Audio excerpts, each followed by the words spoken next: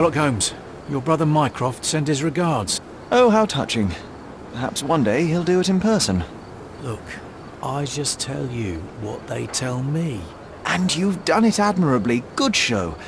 I'm confident that with a bit of effort, one day you might even send regards to the king himself. Goodbye. Wait, no. I haven't told you yet. Of course, let me guess. Mission urgent, fate of the nation, etc. Mycroft busy with his tea parties, is he? Right. So, one of our agents has been involved in an accident and can't send us the confidential document she's obtained. We need you to go and ensure the job is completed. So, yes, urgent mission, fate of the nation. So, Mycroft needs another errand boy. And you are presumably too incompetent? Oh, don't give me that look. I'll go and check on your agent. Send Mycroft my regards. The details are in this note, Mr. Holmes. If I were you, I'd start to take this more seriously. Lives are at stake.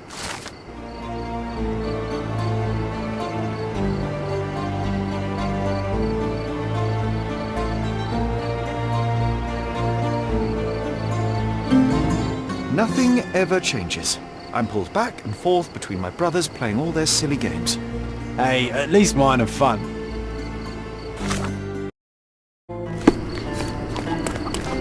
It was in the very place marked on the treasure map.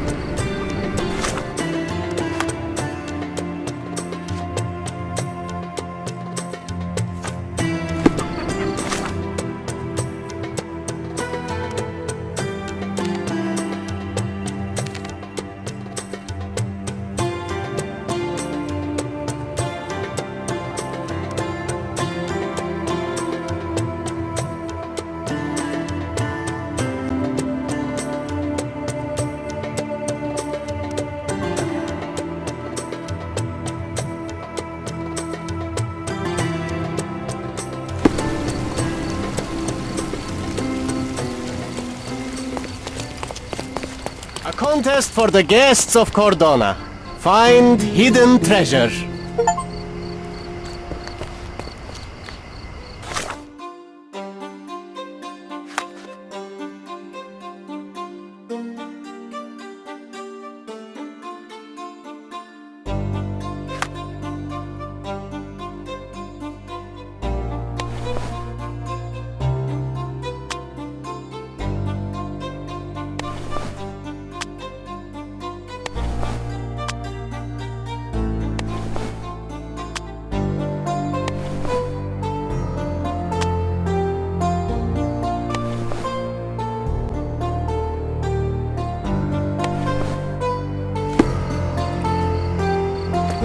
Mr. Holmes, that envelope awaits. Surely you want the task? I'll admit, you piqued my interest. Glorious. Now, let me set the scene. A gang of smugglers, the Eels, have Cordona in their clammy grip.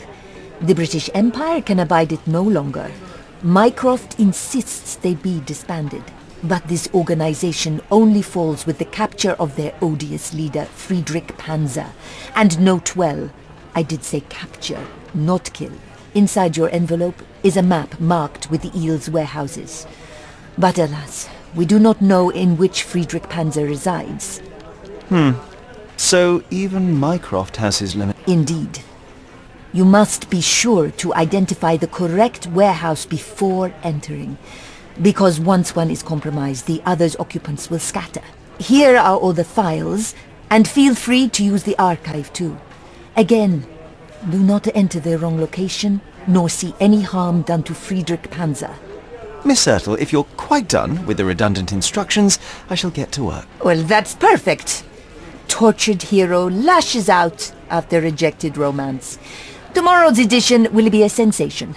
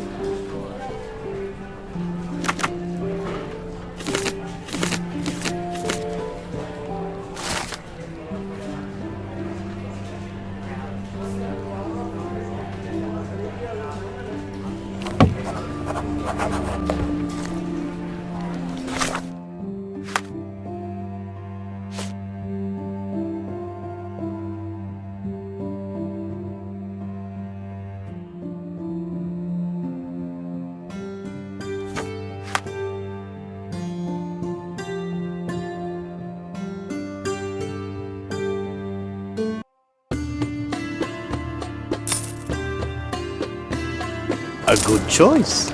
A good choice indeed.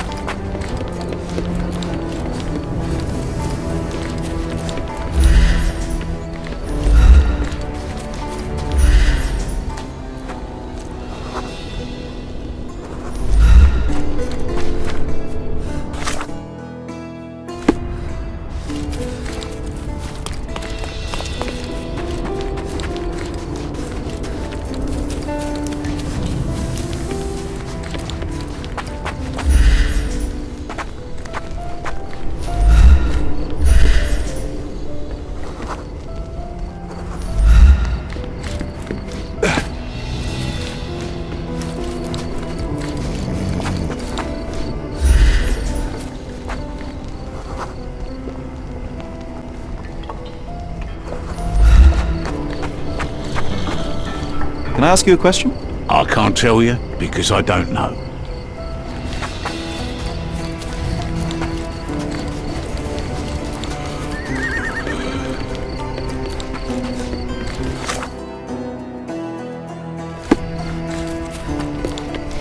seni görmek güzel.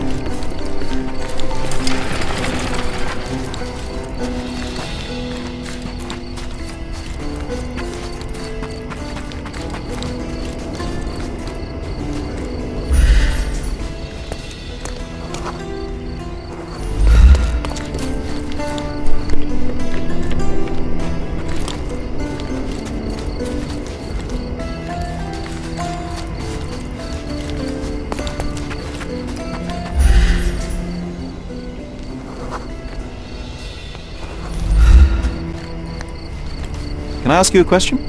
Hey, you're a lucky man. I know about this.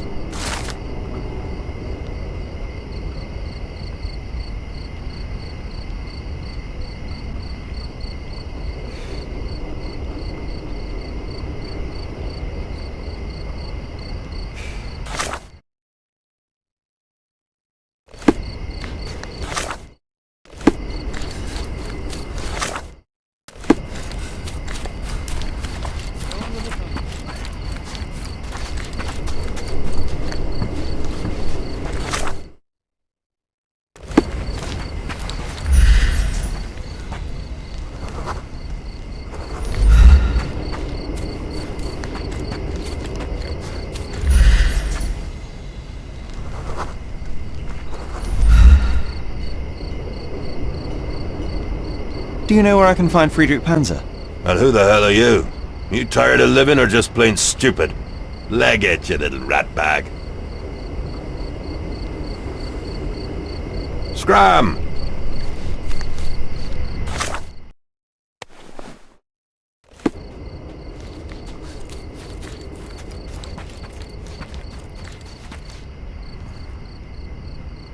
I can't seem to find the boss. Where's Panzer? I'm not your nanny, you daft muck snipe. I need to get more men to warehouse too now, so quit bothering me, will you?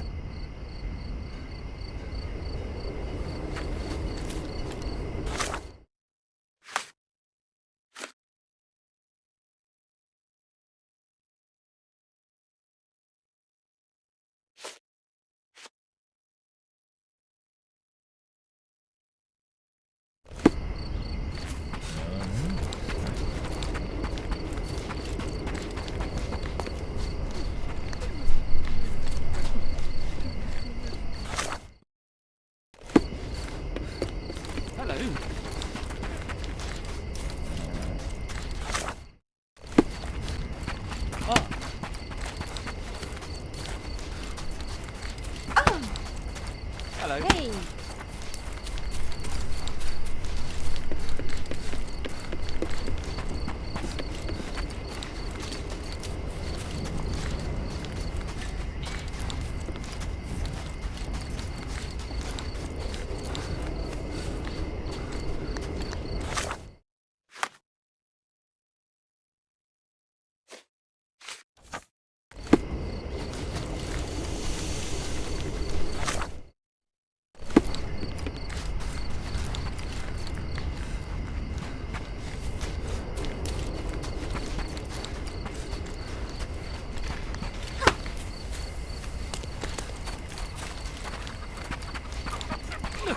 Can you satisfy my curiosity? Nah, fella. I got no idea about this. What's up?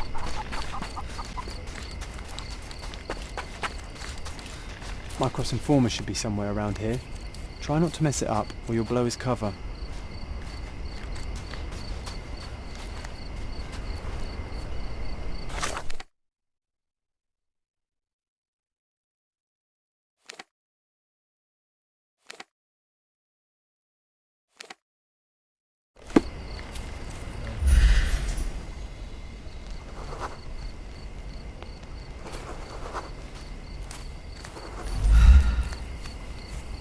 Are you able to help me? Hey, you're a lucky man. I know about this.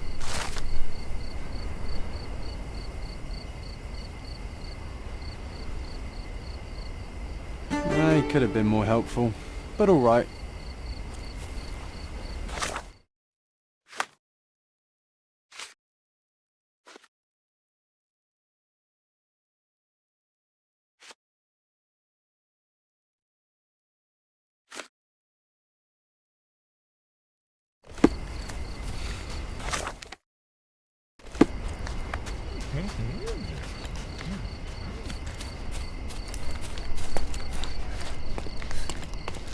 The paint is fresh. This symbol was... Everyone's looking at us, Sherry. You sure you know what you're doing?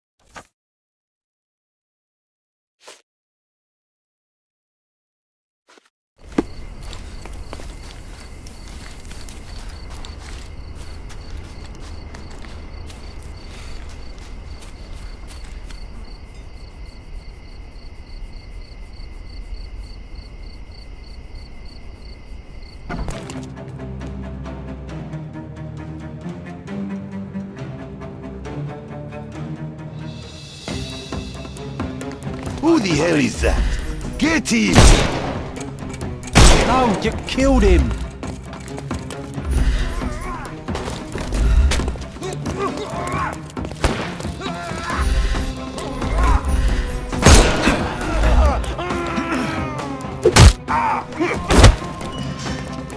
No more crime for you until next month. I couldn't miss the party.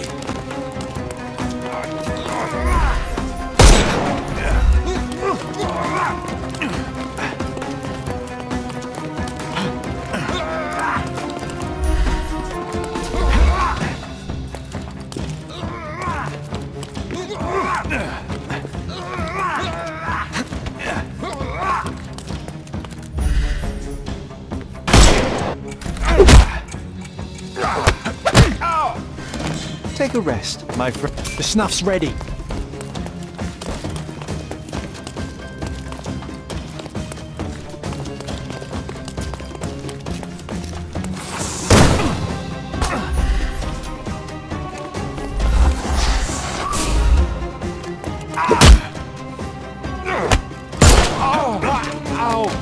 Don't cry, you'll live.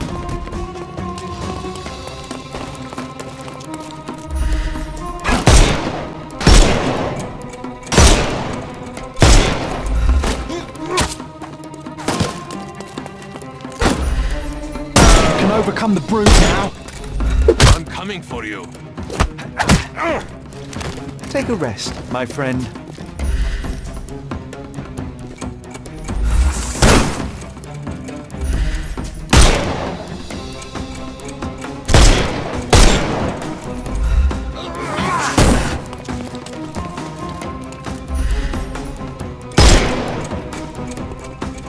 Hey, you could have kept him alive.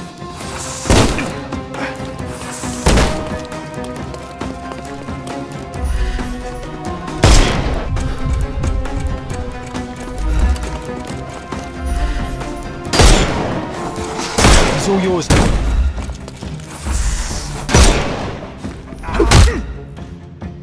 Give him the pepper snuff. No more crime for you and... The snuff's ready.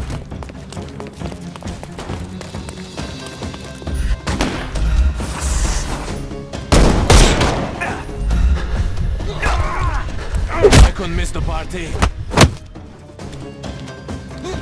I couldn't miss the party. Just die!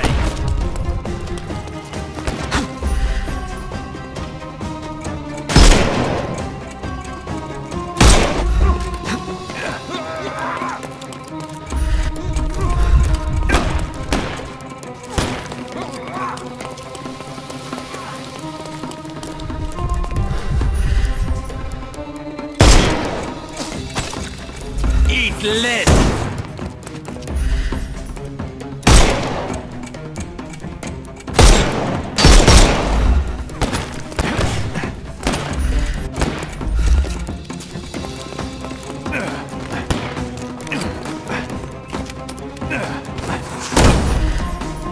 Time to knock this guy out.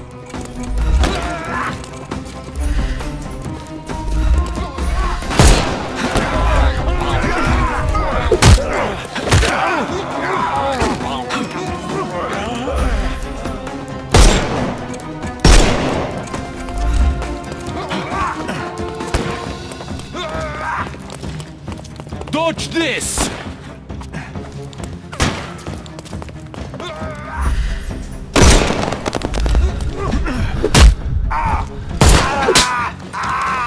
Don't cry, you'll live. Give him the pepper snuff.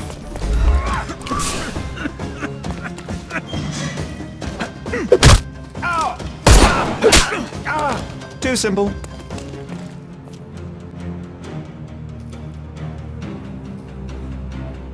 I'm coming.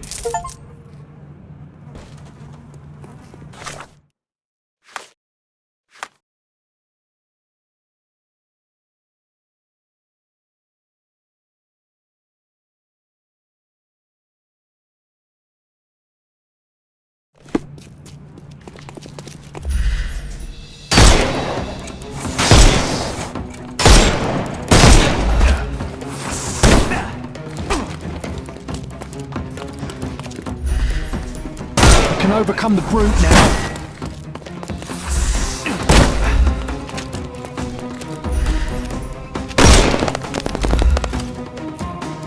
Terribly sorry. Take a rest, my friend.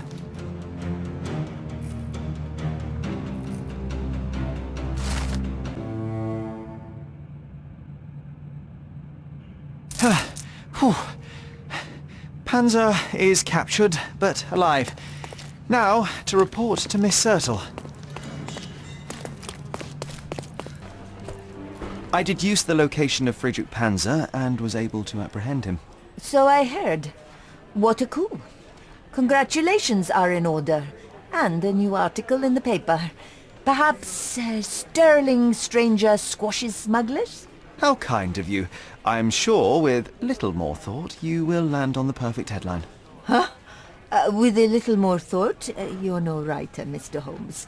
Leave it to someone who knows what sells.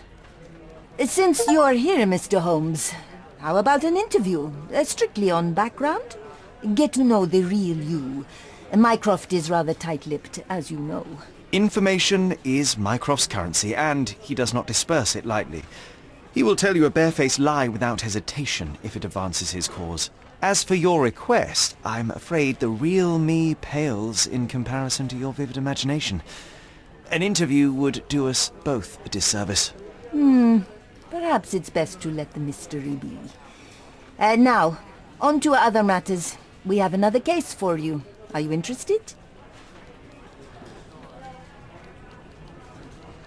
I'd never hear the end of it from Mycroft if I declined, so please, Miss Sertle, fill me in. I cannot. Your brother insisted that the contents of this envelope were for your eyes only. I can merely wish you a clear mind and a fleet foot.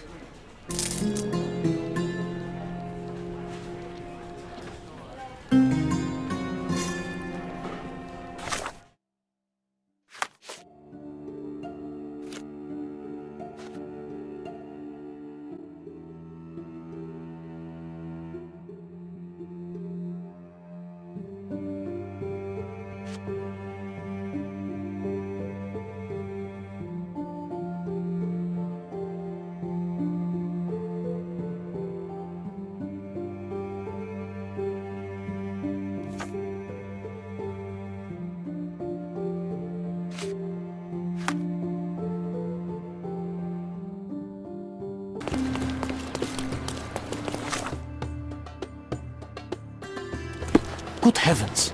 You heard how the priest was butchered.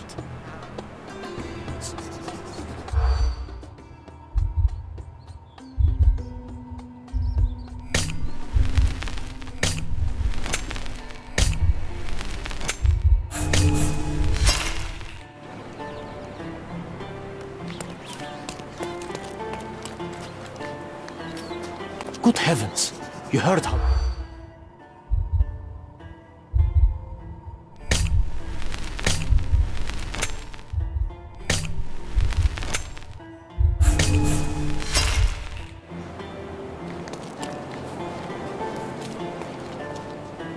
Good heavens! You heard...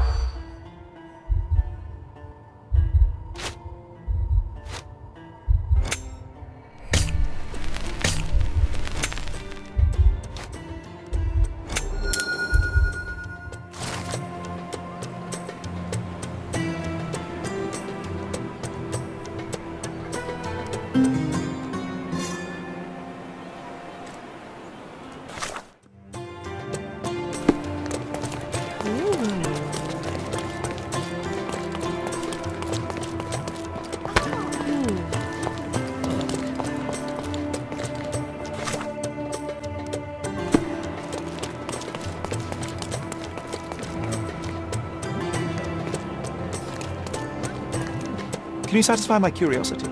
I'd rather not talk to a person like you. Nothing personal.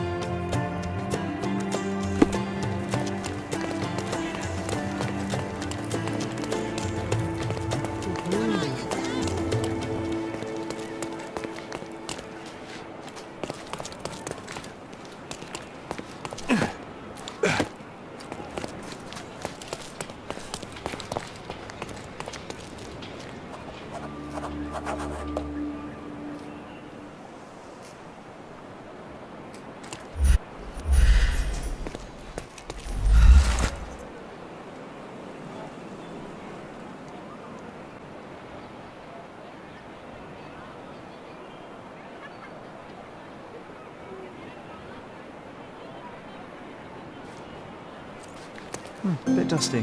Hasn't been touched for a couple of days.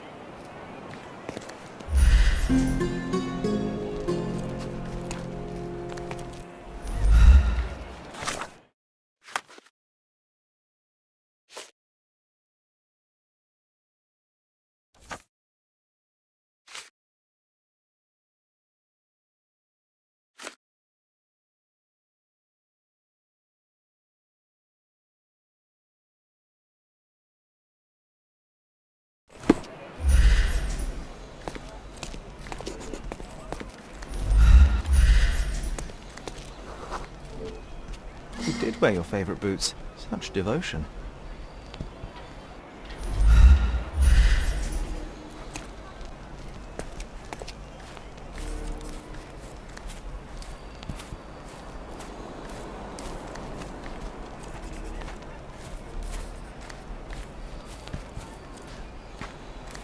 Angelo's footprints end here, abruptly. Not a good sign.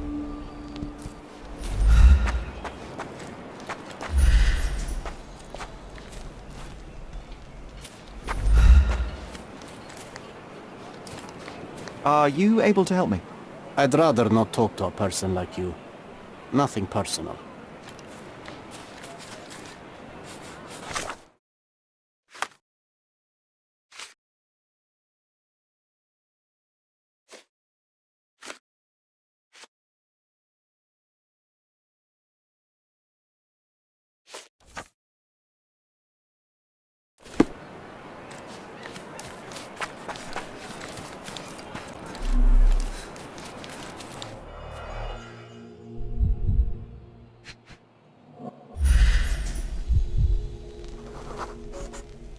Someone had to stand here for a couple of hours at least.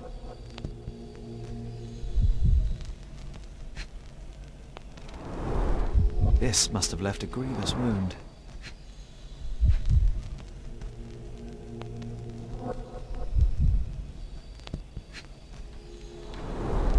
A colourful piece of fabric as a bookmark.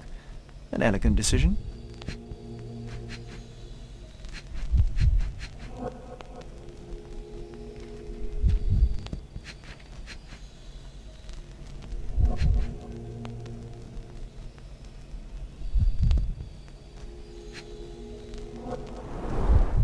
11 cigarette ends of the same brand. Somebody spent some considerable time here. A hasty job by an amateur, but Angelo was taken by surprise nevertheless.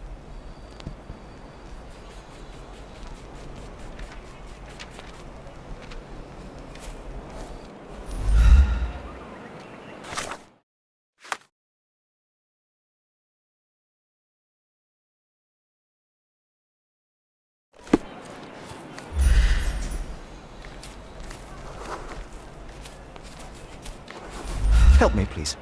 You street folks should be illegal.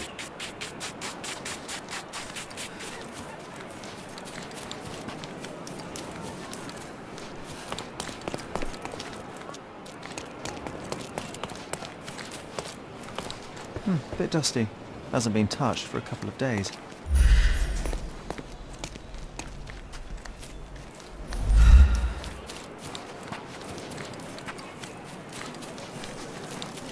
Is this familiar to you?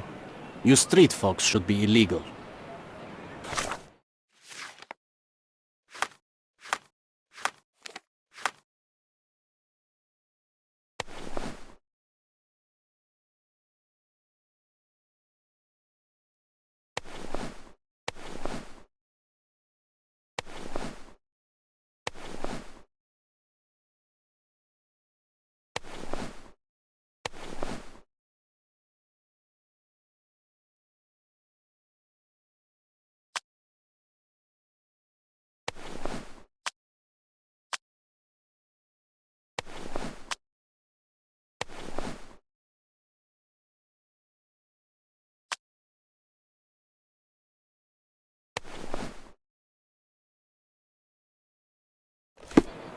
Are you able to help me?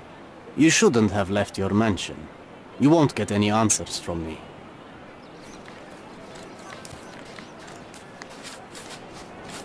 Can I ask you a question?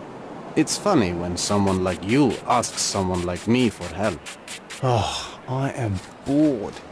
Call me when you find the answer.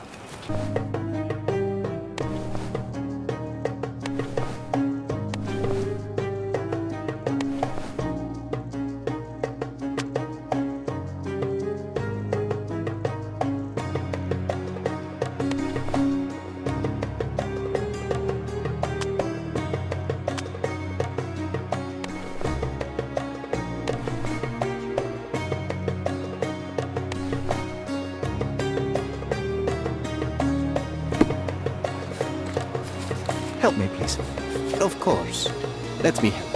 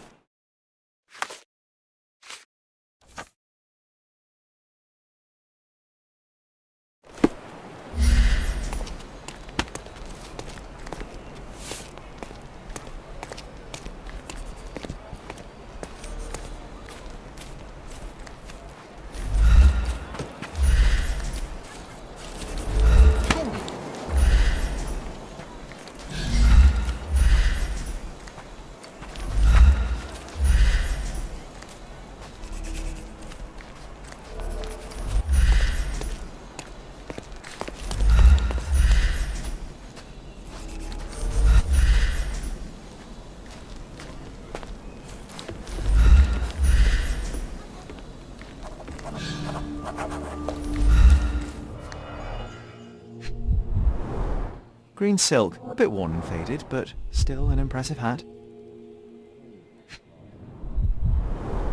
Someone desperately tried to stop the bleeding. I think I found the place where they took Angela.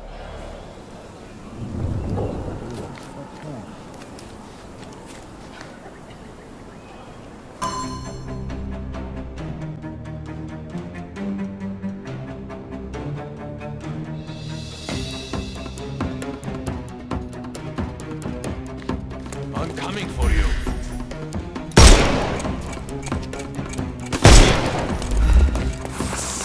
I'm coming. Take a rest, my friend. I'm coming for you.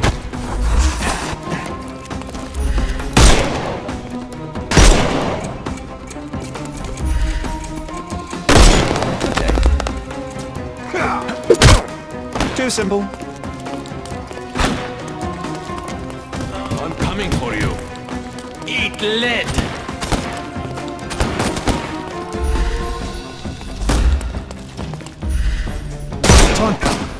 Get ready for some pain.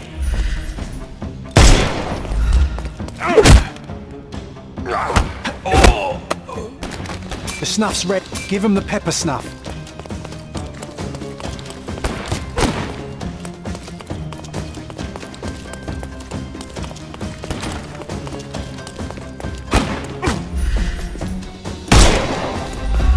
Hello there.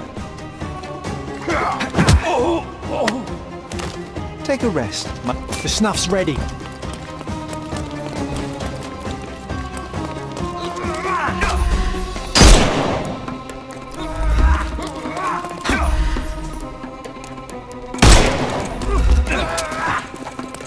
I couldn't miss the party. Don't. Give him the pepper snuff. I am invincible. I'm coming for you. No more crime for you until next month.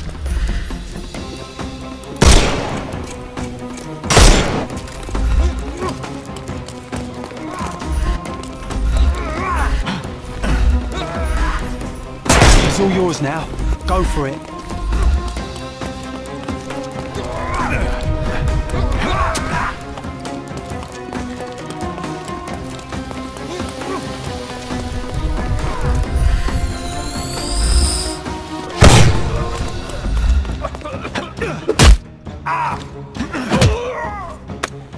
Don't bother moving. You've lost.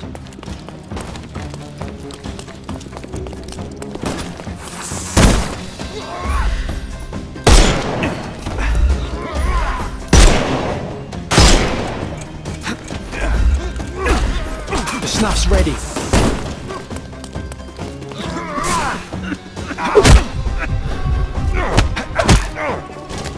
No more crime for you until next month.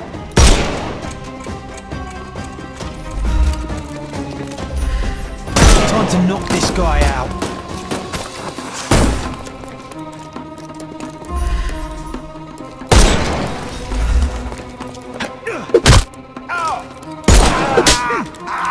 Take a rest, my friend.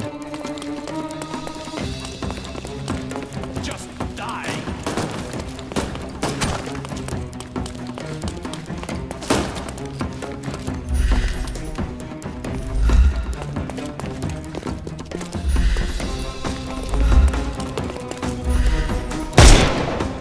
Can overcome the brute now.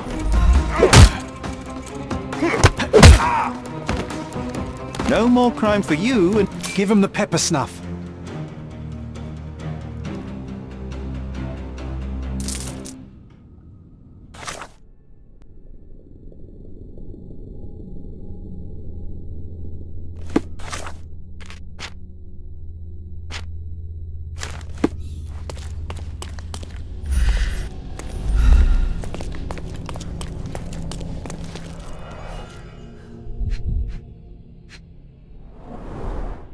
primary instrument of torture. How vicious one must be to have to use it in such a way. A severed finger. No one deserves such cruelty. An engraving inside together always and forever.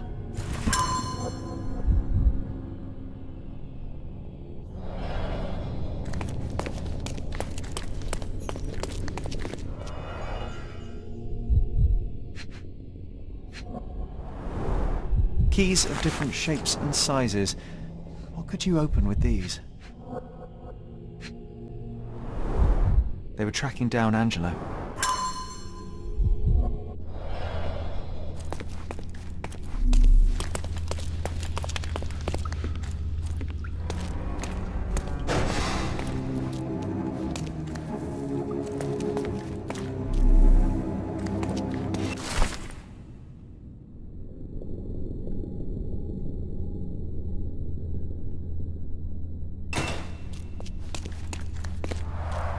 Quite a collection of books, but none of them with FD as the author. Working for Mycroft is a dangerous profession. I feel for the guy. He sustained a great many injuries.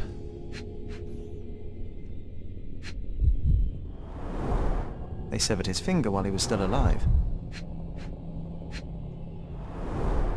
At last, I found you, Angelo. Mycroft should know about this.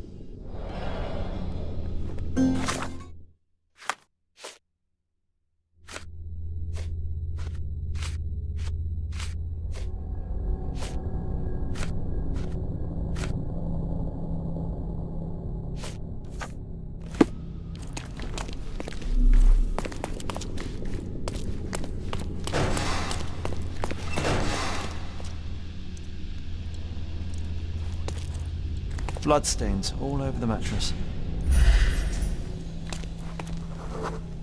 What did you hide, Angelo?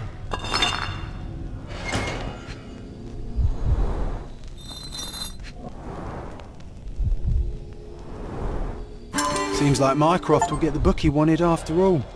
Do you think it has a coded message inside? Crime and Punishment by Fyodor Dostoevsky.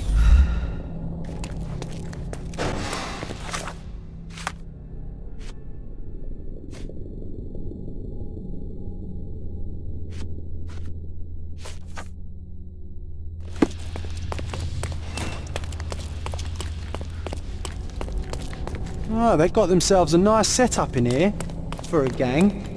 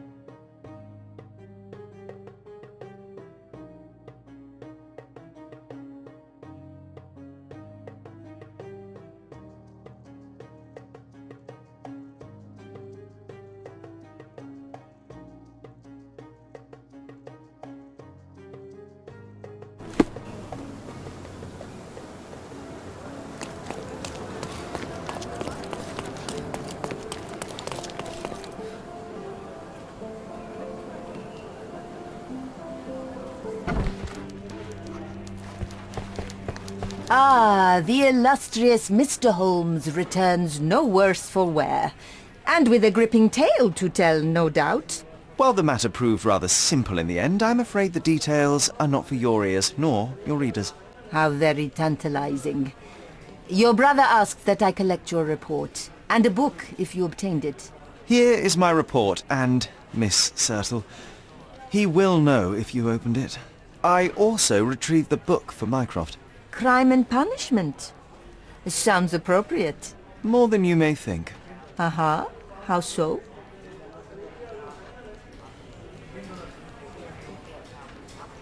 There's something else. I found a ring belonging to one of Mycroft's men.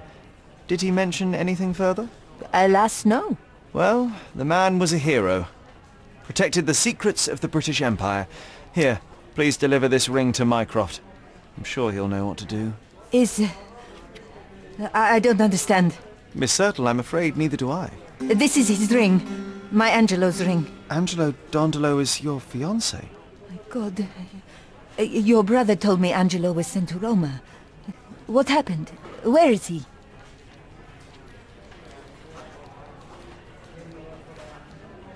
Angelo died in the line of duty, but his bravery saved countless others. No, not Angelo. Not my Angelo. I don't understand. I'm sorry, Yasmin. Mycroft kept this from me. I am one of his best, and he kept it from me. He assured me Angelo would be fine, but he lied. You are not the first victim of Mycroft's cold calculus, and you won't be the last. Your work has value to him, and the truth threatened it. Well, by hiding the latter, he has lost the former. Thank you for your honesty, Mr. Holmes. Now, please. I wish to be alone.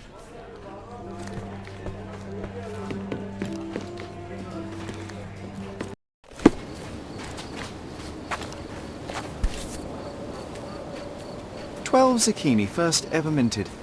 This was part of Father's original collection. He won it at an auction in Barcelona the same year I was born. Antonio Manuel de Vilhena, the Grand Master of Malta, one of the first to mint his own coin. They were rather short-lived, unfortunately.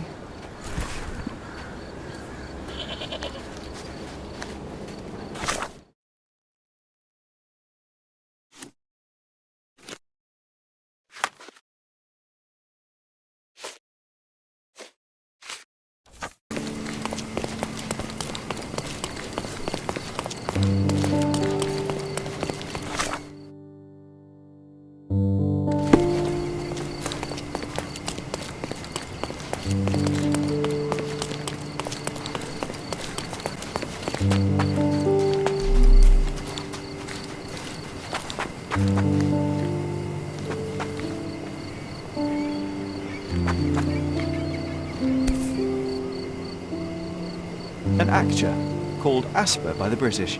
One of the first Ottoman silver coins dating back to the 15th century. They minted them in Serbian despotate. It bears a tura, a unique calligraphic seal of a sultan. Mycroft received this coin as a gift from a prominent Turkish family in Cordona for some favour.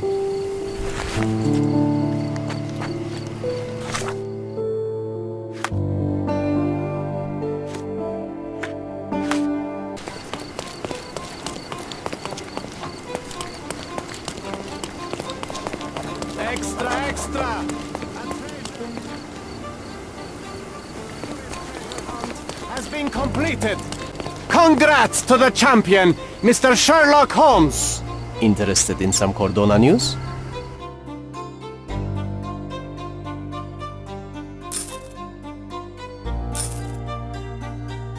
Check the front page. You won't regret it.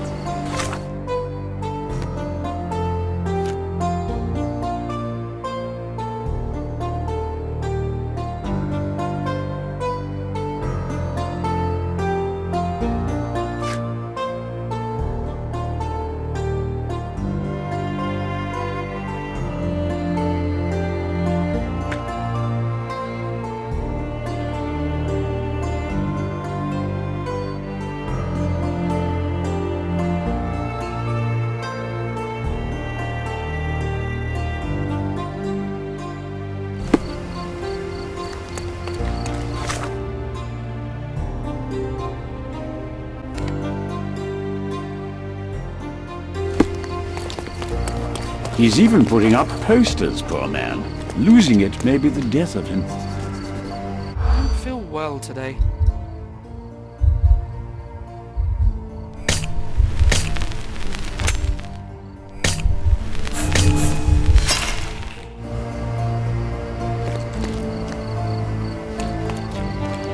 He's even putting up...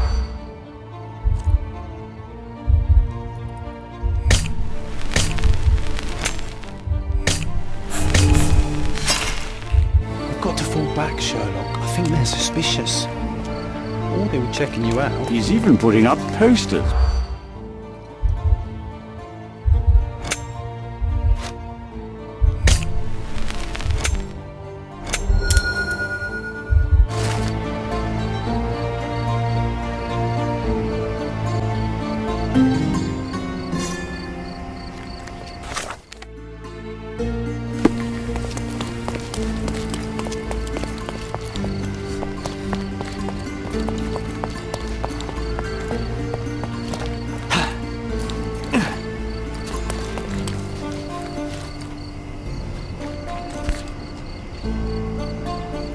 A Zecchino of the Republic of Venice.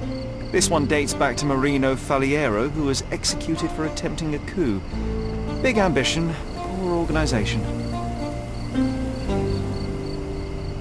One wealthy collector wanted this coin so badly that he dared to intrude upon my father's funeral to convince Mother to sell it. Mycroft showed him the door.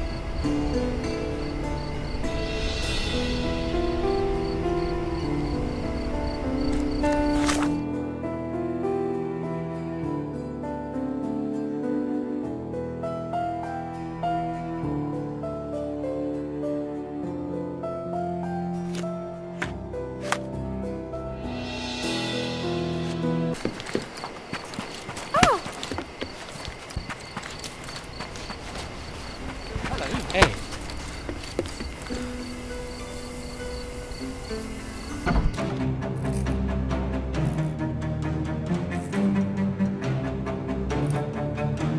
So, this warehouse is not as abandoned as it was. I should have expected as much. Oh, you killed him!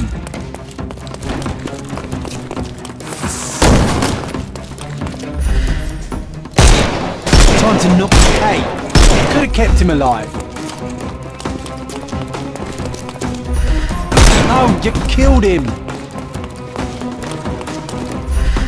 I thought we were against murder.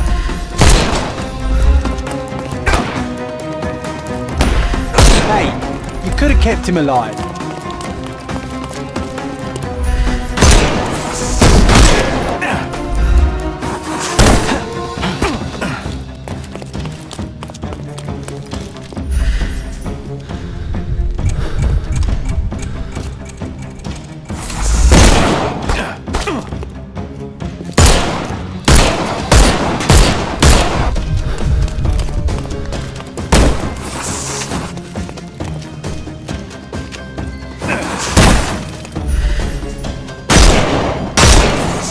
It's all yours now. I thought we were against murder.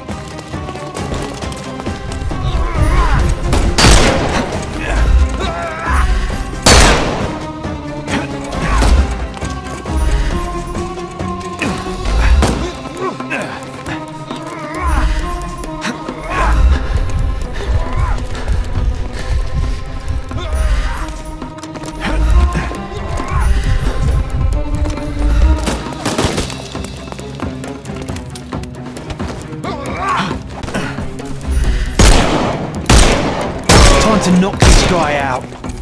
Coming. Too simple. Hey, the snuff's ready. Right, now, back to the coin.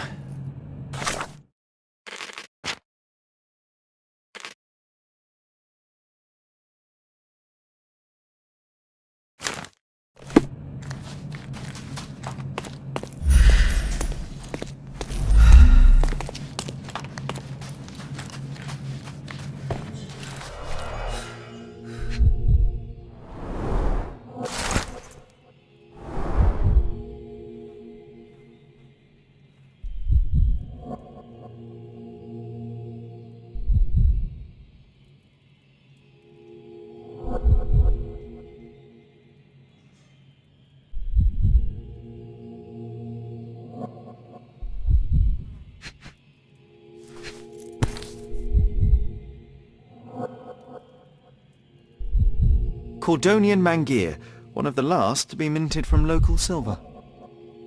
The governor gifted this coin to Mycroft for his invaluable help. My brother added it to my collection, but the sight of it always made him frown.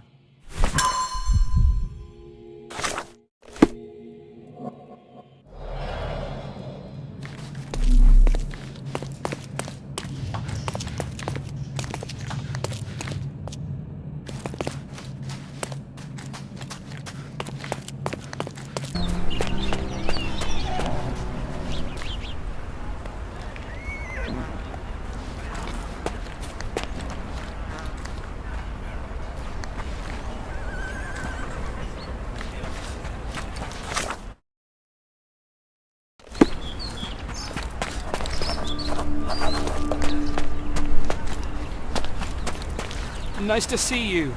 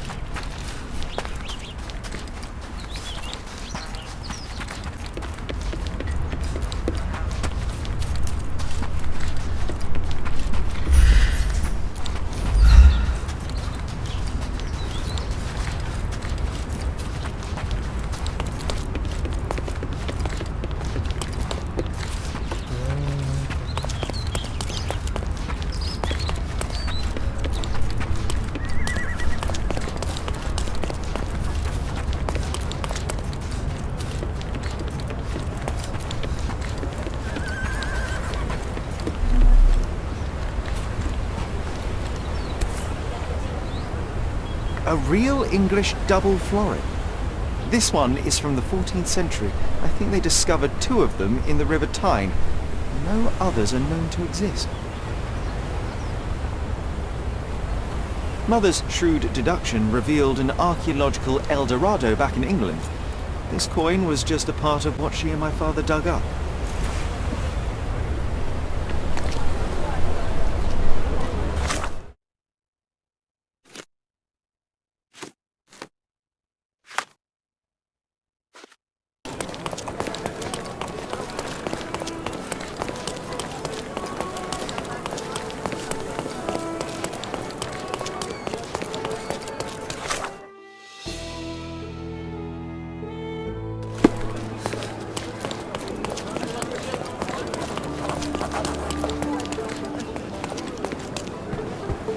All fresh issues are sold out.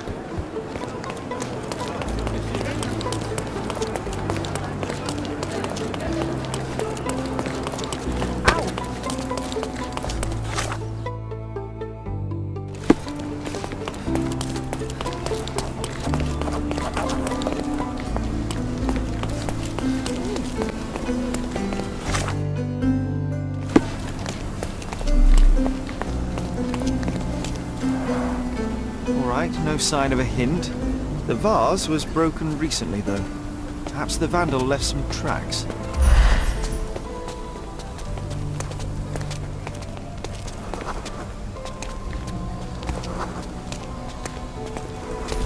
Can I ask you a question?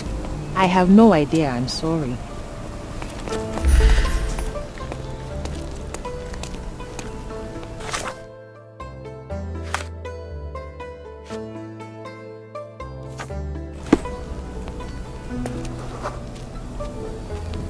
Looks like our little vandal is a dog. Let's see where he went.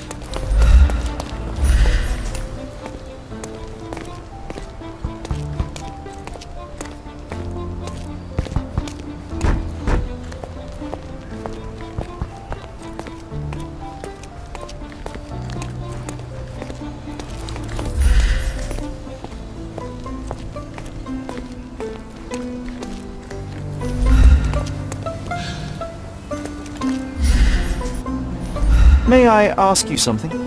You and I are the economic foundation of this island. We should help each other. But I don't know what you are talking about.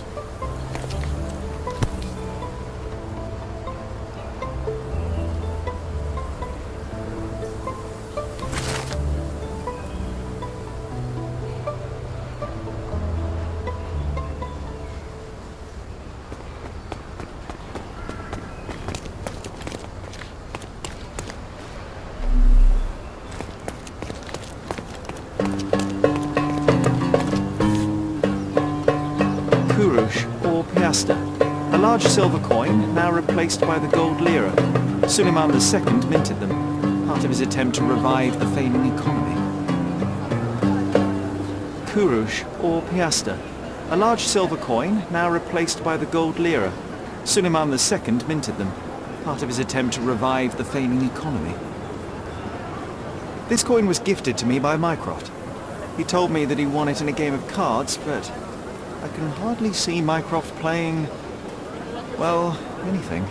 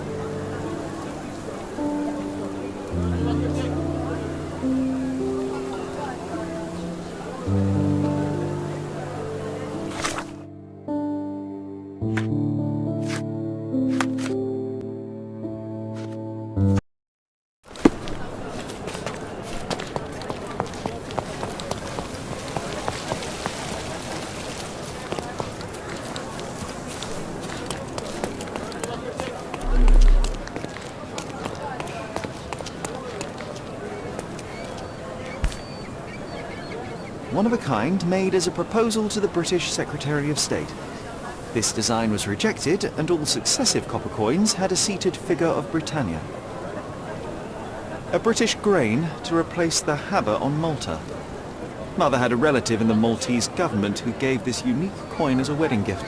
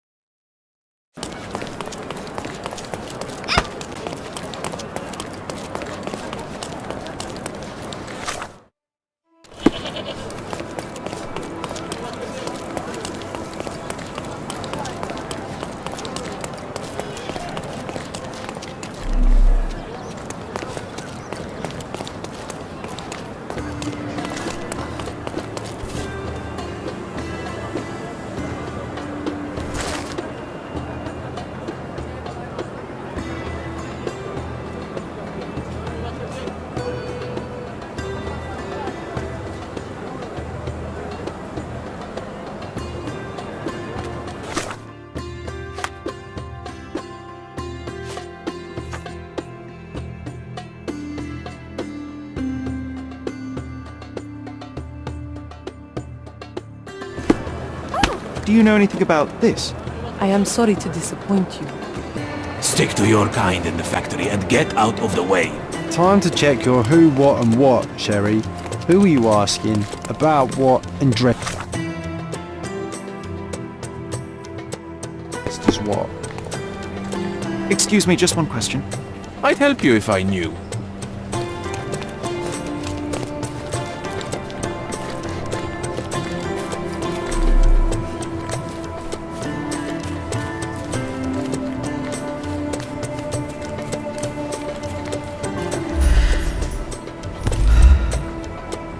An ancient silver grosso.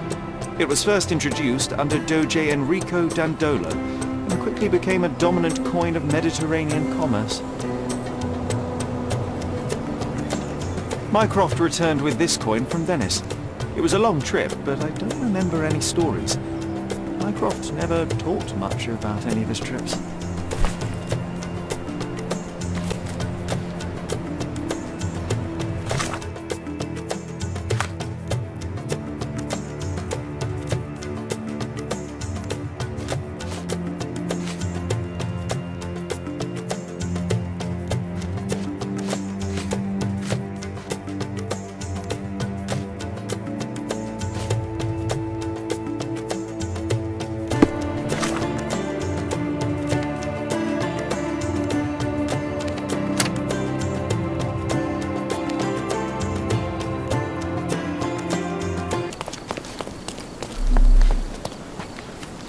Mr. Holmes, your brother sent me. Oh, terrific. Let me guess. A mission of global importance, a nation forever in my debt? Let's get this over with. I see the Holmes demeanor is genetic. Well then, this island is home to a seemingly innocuous astronomy professor named Jacob Haring. In high society, though, he's rather more infamous. He possesses a collection of scandalous materials that could compromise almost every aristocrat in Britain. And Haring recently got his hands on information that would expose one of our men. He agreed to return it, so long as he was paid a visit by a Holmes. And Mycroft was too busy watching the crown jewels? Fine. I'll visit Mr. Haring the moment I can spare the time. Just wait. The man is a loner, but a cunning one. This invitation implies he has something in mind for you, so be careful. And remember, I was never here.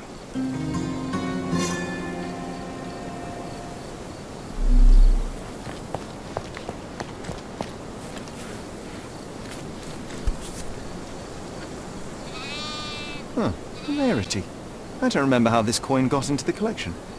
It must have been a late addition by Mycroft. A yellow boy or guinea. This coin was minted from the gold mined on the Guinea coast of Africa. It's considered a more gentlemanly currency than the pound.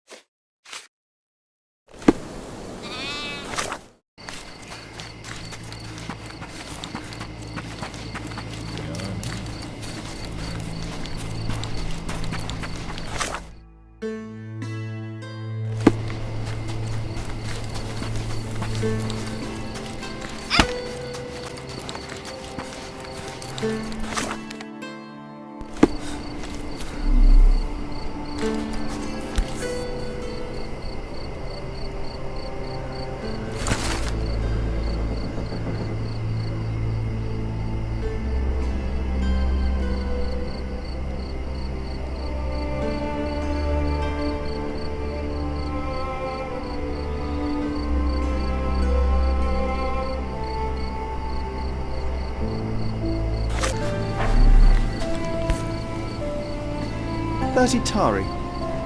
This coin was once stolen from Father. Many years later, Mycroft found it in a private collection and persuaded the owner to return it. This coin depicts Hompesh, the last Grand Master of the Order to govern in Malta. I believe this coin was minted during the French occupation. We've got them all, Sherry. Let's get back to the manor. I know just the room for our coins. I hope you're not suggesting my room.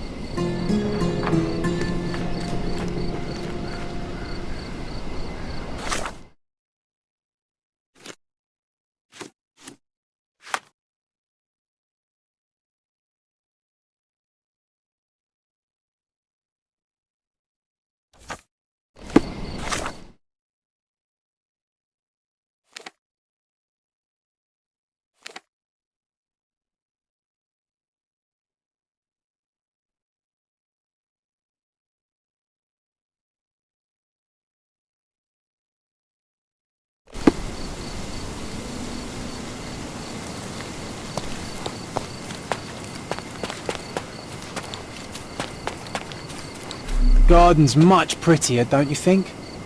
I bet the memories are all flooding back now. Oh, the best place for reading.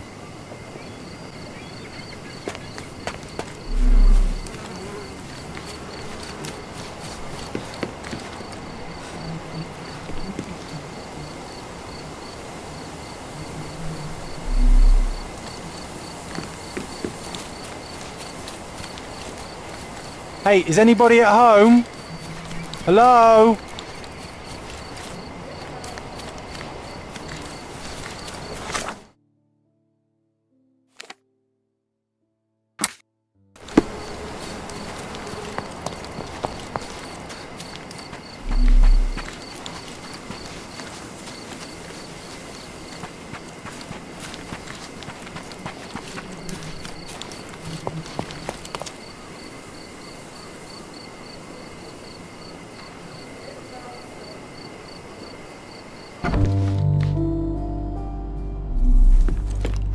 You know, I envy you, Sherry. You can talk to other people and they won't ignore you. And I envy you. You can ignore any person you're bored with. You don't miss out on much. Most men are dull, unlike yourself. Well, I'm flattered.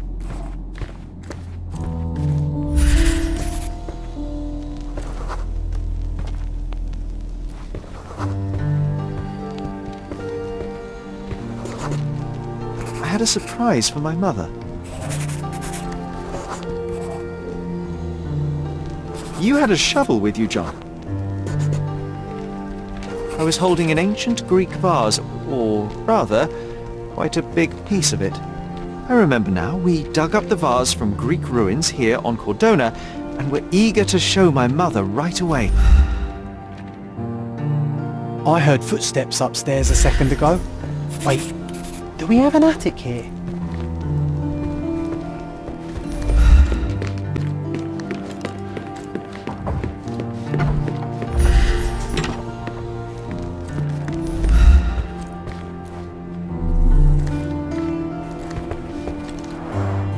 You do miss her. I do.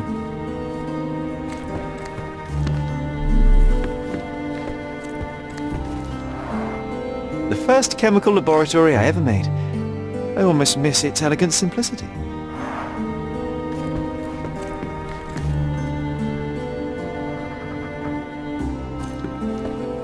I will need a proper outfit to match this. Coal dust from Miner's End, sandy dirt from the old city. We scoured the island top to bottom for these soil samples.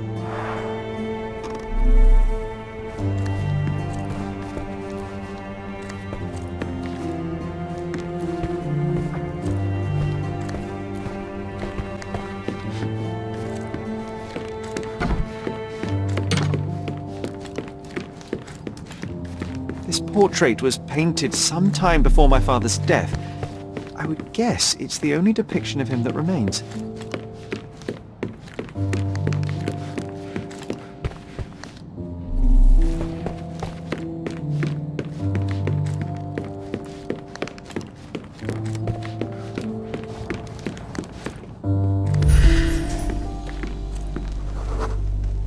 For some reason, the door was closed. We knocked. But nobody answered. We thought that she was busy. So we left the vase and ran downstairs.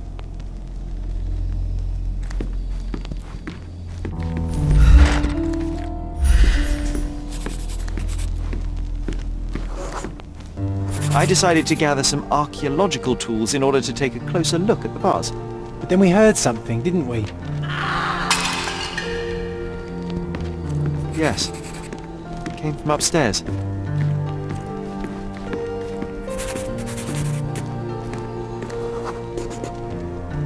The vase was broken, shards scattered all over the floor. And your mother was standing at the door. Indeed, John. I doubt it was her. Let me concentrate.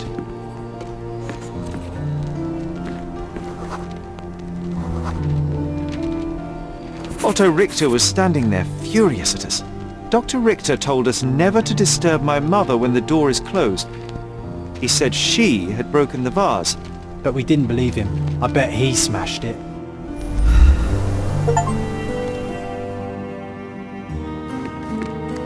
Her things are still here. Presumably Mycroft never felt the need to sort through it all. Or couldn't bring himself to. No. He would have put it behind him and moved on. My brother is not one for sentimentality.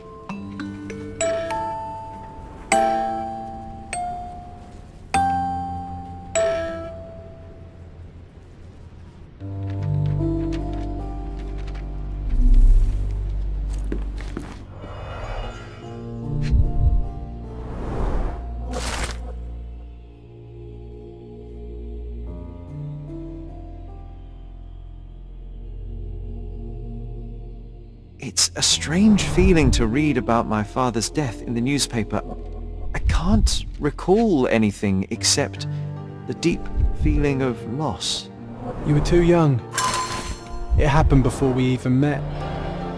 It's so sad.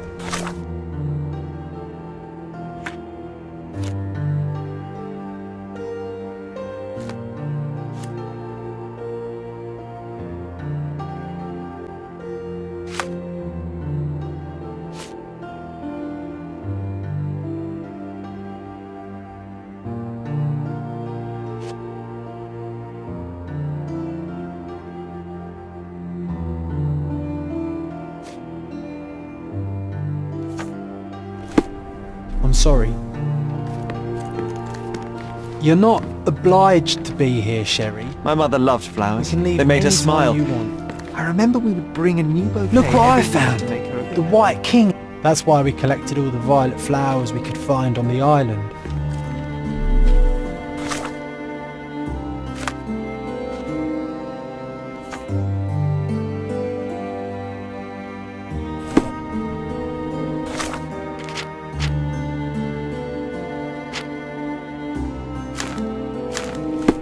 You're not obliged to be here, Sherry. You can leave any time you want.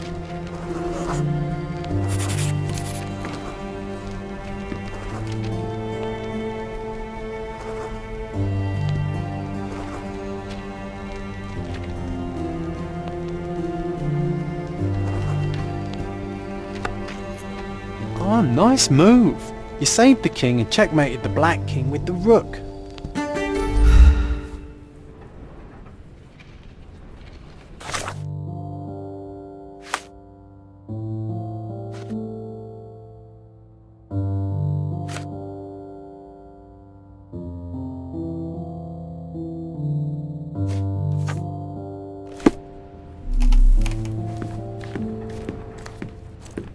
This room always reeked with an acrid medicinal stench.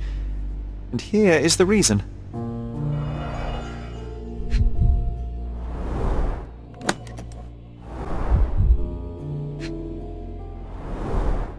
Do you think the doctor could have used these tools here? I hope not.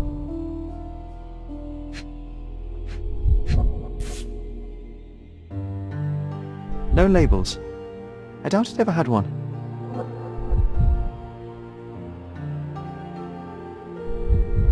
There appear to be residues of the bottle's contents at the bottom.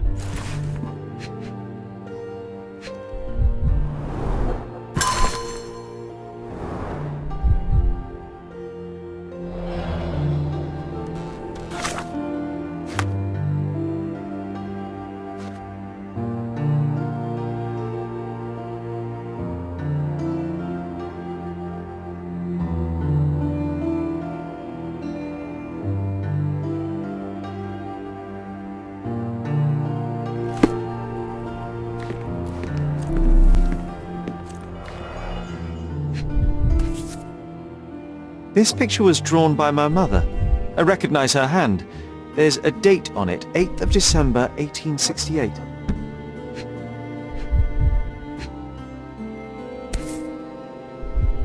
This seems a bit odd. I can recognize my mother's style, but it's far too sloppy. Dated 12th of February, 1869.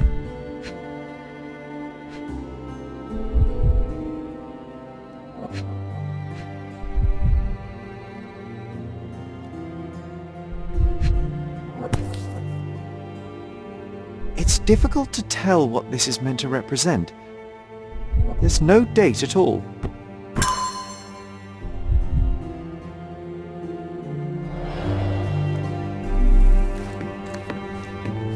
Straps on the bed. Just doesn't look right.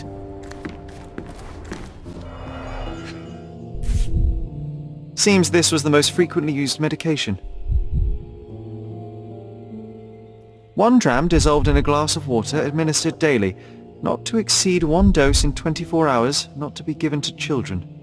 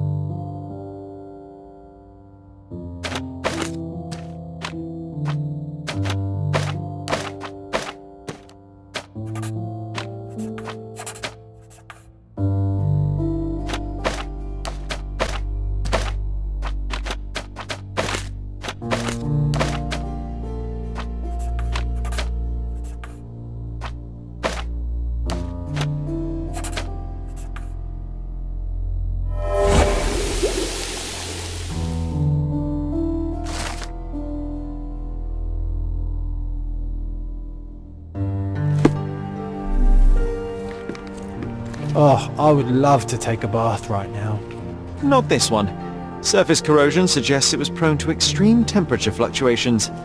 For medical purposes, I suppose.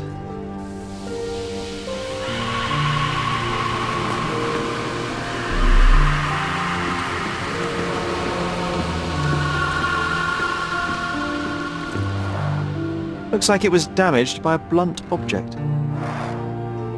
Oh, it brings back some memories.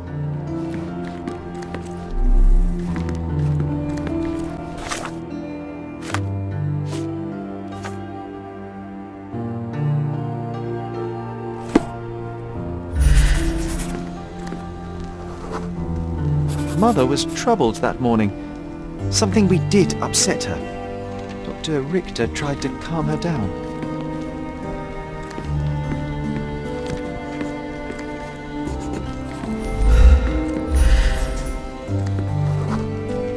The broken plate shards were all over the floor.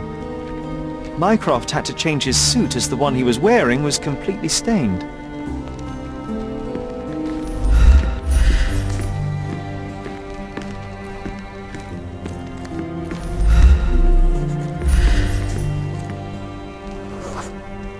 We had to put the tray with Mother's morning tea down, but why?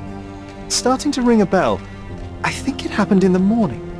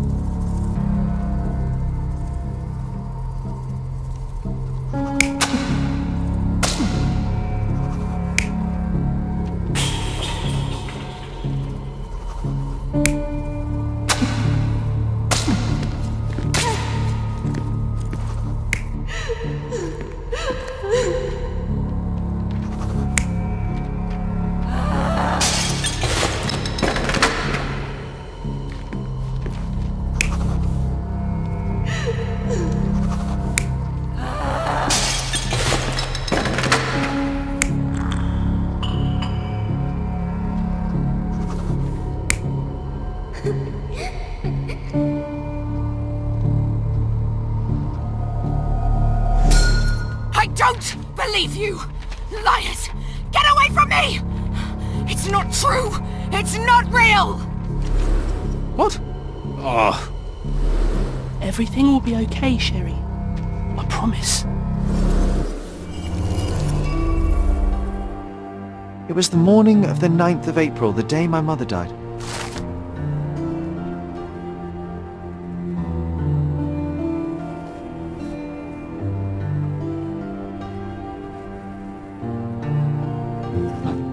My mother, she was not just ill, but mad.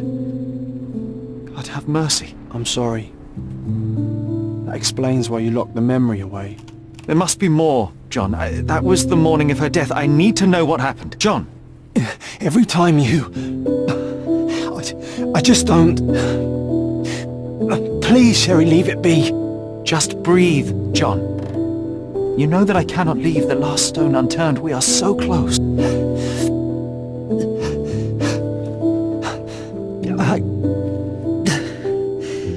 I know. But can we at least leave it for another day?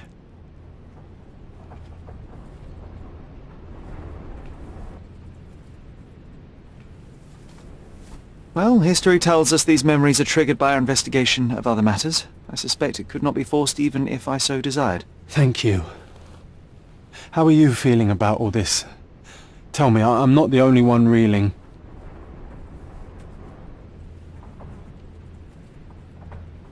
In the end, little has changed. My mother was still unwell, just not with tuberculosis. What I do not yet understand is why Mycroft lied about it. There are precious few pieces of this puzzle remaining, John. Let us dawdle here no longer. Indeed. Wait, did you hear that? Yes. Metallic soles. What is this sailor doing here?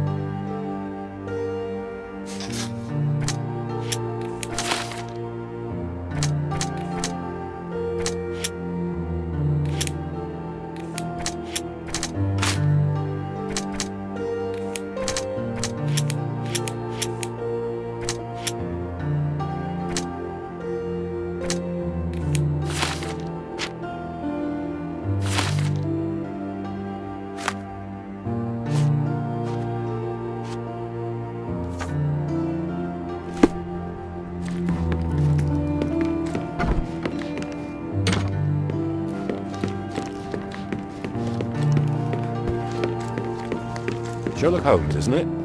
I was looking for you. With whom do I have the pleasure of speaking? You can call me your new game. The rules are simple.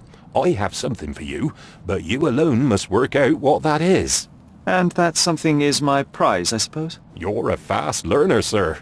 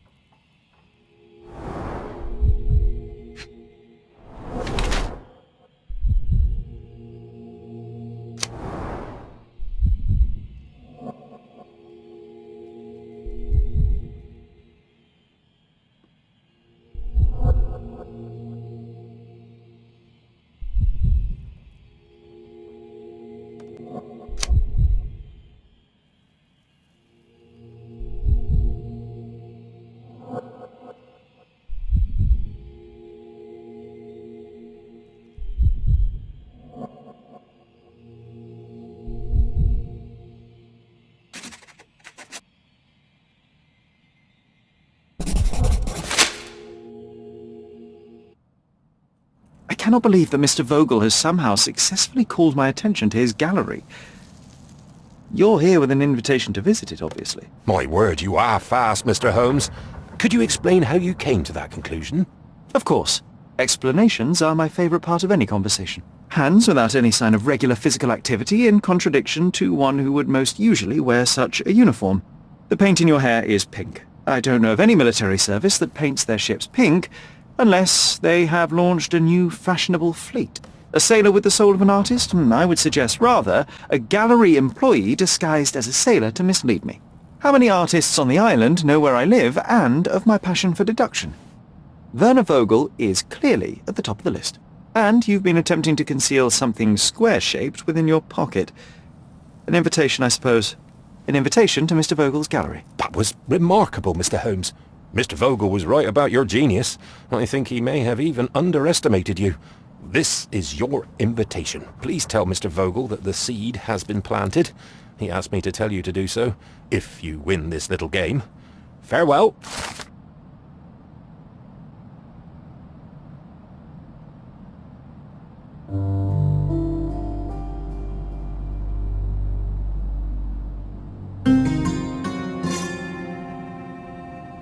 You won't believe it, but Werner's other idea was to put me in a dress. Home sweet home, Sherry.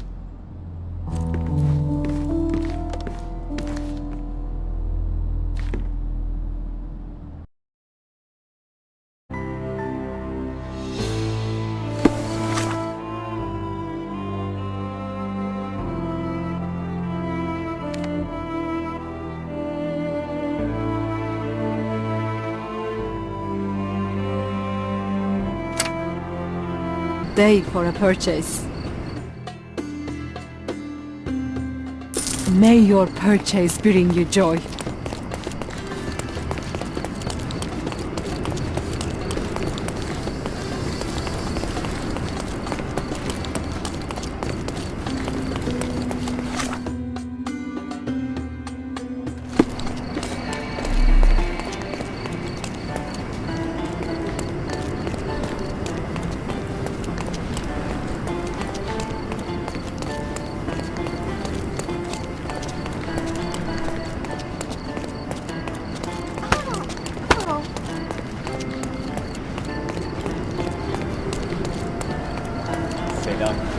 May I ask for your assistance? I can't help you, friend.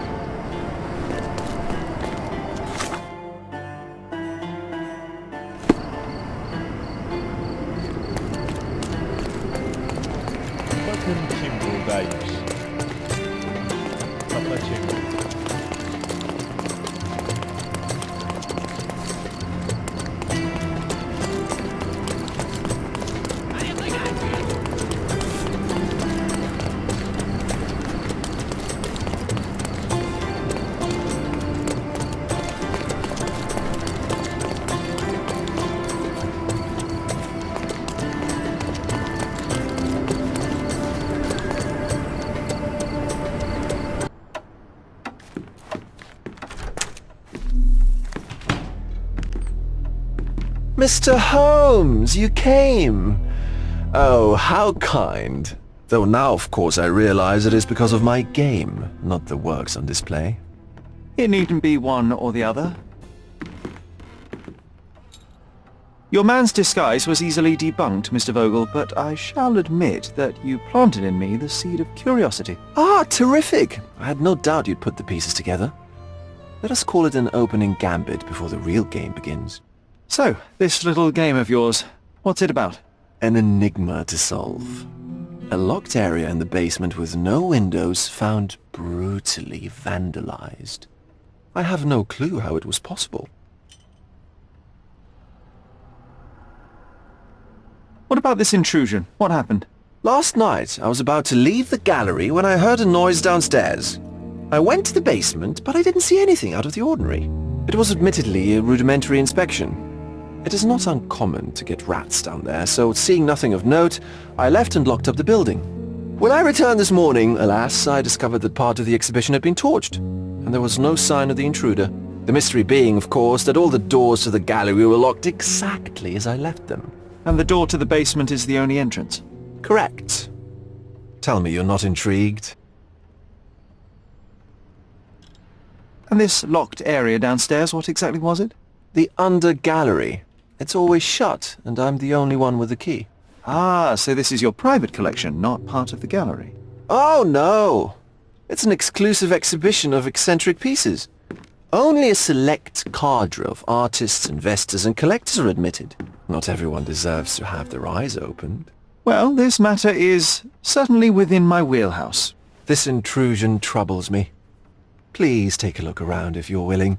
The under gallery is through the door at the end. I will see what I see.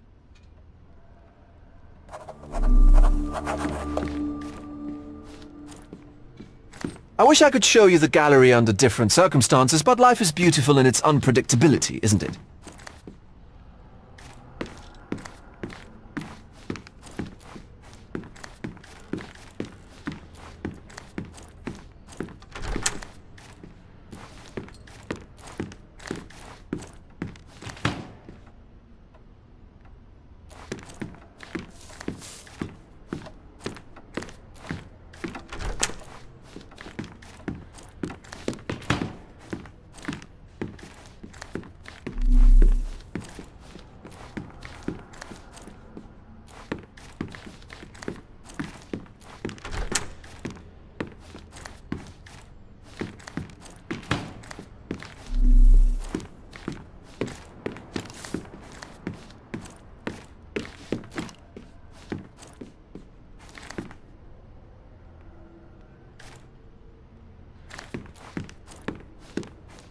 You sure you don't like art, Sherry? You sure you don't like art, Sherry?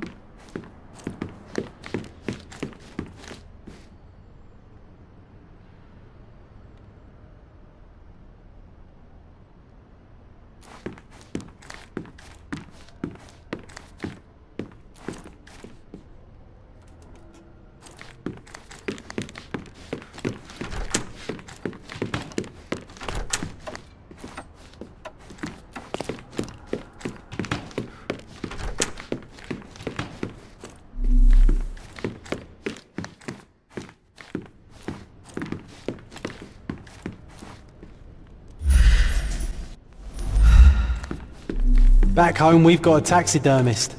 He's gonna have a heart attack when he sees what I bring him.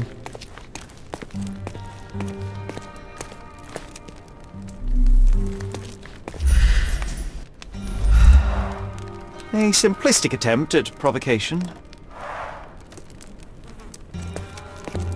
Back home we've got a taxidermist. He's gonna have a heart attack when he sees what I bring him.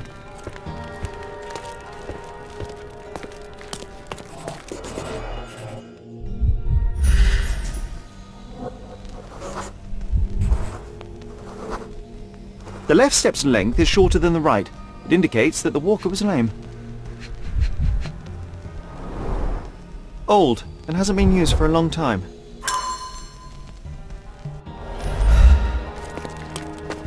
Closed with a metal bolt.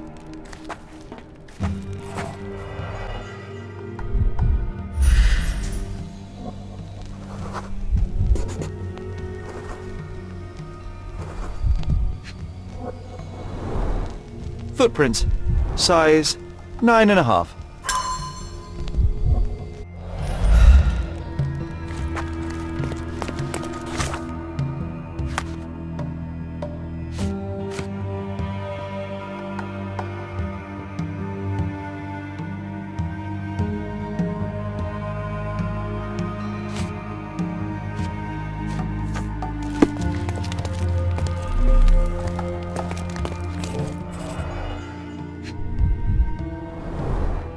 Sherry, how about some company in that dreary chamber of yours?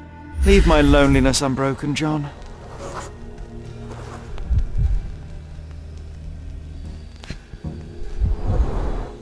A handprint of the thing from another world. But it looks fresh, and its coal origin ruins the effect of the extra mundane.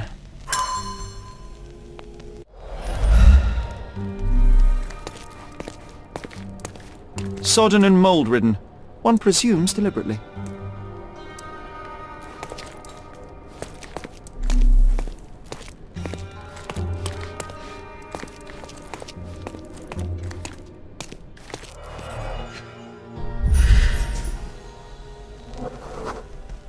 Ugh, sheer vandalism.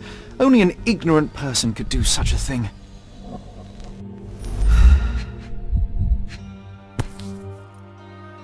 Coal fingerprints. I think we're looking for a man with a coal moustache.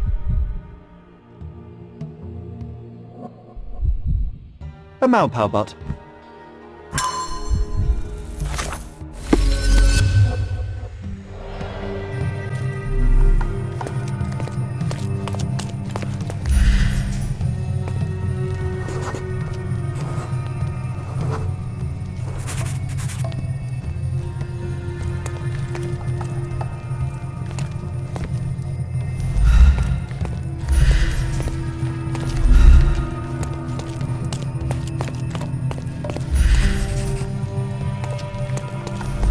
Parasites of creativity, or just a reflection of the artist's recreational interests.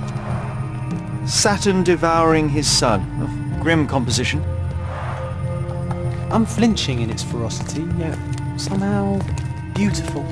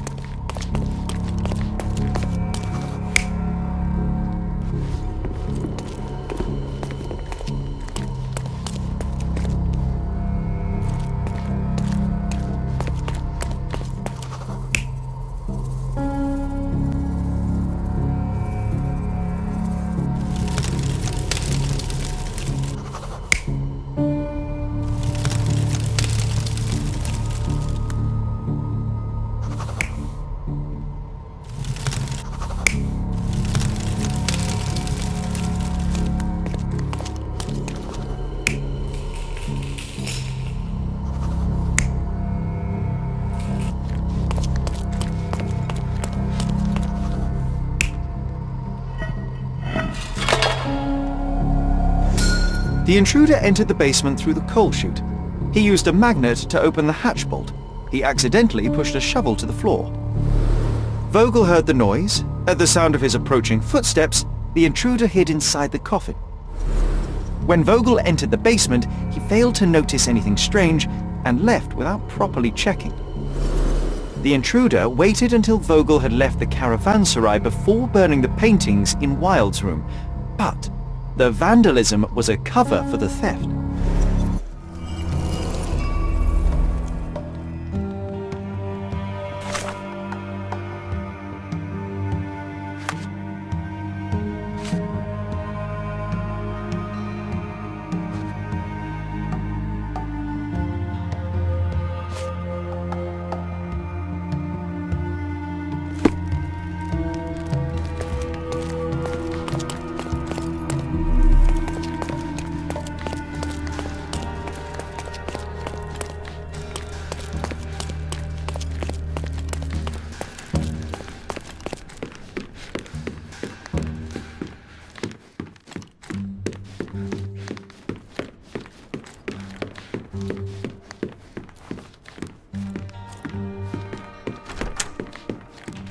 The pieces are not what I expected. What do you think my collection is about?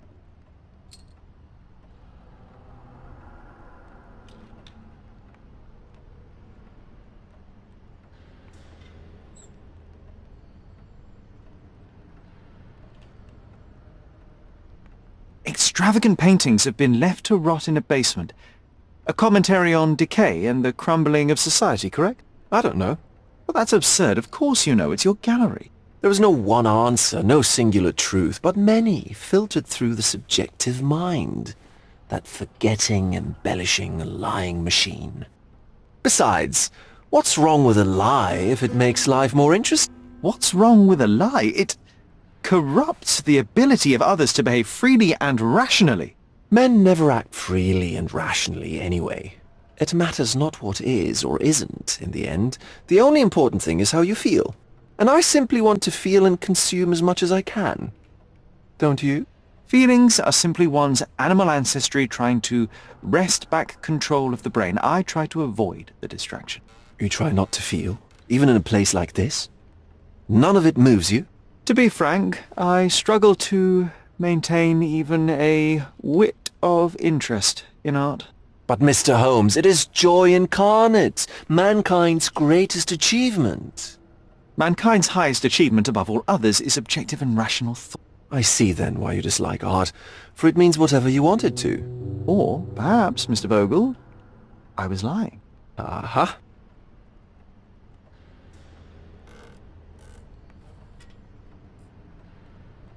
Mr. Vogel, my investigation has revealed that the intrusion was not merely vandalism but theft. The limping visitor left your place with a canvas. That's very impressive. This thief was familiar with the gallery and he was sporting a limp. Do any of your clients or artists come to mind? My, your attention to detail is remarkable, Mr. Holmes. I should introduce you to Bosch's works. Alas, I'm afraid I cannot suggest a culprit. The fire was a clever attempt to hide a stolen painting, even if it didn't fool me. I found the remnants of an empty frame in the pile of ashes. The canvas had been removed. Do you know which paintings in the Wilde room may have interested a thief? Were any particularly expensive? Those pieces belong to a well-known artist named Boniface Mercurio. They're controversial, but not of a notably high value. The intruder entered the basement through the coal chute. He used a magnet to open the latch and dislodged the shovel while doing so. That's the noise you heard yesterday. When you went downstairs to investigate, he hid in the... It seems I should have checked the space more thoroughly. There's something more, is there not? I can see it in your eyes. Indeed. There is another intriguing angle. I recently received an anonymous offer for one of Mercurio's works. The sum was more than fair, and indeed could have saved Mercurio from his artistic poverty. But he declined it. Was it a performative whim? Some artists lionize pain and hardship as if their work would be worse after a meal and a hot bath. I cannot tell. But not only did he refuse the deal, he insisted on displaying the painting in the public space. I was hoping to change his mind, but artists are a special breed of stubborn. What was depicted in the piece? A bound woman, wrapped in robes, being penetrated by a red devil that stared at us, the viewer. The beast had numerous tails growing from his back, and a large crowd gathered around the pair, silently watching the orgiastic scene. Okay, well, given the nature of the other works on display, it's hard to see why that one stood out. What could possibly be its value? The evaluation of art is very subjective, Mr. Holmes. After all, art is everything. A poem, a bruise, the beads of sweat on your beloved skin. Even a masterfully solved crime. I'm not sure I see the connection. Regardless, the painting was one of a series called The Sabbath Night in Cordona. The works depict sex, violence, and other controversial acts that life, for better or worse, contains. Ah, I see. I'm not sure that you do, but that can wait for another time. So where can I find Boniface Mercurio? I know he lives somewhere in Old City, but couldn't be more specific. He's a prominent figure, so finding him shouldn't be a problem. Well, I believe I have enough to begin. Thank you, Mr. Vogel. Your gallery certainly has unexpected depths. I'm delighted to have been able to please a friend. In return, I expect you to come back with good news. Or at least with a good story.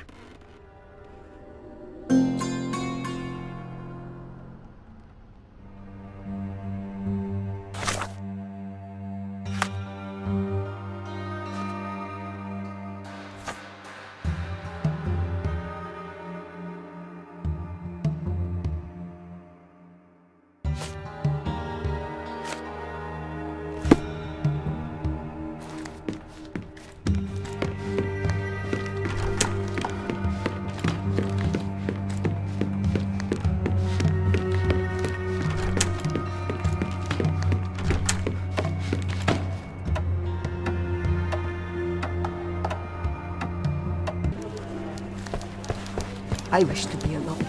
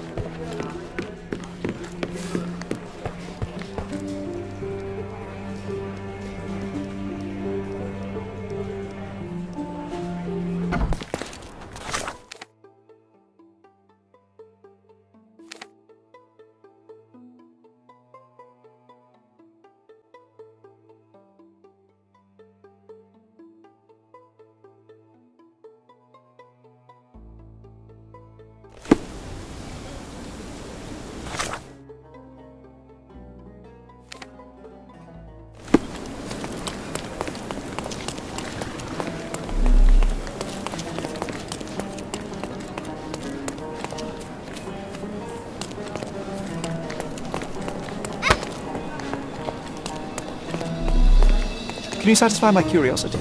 Why should I care about your troubles when you don't care about mine?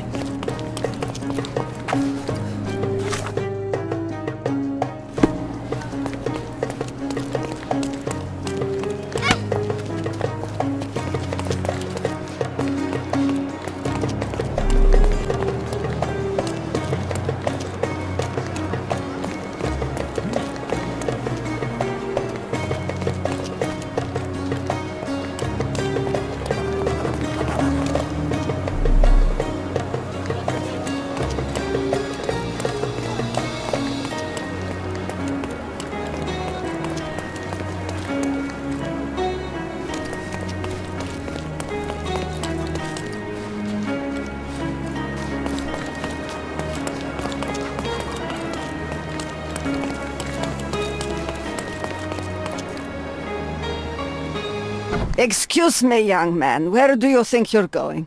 Greetings, Mum. I'm looking for the... I don't care who you're looking for. You shall not pass. No visitors allowed. I wish to buy a painting from Mr. Boniface Mercurio. Is he at home? Dearie, tell me, because old age has made me blind. Did someone write Information Bureau on my forehead? Because I'm not here to answer your questions. Entry is for residents only. If you aren't a resident, please leave, or I shall report you to the police. No visitors allowed.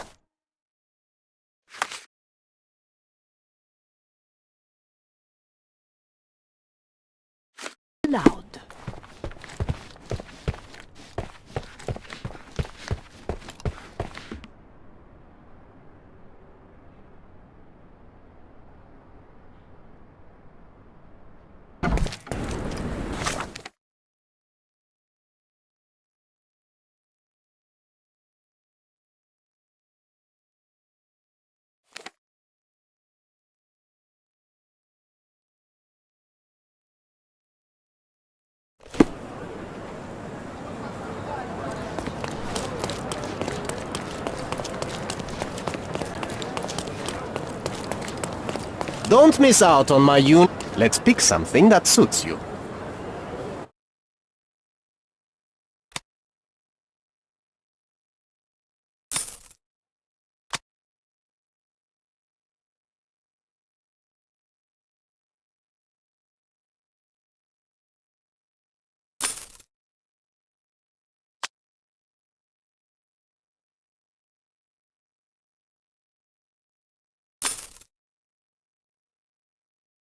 A good choice. A good choice indeed.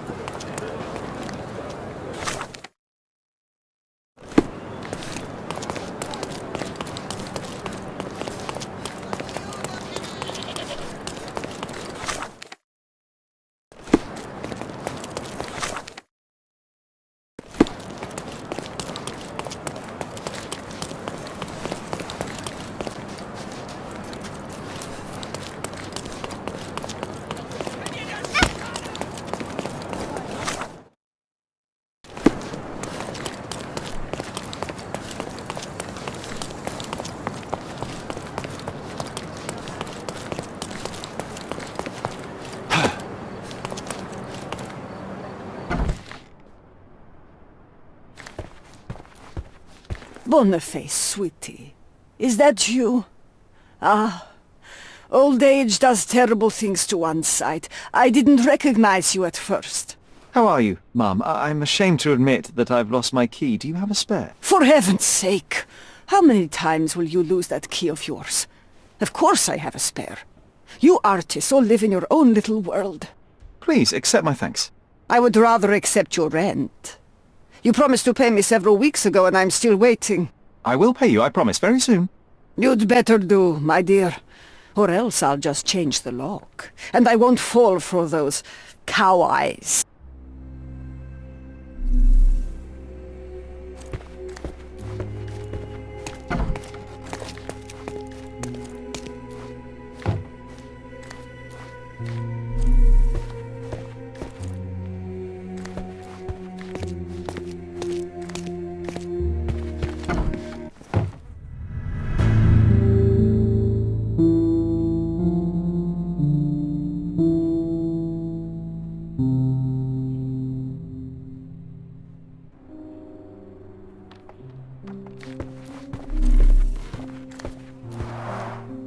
chest has been searched.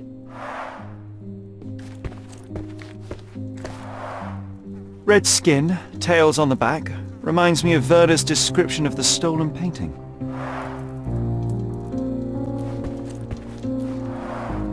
Red skin, tails on the back, reminds me of Verda's description of the stolen painting.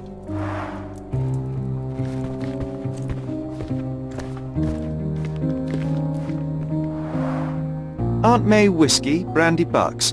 Quite a collection he had here.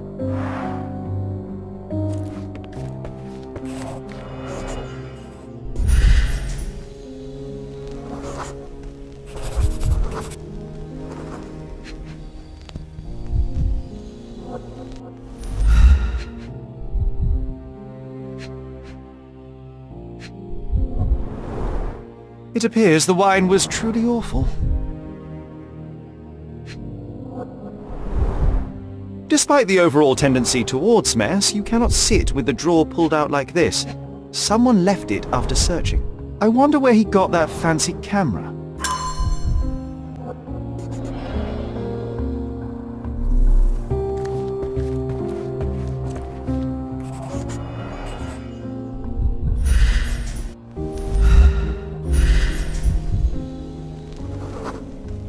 Judging by post-mortem rigidity, the body lay here for 1 or 2 days.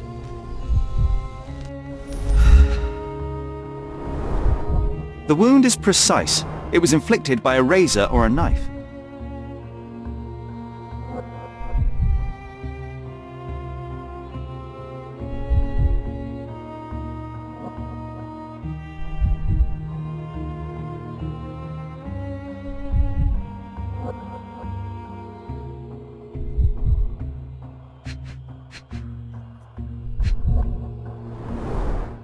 Soaked in blood. It seems as if the puddle of blood was here before the rags.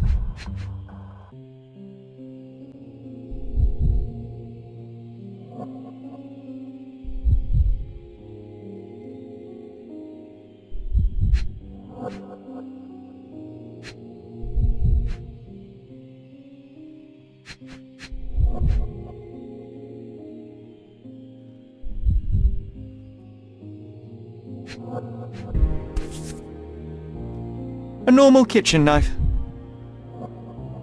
A normal kitchen knife.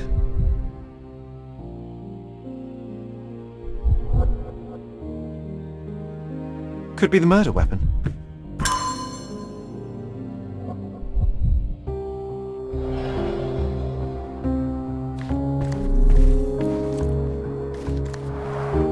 The blood has dried. I've heard of this style of painting. It is called Expressionism.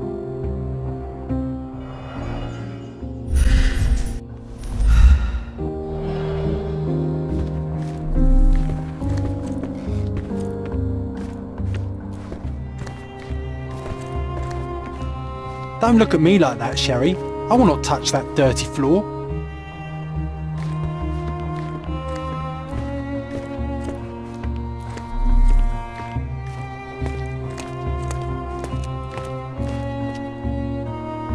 The photograph was not pulled out in time.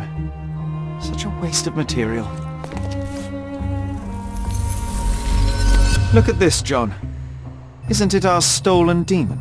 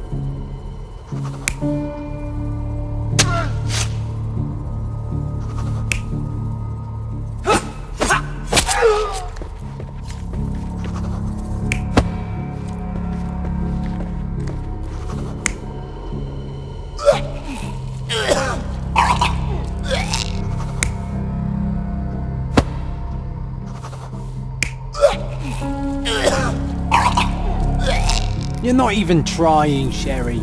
Concentrate.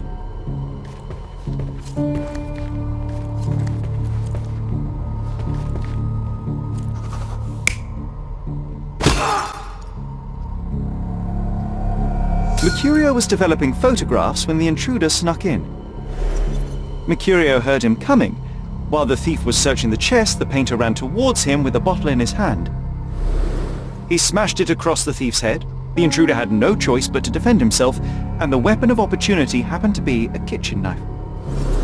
Mercurio stepped aside to grab the painting, but the wine-blinded thief attacked Mercurio's throat. When the thief came to his senses, he saw Mercurio bleeding on the floor. He grabbed the rags and tried to bandage him, but it was too late. Why did Mercurio attempt to snatch the painting in the middle of a fight? To strike the intruder? Not with his painting, it was too important to him.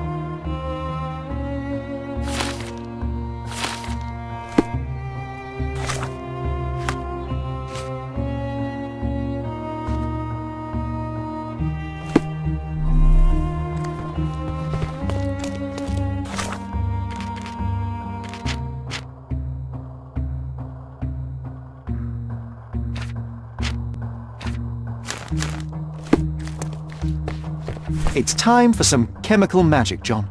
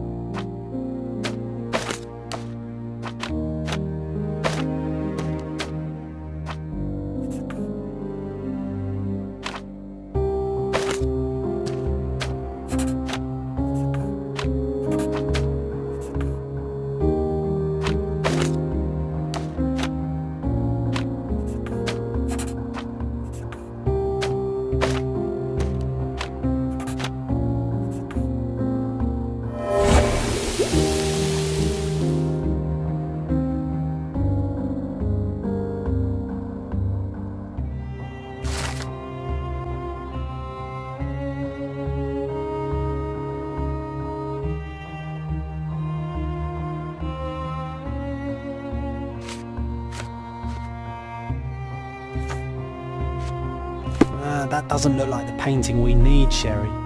As expected, but that doesn't mean it won't tell us anything. Let's put it on the easel where it belongs. Red skin, tails on the back, reminds me of Werder's description of the stolen painting.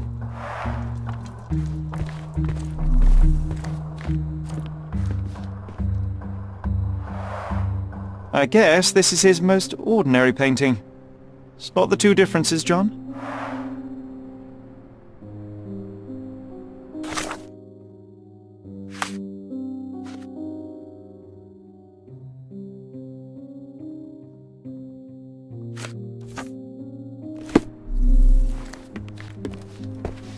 If the intruder didn't take it, the skull should be somewhere here. Nothing behind it.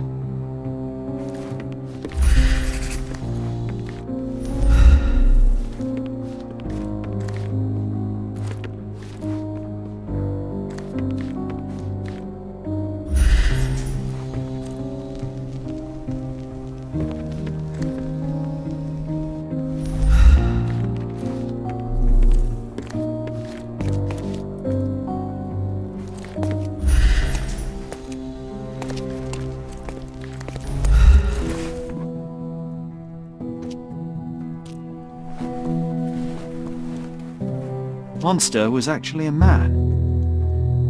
Poor girl. John, you ought to be thrilled. We are now hunting the devil himself. What were you saying, Sherry? I was too busy sketching the scene, you know, crimes and such like, daily routine. Did you find something? A photograph. It depicts a man in a red suit with tails sprouting from his back and multiple people in masks watching the scene. It all adds up. But the act of love, it wasn't given willingly, John. It was a violation. And the girl, she was with child. Give that to me now. Did you recognize someone? No. Although the victim is not from Cordona, she is African. Look at the ritual scars on her face. Get that image out of your brain. You have to continue the investigation. I must speak to the landlady. Perhaps she saw or heard something. Sherry, you cannot tell her the truth about Mercurio. It will hurt her. John, that's illogical. Sooner or later, she will come here and discover a corpse, and I still need to talk to her. Just avoid mentioning corpse, all right? Stick to the character. Tell her to call the police. I'll take that into account. And wait here. I've redrawn the people in the photograph. Now you can proceed with your investigation without those horrific details.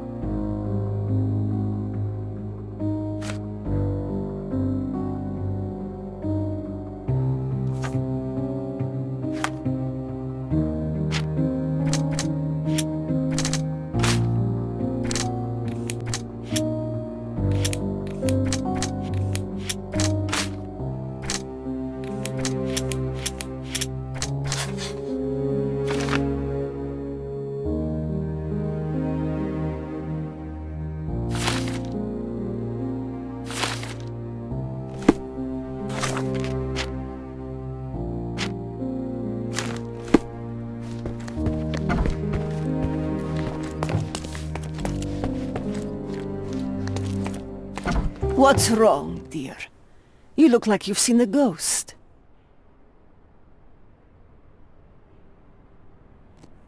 Can you tell me if anyone else has recently entered the flat? Oh, you're talking about that limping man. I'm sorry I let him in. I was scared. And I thought maybe he would motivate you to find money so that you would pay your rent. No offense, dear. Can you describe him? Oh, so you weren't at home. I was so certain you didn't leave your flat that day. He was of average height, had a limp and a tattoo on his neck, and he was smoking Malpal cigarettes. My husband used to smoke those. They have a horrible smell I can recognize from a mile away. Can I ask a favor? Of course, dearie. Please call the police and ask them to enter the flat, and don't look inside until they come up. What? What trouble have you stepped in this time? It really doesn't matter. Thank you, Mum.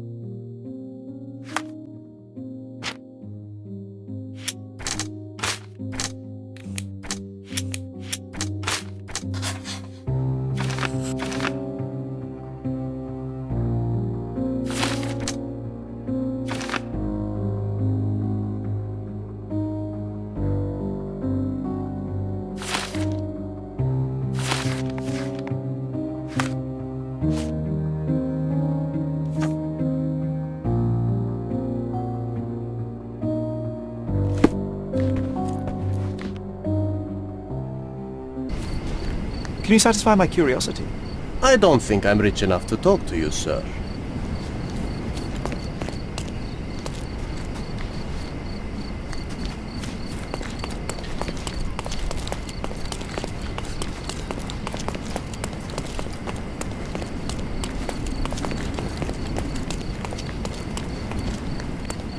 Could you help me?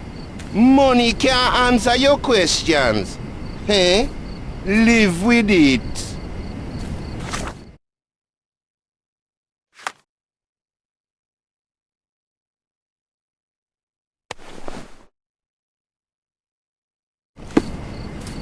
Could you help me? Eh? Of course I know. To cut a long story short.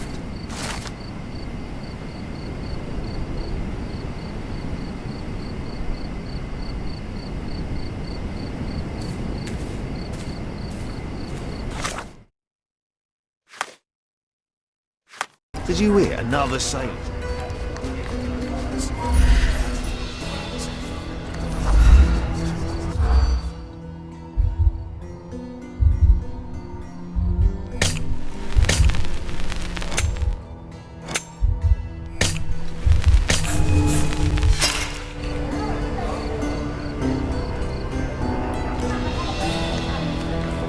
Did you hear another sailor stranded?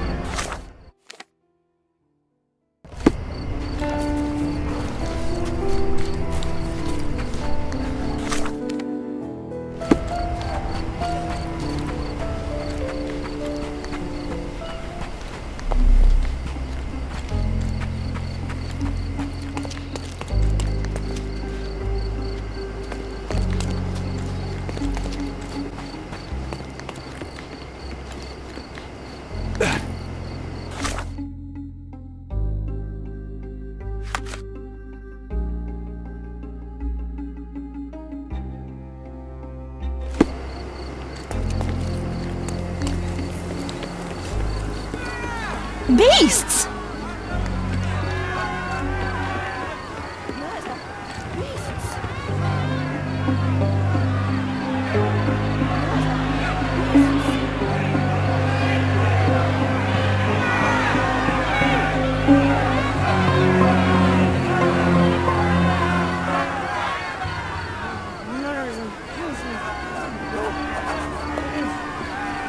Murderers! They're completely livid. First they come to our land, then they murder our people. Drop them all into the sea! Sir, this place is off limits to the public. Please state your business or leave, or I shall request that the police escort you out.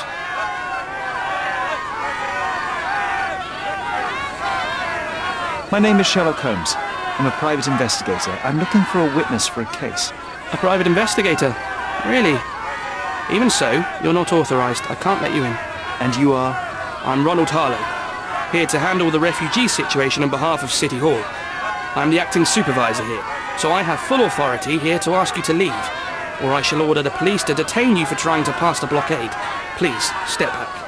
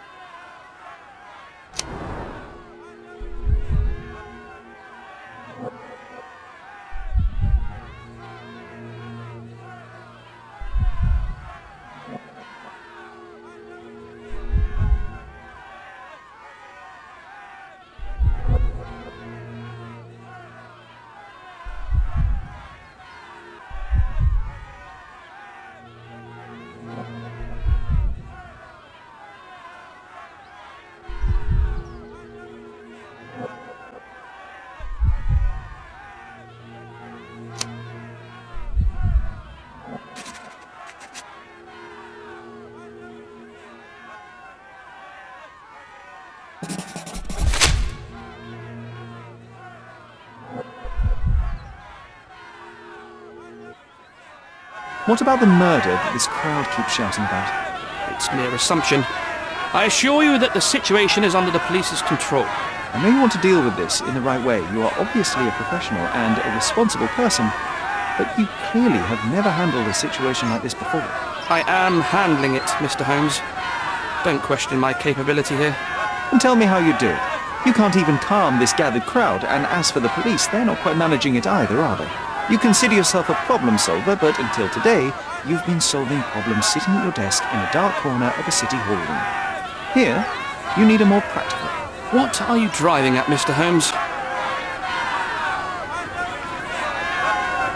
I can help you to handle the situation if you're truly interested in solving things quickly and quietly. And how exactly would you manage that? Simply tell the police that I'm with City Hall and I'm permitted to investigate the scene. I'll work out the rest, but in return I need your help finding my witness. She's a young refugee. She's with child or was with child recently. Look, there is indeed a dead body inside the camp. So even if the girl you are looking for is there, all the refugees are now being detained and interrogated by the police. They won't allow you to speak with her, and I can't do anything about that until the situation settles down. So it's in our mutual interest to settle it. Oh. I suppose that things are bad enough that I ought not shy away from help. All right, Mr. Holmes. I'll tell the police to allow you to come inside. Just tell me when you're ready. Mr. Harlow, how did the refugees end up here exactly? Oh, so you're not from around here yourself? I've been away for some time, but I read the papers. Yes, this whole story has been in the papers for almost a year now. They were smuggled to Cordona on a ship from Africa. Smuggled? Then why didn't you deport them? The smugglers managed to sneak them to shore and hide them inside an abandoned warehouse. When the police raided the warehouse and found the refugees there, the ship was already gone. We aren't even certain as to which ship it was. We have busy shipping routes with other colonies these days, you see. So you decided to lock them up under a bridge? There was no other option. We're still trying to work out what to do with them. I only hope we'll find a humane solution and not put them on a raft and float them out to sea. Mr. Harlow, what exactly do you do here? What are your responsibilities? What I do and what I am responsible for are two different realities, Mr. Holmes. On paper, I am in charge of the camp territory, security, provision, and the refugees in general. What I actually do most of the time is knock on every City Hall door trying to obtain some funding, or at least rations for the camp. The police here on City Hall's behalf too? They are, minus those who came here after the body was found. The governor won't let the refugees disperse into the island, so there's a significant police presence guarding the camp. Naturally, they answer directly to the police. I have some influence here, but I'm not their direct authority. I'm ready to take a look at the scene. All right. Go inside the camp and find Inspector Tewkesbury. He's the officer investigating the scene. Tell him I sent you. Say you're an independent expert from City Hall. He'll fill in the details for you. I'll find my way with words. Thank you, Mr.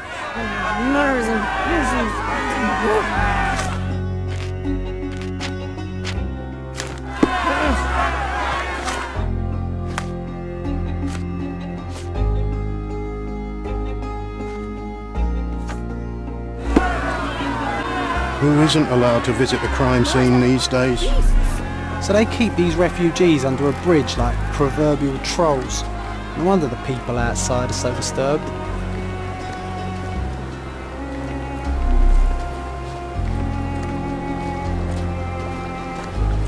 Who the hell are you?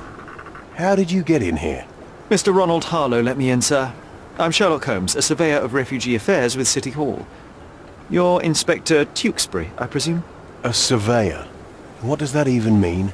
In short, I've been sent to conduct an extensive report on the incident for the Colonial Office, and to assess all the damage inflicted on state property. Got it. Another paperworm sent to count money and get food for archive mould. Go on, look around, but don't make yourself too at home. As if I didn't have enough problems before you appeared. Could you first tell me what happened here? What happened? People from the bridge above the camp heard a woman screaming and saw a mass of refugees attacking a man. Clearly not a refugee. When the camp guards came by, the man was floating in the sewage canal with a knife in his chest. Bam.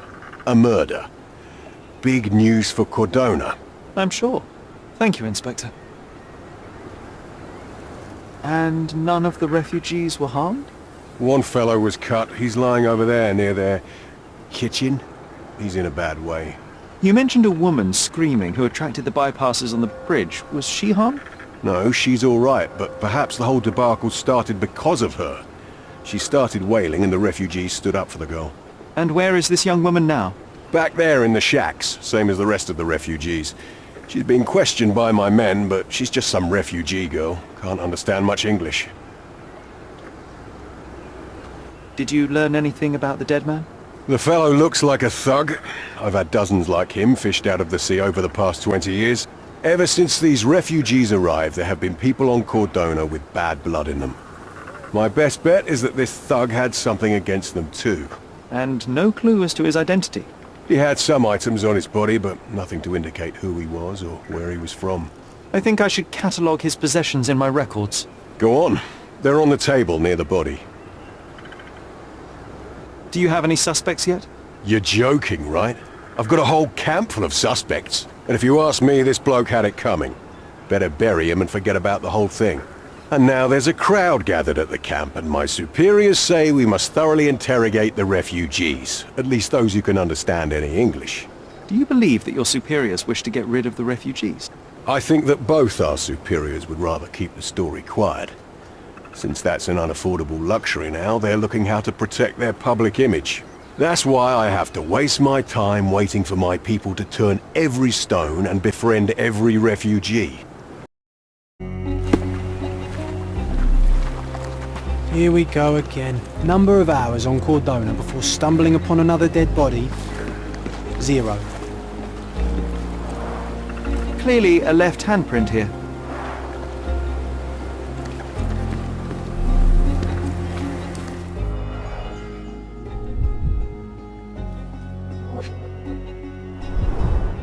Someone bled profusely here.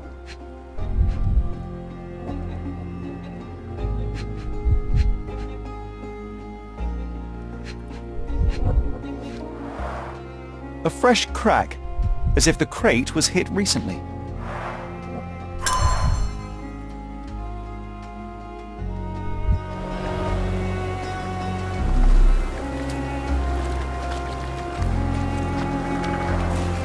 Clearly a left handprint here.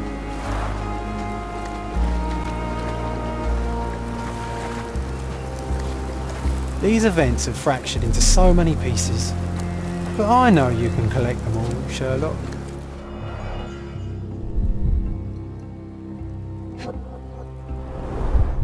£1,000. A fair sum, especially considering British currency isn't very common in Cordona. Malpal, soaked with salt water. A simple leather sheath. Perfect for a dirk.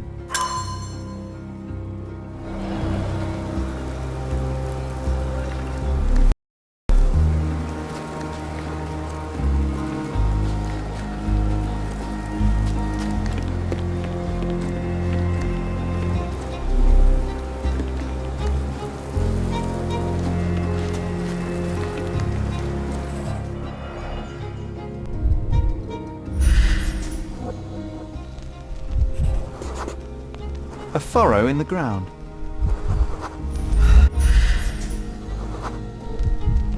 A blood trail leading to or from the canal.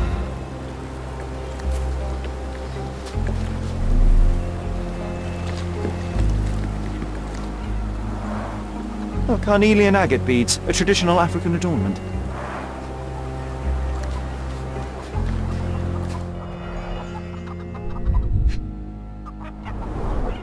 The blood sprayed off the blade after the strike.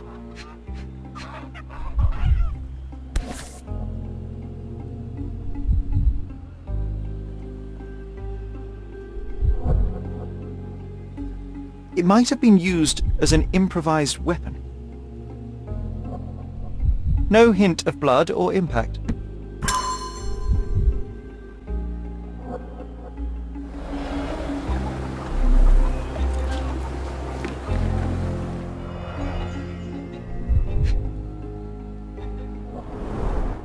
He is in shock, feverish and dehydrated. The cut is deep, potentially serious if not treated immediately. Sherry, you know first aid. Surely you have a duty to help this man. You can't leave him to certain death.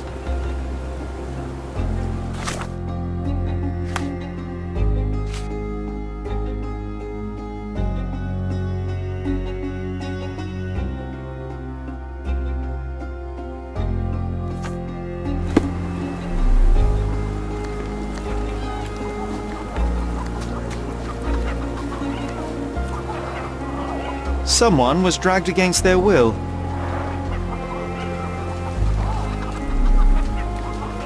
The refugees have been detained and will not leave until all the circumstances are clarified.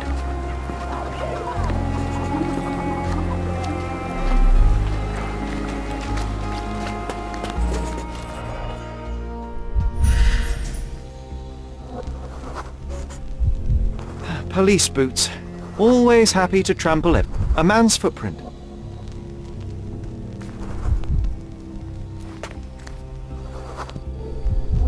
A heavy boot with a worn-out sole.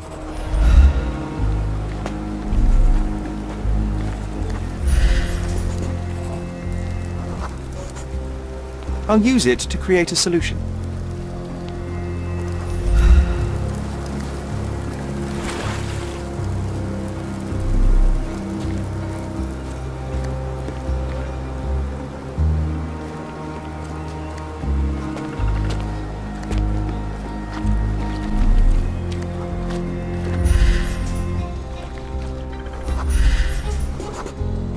I can use this to stop the infection from spreading.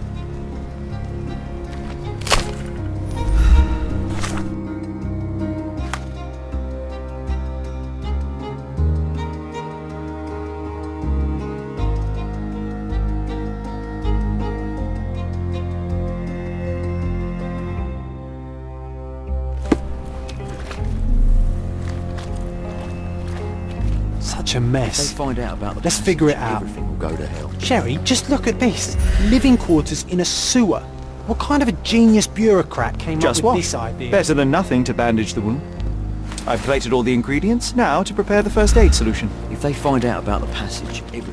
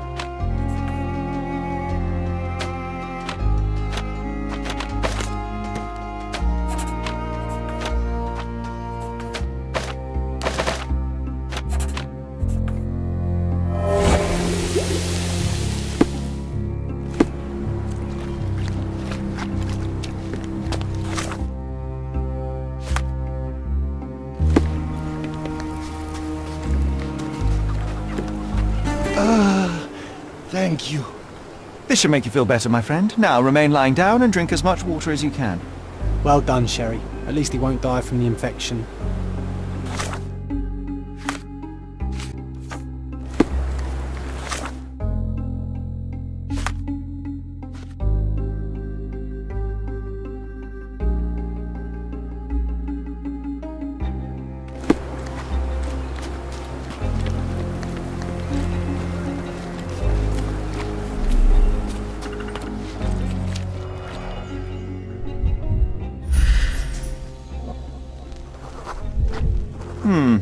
Coal dust under the nails.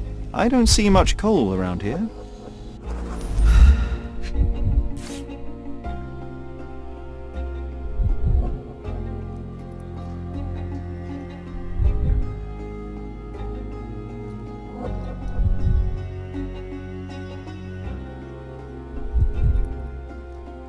A steel dirk, sharp, a common accessory among sailors and soldiers. I'd say the blade penetrated upward, however the wound is too messy to be certain. An interesting tattoo. Does it mean something?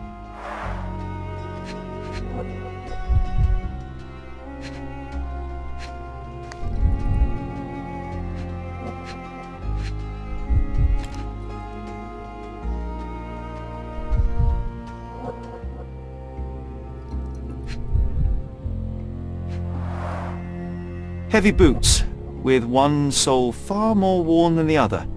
This man was limping John. A violent death. But this man, limping. Coal dust. I think we're onto something here, John. You know what? I'd like to understand. What? How did our dead man end up inside the camp in the first place?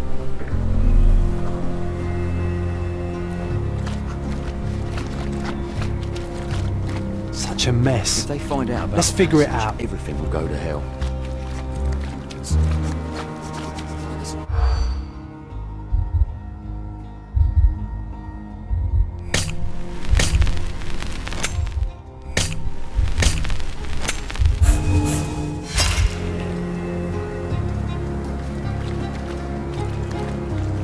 If they find out about the passage,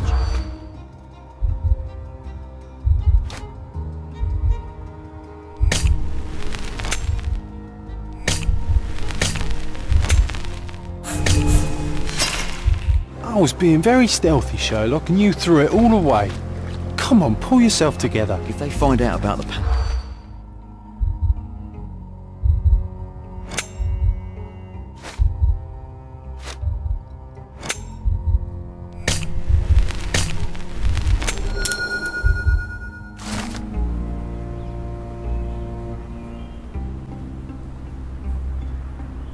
nobody will know anything if you keep your bloody mouth shut. The coppers smell fishy here, Sherry. Perhaps...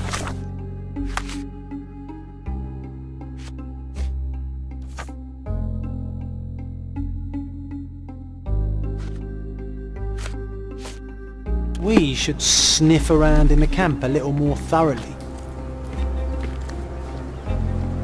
We have seen some dark places in Cordona, but this...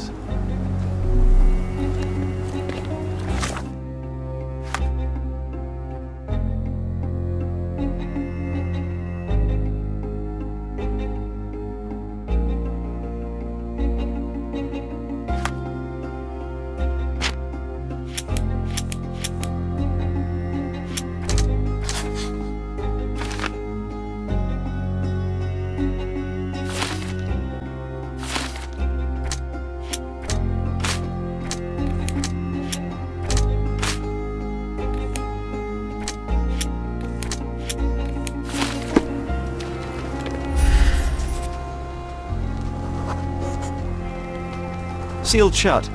I doubt our man could get through these grates.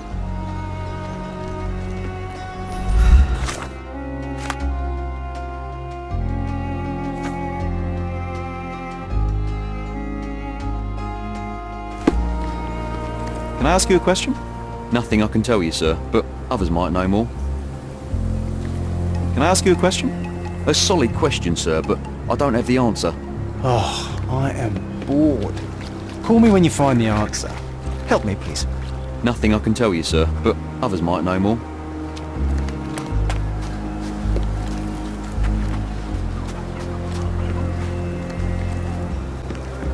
Is this familiar to you? A solid question, sir, but I don't have the answer. This isn't working.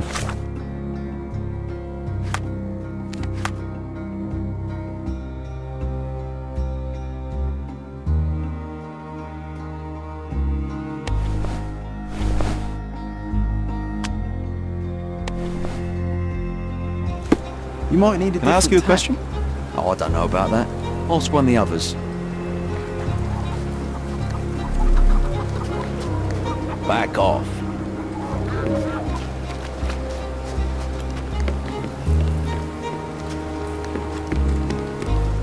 You still here?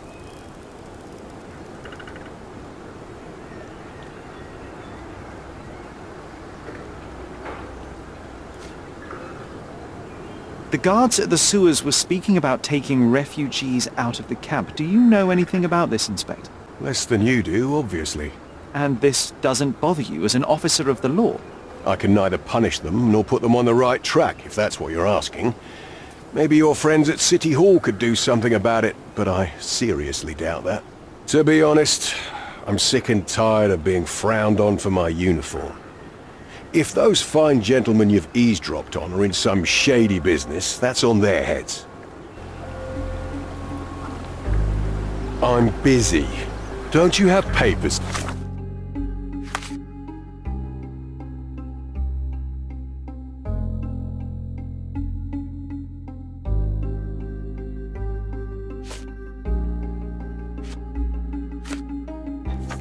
To fill? Huh. City Hall lubberheads.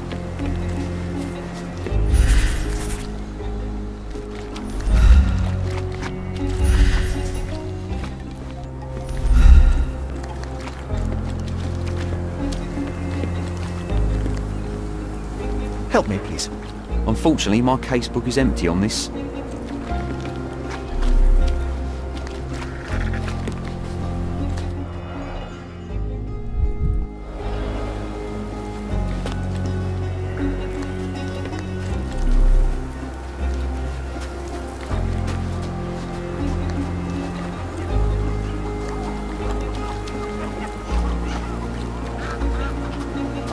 Back off.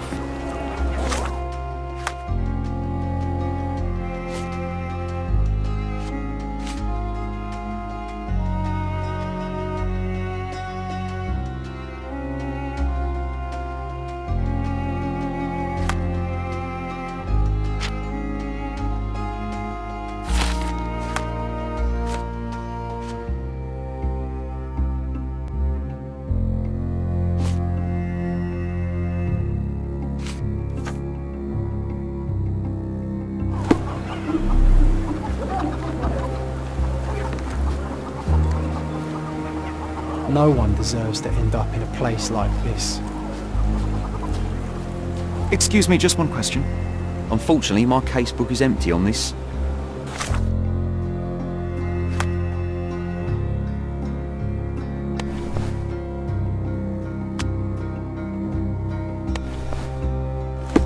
May I ask you something? Sorry, madam, I can't be of help. Oh, I am bored. Call me when you find the answer.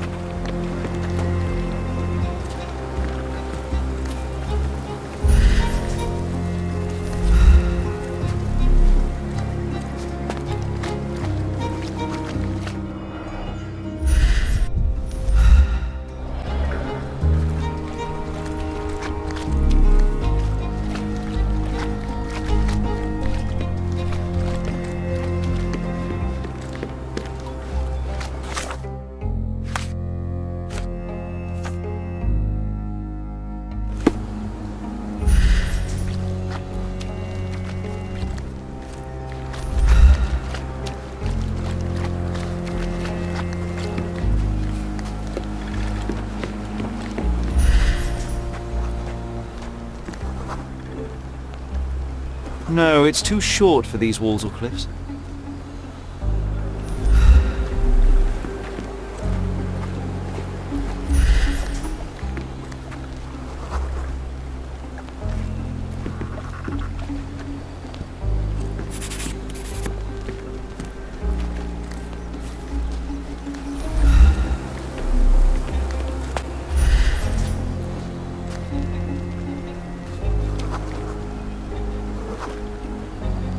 It's unlikely anyone could get in or out of the camp by water without alerting the police guards.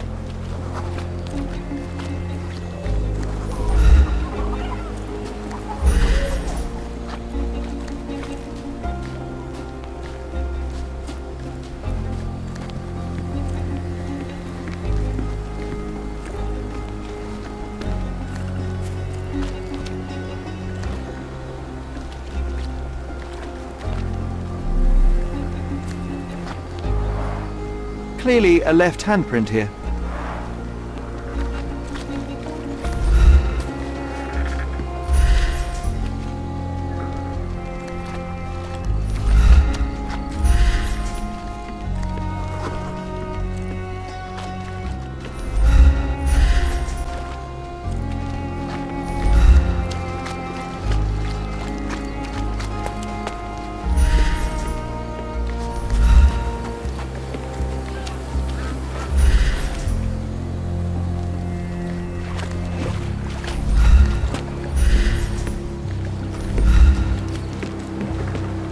I'm busy. Don't you have papers to fill? Huh. City Hall lubberheads.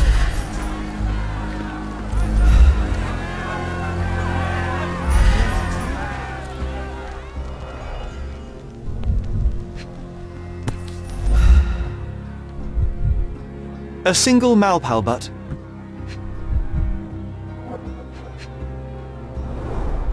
Roadman cigarettes. A brand highly regarded by law enforcement officers. So there wasn't any sophisticated infiltration plan. The good old police just let the man into the camp. Now we have everything we need to get the full picture of what happened at the camp. I hope I'm not making a grave mistake in trusting you, Mr. Holmes. I hope I'm not making a grave mistake in trusting you, Mr. Holmes.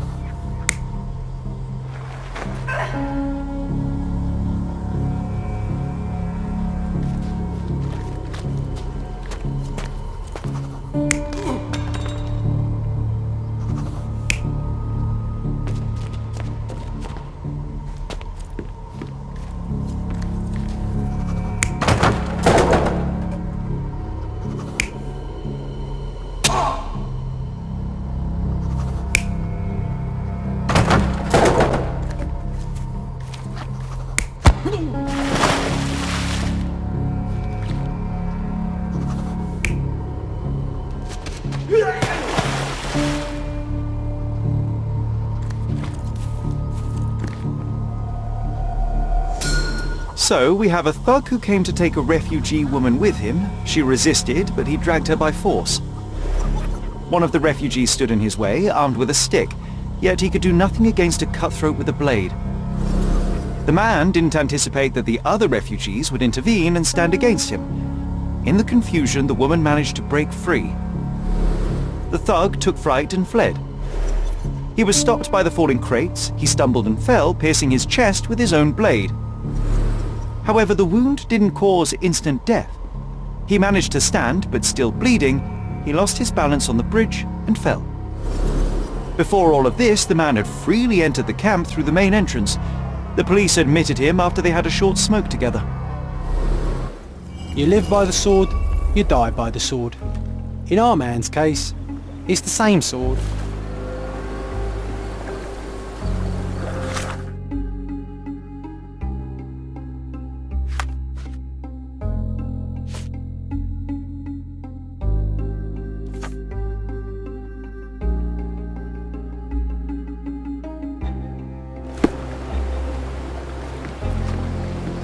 You still here?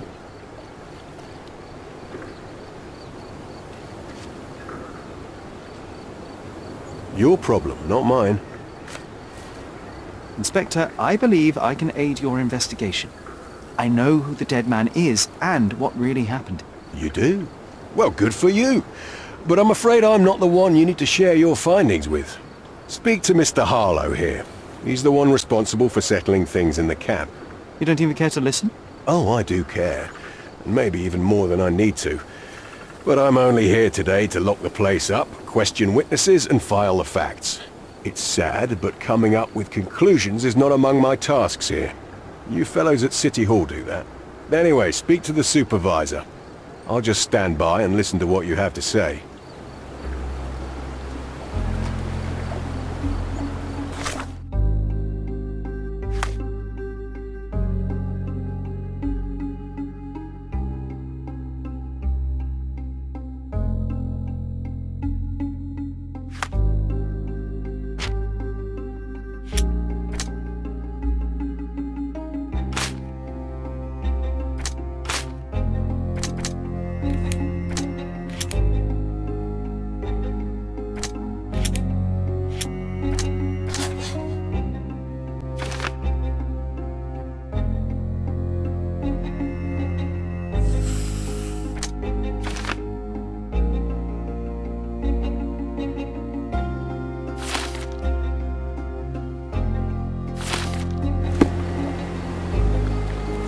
Mr. Harlow, your refugees didn't murder anyone.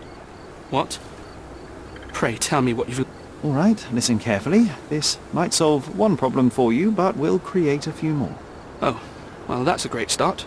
The man came to the camp intending to kidnap one of your refugees, a woman. What he didn't expect was that the refugees would stand up to protect the woman. A brawl had broken out. In the chaos of it, the man stumbled over those crates and fell on his own blade. How do you know he fell on his own blade? The wound in his chest was inflicted from an unusual angle. It was not an offensive stab, shall we say. The refugees didn't touch him. And judging by the blood at the scene, the intruder managed to raise himself but was unable to walk very far. He ultimately fell into the canal. But how did he sneak into the camp? Why didn't the police see him? And this is where your new problems emerge, Mr. Harlow. What do you mean? You're not a dull-witted man. You know what I mean. There is no feasible way to get into the camp without the police guards knowing of it. The pile of mess I had to sort out has just become bigger, but somehow that doesn't surprise me. Anyway, I thank you for your help, Mr. Holmes. I'll take it from here. Meanwhile, I'll make sure the police aren't detaining the refugees any longer. You can go back in and look for your witness. You think one small clock can make any difference in this place? Who knows, John? Just one ill-fitting cog could make the whole machine crumble. I owe you a lot, Mr. Holmes.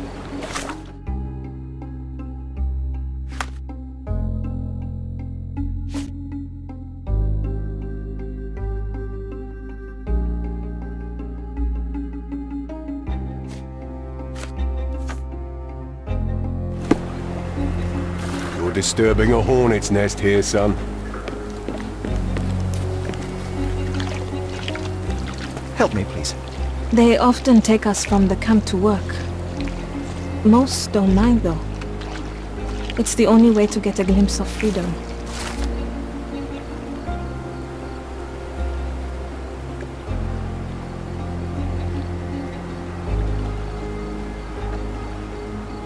So there's a smuggling ring in the camp.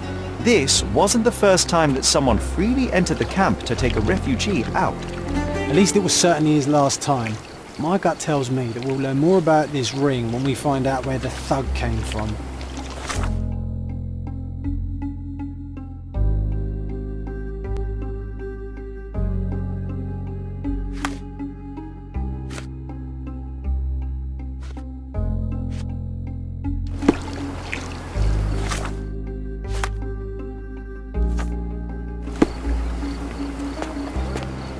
Can I ask you a question? Sorry. We don't see much here.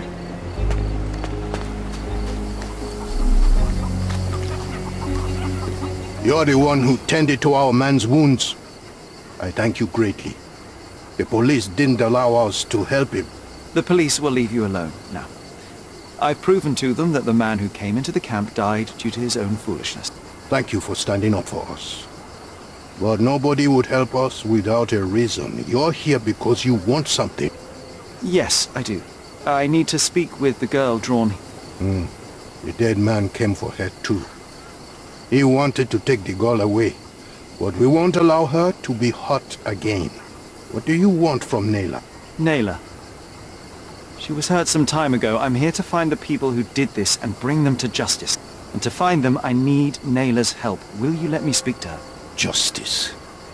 There's no justice on this land. But you helped us, so maybe your words are not empty. You can speak to Nayla, if she wants it. But I will be watching you.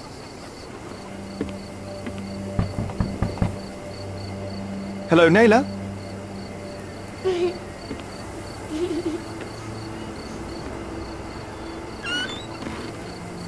My name is Sherlock. I know someone hurt you. I am here to help. I'm trying to find the people involved and bring them to justice. Please. There is a photograph, and I'm sorry, it is terrible, but I simply must ask. Where did this happen? What can you tell me about these people? Christ, Sherlock. Nayla, I'm sorry. I'm not very good at this. You come here for me, but you are rude and cruel and condescending. A cross. The man had this cross. Now go away. Leave us be. I do not need another white man's help.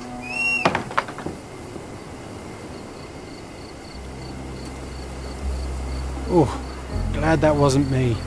Not my best work, John, by a long shot. Nayla doesn't want us meddling. I'm starting to wonder what this all achieves. But she helped you anyway. Now we know that maniac's face and the cross he wore, we can still catch him.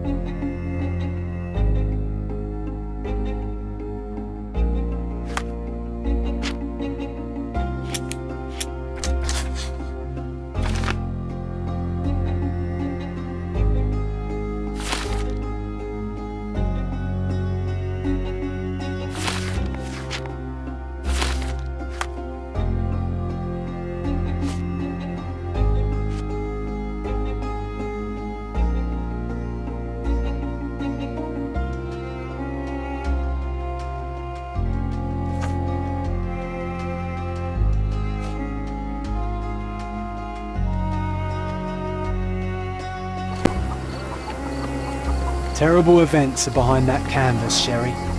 Someone was dragged against their will. At least some of your kind have a heart. Thank you again.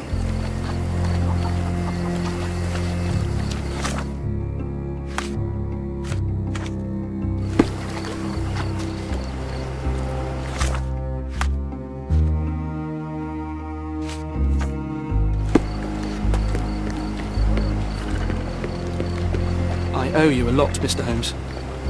I owe you a lot. You still here?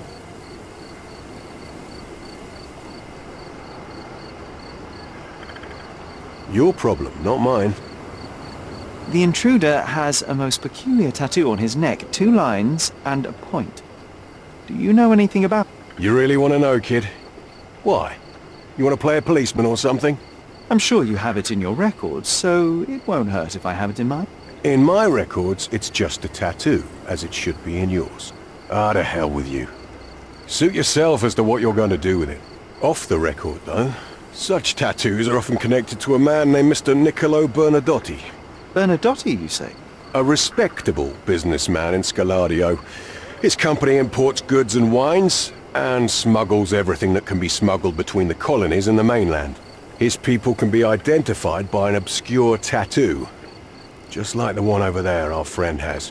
But these are all merely rumours, you see. If Mr. Bernadotti was a criminal, he'd be in prison now. Or hanged, right?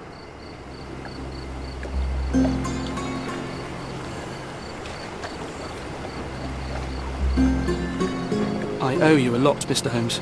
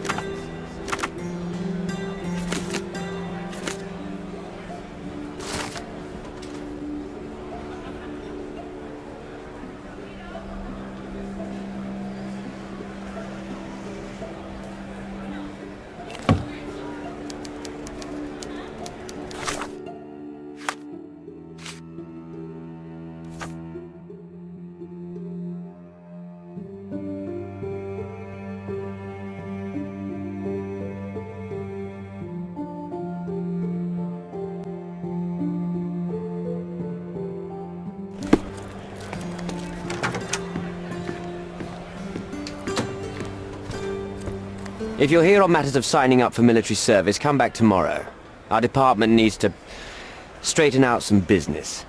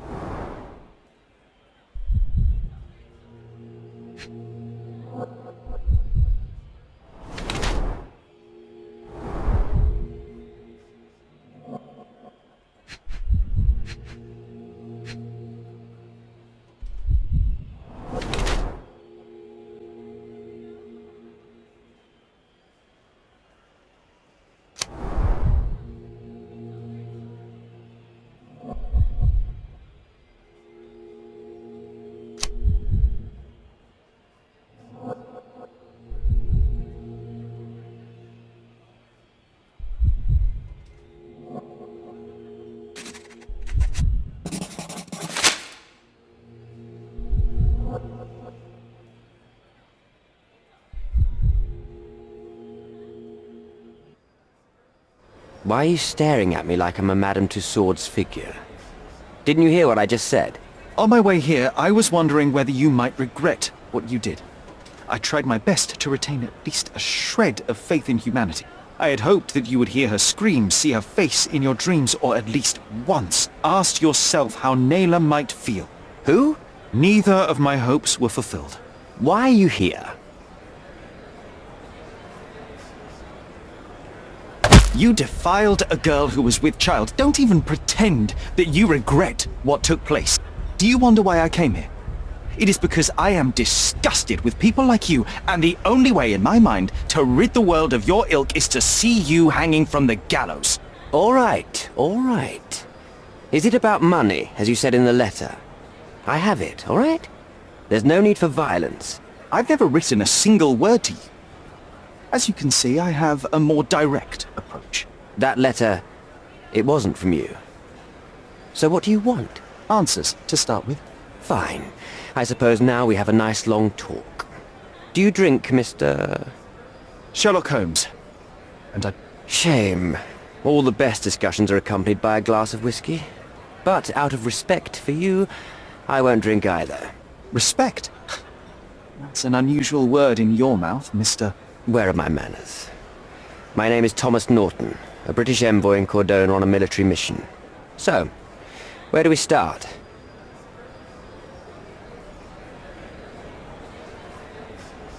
You mentioned blackmail. Tell me about it. All right. A couple of days ago, I received an anonymous letter. It said that in the art gallery at Caravansary there exists a painting that incriminates me. The blackmailer made it clear that if there is a painting, then a photograph exists too. and I should be wary of what it might do to my reputation. What does the blackmailer want from Money, of course. What else do such people want? Needless to say, I don't remember anyone taking photographs at the party. Up until the last moment, I hoped he was bluffing. But he wasn't, as you've just proven to me. Show me the letter. I burnt it as soon as I read it.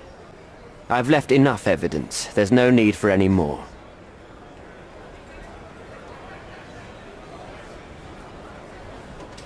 The painting that depicted you in the image of the devil was stolen by a mercenary. Did you have anything to do with it? I might be a rotten person, sir, but hiring criminals for illicit purposes is not in my daily schedule. And buying the painting in an attempt to hide the crime, is that on your daily schedule? What would you do in my situation? I would never put myself in such a situation. You're young. I could never have imagined myself in my current position, yet here I am in front of you. We all make mistakes, Mr. Holmes, and I'm no exception. So, let's return to the beginning. What happened at the party? I vaguely remember that night. As usual at such parties, you meet people, you talk with them, they invite you to spend some time alone with them. What can I say? I got myself mixed up with the wrong company, and somebody must have mixed some psychoactive substance in my drink. After that, it's all blurry. I completely lost my sanity. I made a terrible mistake which I regret deeply. You don't say. Do refugee girls often appear on the menu at those types of parties? It's rather rare. So you didn't attend the party to engage in an exotic experience involving a vulnerable woman unable to accuse you of assault? I would never have planned such a terrible thing. What happened was just bad circumstance. Boniface Mercurio, does the name mean anything to you? He's an artist, right? The one responsible for the painting that compromises you. I found him dead in his room. Oh, that is bad. Wait, you don't think that I have anything to do with this? You had motive to kill him. Maybe I did, but listen. I know how this looks, but murder? That's on another level. I had thoughts that this Mercutio... Mercurio? Well, him, yes. I thought he could have been the blackmailer. But I was too afraid to make any hasty decisions. There were plenty of ways to fail by making a move, so I chose to wait. To see what he would do next. You have to believe me. I don't believe people, I believe evidence. Then look at the evidence. Mr. Holmes, I've built my entire career on hard work and uncompromising dedication to the Crown. I made a mistake, but I'm not a villain from some cheap adventure fiction. By putting me behind bars, you will benefit precisely no one. Rotting in prison is the least you deserve, but I have a better idea. You will make amends and help the ones you hurt.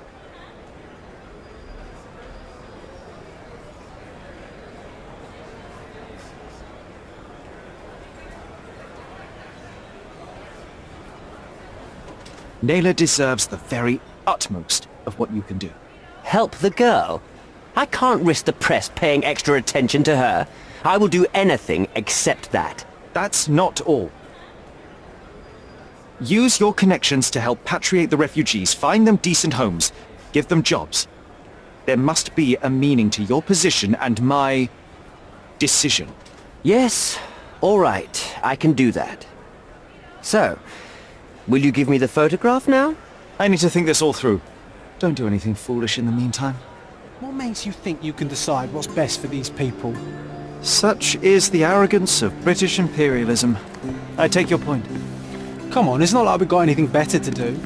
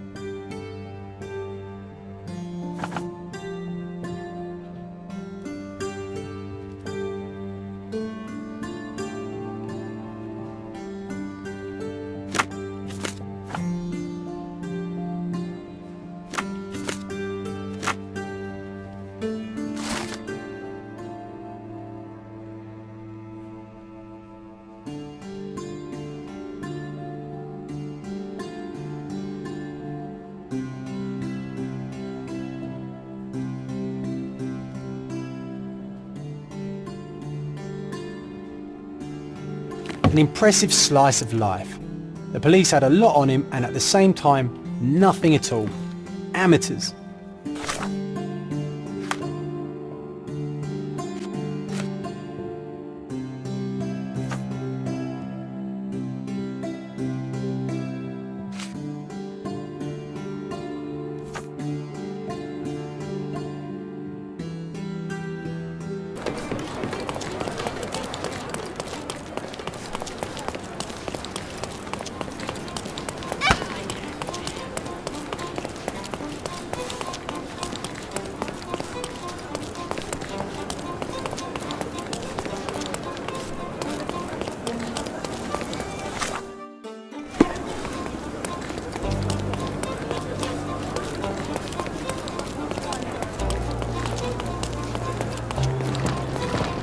It seems they're not expecting guests. I won't wait for an invitation, John.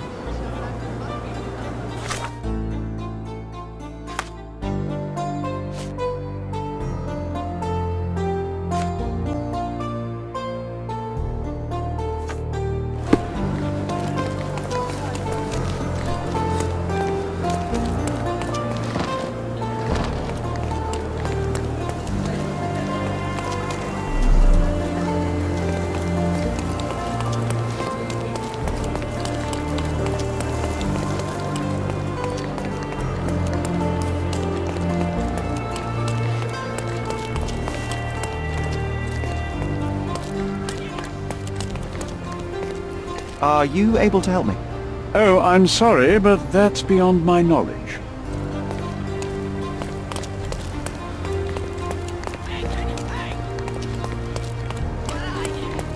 These workers don't look like your average Cordona folk. They're refugees from the camp.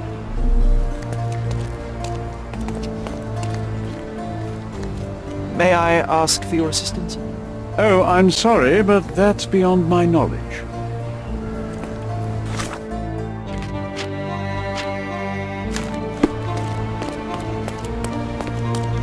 That's our way in, Sherry.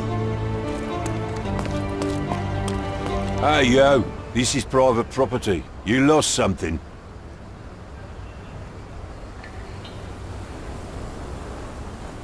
My name is Sherlock Holmes. I'm investigating a robbery, and Mr. Bernadotte may be just the man to help me with... You a copper?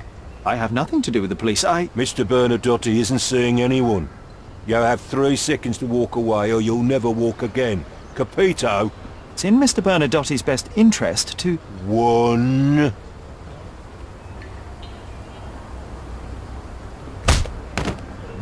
I did try to resolve this peacefully.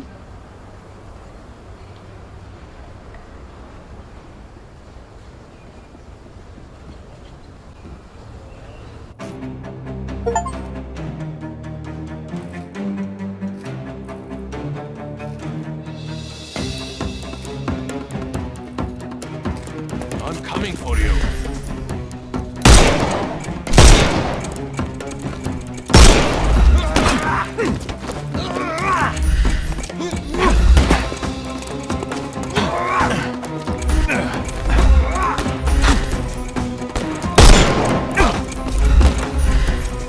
Oh, you killed him!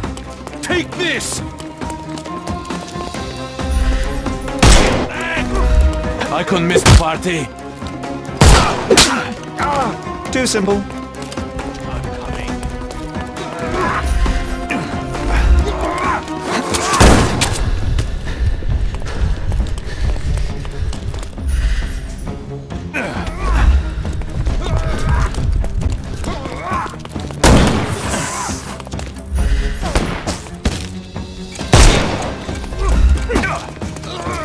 I'm coming for you. Oh! No more crime for you until... The snuff's ready.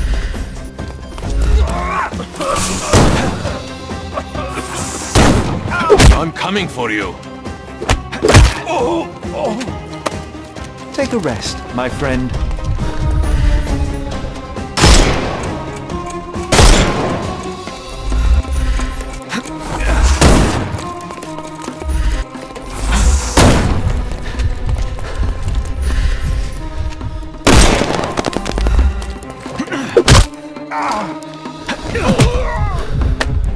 Too simple.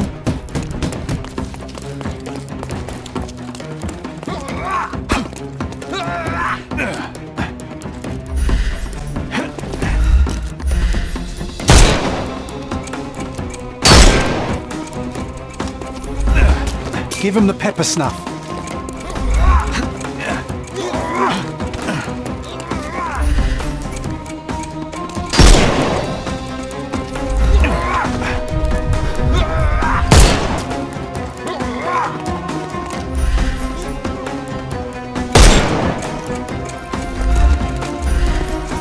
I thought we were against murder. I'm coming. I couldn't miss the party. The snuff's ready. Give him the pepper snuff.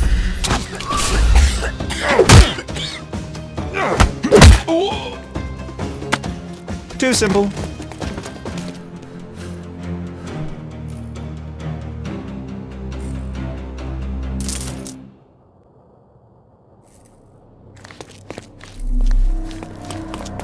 You've disappointed me so much, Sherlock.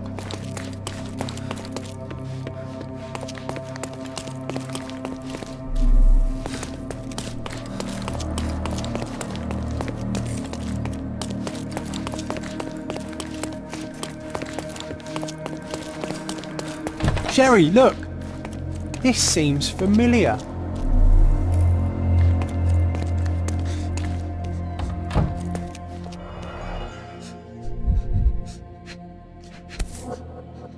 A Dogon statue from West Africa. A century old at least.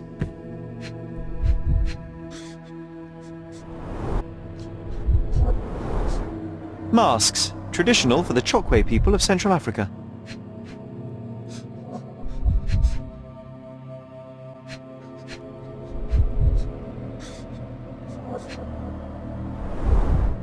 VH Grindley Flow Blue Tableware. This is what lies behind the facade of Bernadotte Company Limited.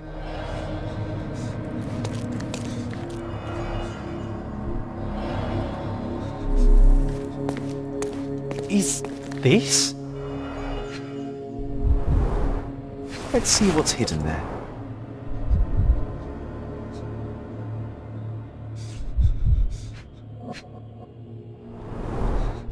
Vogel's stolen painting.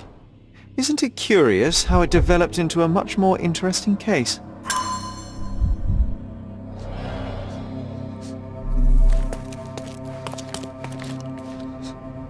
No, sir. Don't hurt me. It's all right. I won't harm you. Like you didn't harm the folks on the way here?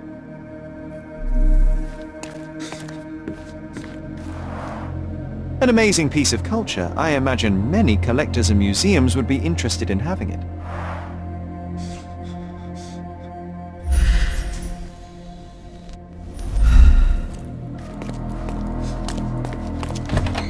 Don't come any closer. One step and I'll shred you to pieces.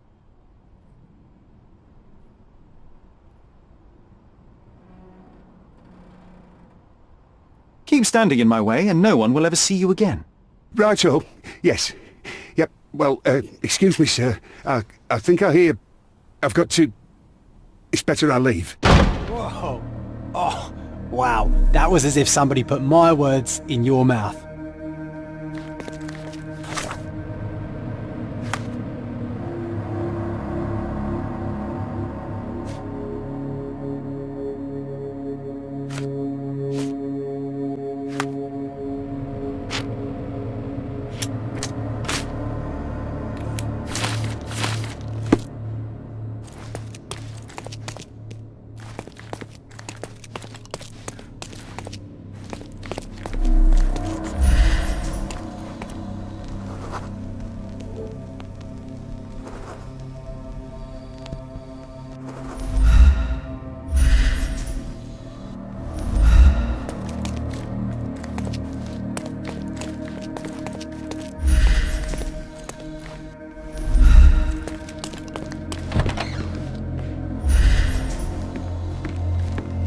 This is it. This is where all the magic happens. I suppose it's Mr. Bernadotte with our fine governor.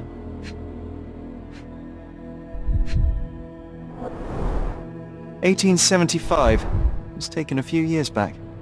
John, how many people in Cordona have a photograph with the governor, do you think?" You definitely don't have one. The Bernadotte Company Limited Trade Network reaches the most distant colonies of the Great Empire. It must be very convenient for a man like Please don't shoot Bernadotte. me. I have a family.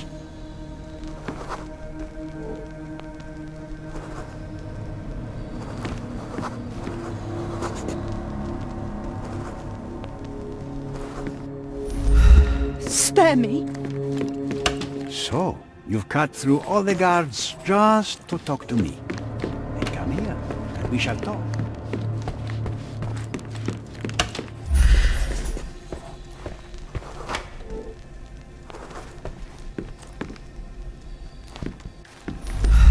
Sherry, don't you think this office suits me?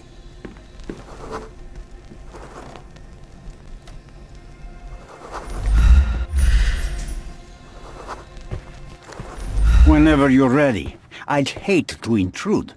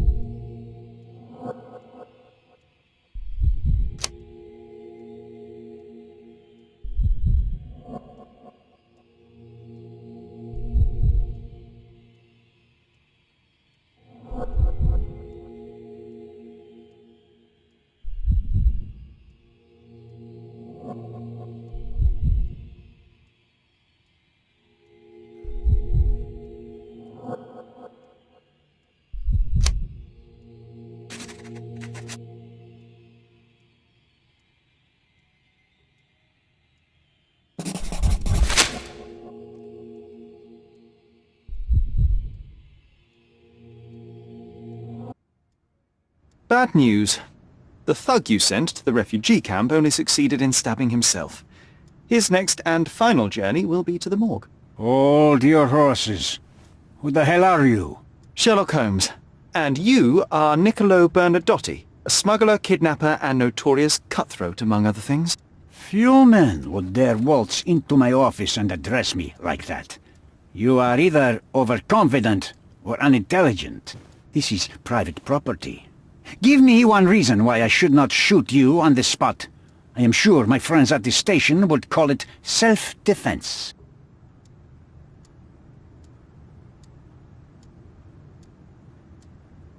I was hired, privately, to investigate the recent theft of a painting from an art gallery. My investigation led me to a man from your organization, and thus, to you, Mr. Bernadotte. That is quite a stretch. Why would I need to steal a painting when I could buy anyone I wanted? Interestingly enough, I spotted the stolen painting in your storeroom. I buy and sell a lot of things, Mr. Holmes. Unfortunately, if this is true, it is not the first time I have been sold stolen merchandise. I presume you were hired by the owner of the gallery. Tell them to contact me, and we'll sort out the situation. So, this painting is why you broke into my office. As I said, your man was found dead in the refugee camp. He was there to kidnap a woman, but the other refugees intervened to try and save her. The ensuing scuffle resulted in the man's accidental suicide. He sported the same tattoo as your men in this building. In fact, it also bears a resemblance to the one on your neck. Care to explain what business your man had with this woman? You have no idea what you are talking about. I can assure you this was no kidnapping. The refugees in the camp are on edge. What happened there is a tragic accident, one I am not responsible for. For what reason was your man there if not to abduct her? Why would I answer? You are yet to justify your presence in the slightest. Mr. Bernadotti, do you know the name Boniface Mercurio? I do not. Mercurio was a local artist. Recently, a man broke into his apartment, ransacked the place, and killed him. The thief was looking for something. You are testing my patience, boy. In a moment, the connection will reveal itself. So many words, so little action. When you barged into my office, Mr. Holmes, I got the impression you wanted to talk business. Now I see you had come just to talk. Tell me exactly what you want, or get out. It was necessary groundwork for what comes next.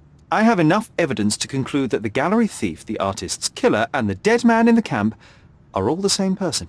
Your time is almost up, Mr. Holmes. Before you draw your gun, there is one final detail I am yet to mention. The young woman your man was tasked to collect from the refugee camp had been defiled at a perverse masquerade party. That violation was captured in a photograph by Boniface Mercurio and used as a reference for his painting. The photo shows the attacker's face. Finally. That's why you're here, Mr. Holmes. You have the photograph. It is what your man was after when he broke into Mercurio's apartment, and it is what you're after too, isn't it, Mr. Bernadotti? You have the photograph with you? How much do you want for it? I am not naive enough to carry it with me, but I am yet to decide what I shall do with it. I know the man in the photo is a British envoy. What interest do you have in his downfall? I must admit, I am rather impressed by how comprehensively you have pursued this matter. And so, you deserve the honest answer. My business dealings are often arduous in their bureaucracy. A man in his position, willing to look the other way, could ease my work significantly. In return, I will make sure no one looks his way either. A favor for a favor. Also known as blackmail, the modus operandi of any true professional. It was not originally my idea. Mercurio set things in motion, extorting the envoy for the most trivial of ends. Money. In response, the envoy hired my man to retrieve the painting and the photograph, eliminating Mercurio's leverage. I only learned the whole story after the artist was killed in his home. And rather than extricate yourself, instead you took over Mercurio's venture. It fell into my lap. As a businessman, I simply seized the opportunity. Now, how much do you want for the image?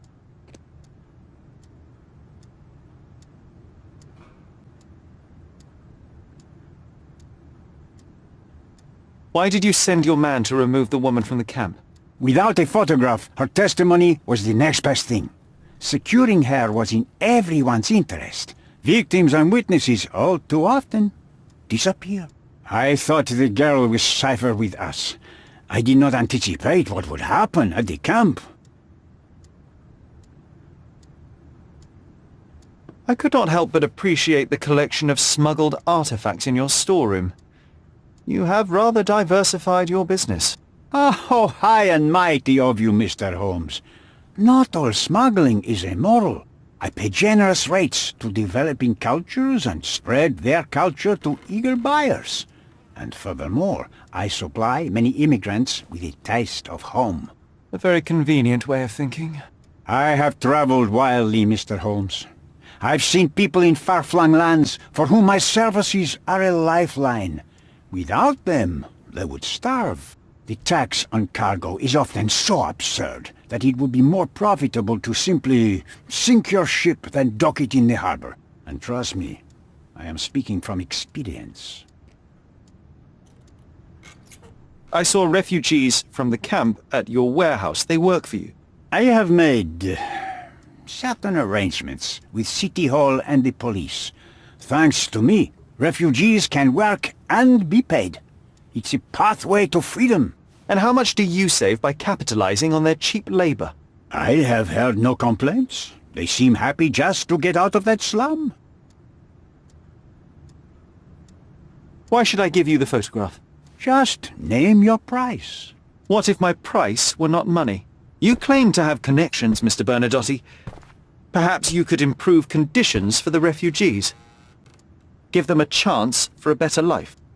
Ha! I do have connections, Mr. Holmes, but help the whole camp? You are asking too much, Mr. Holmes, but help the whole camp?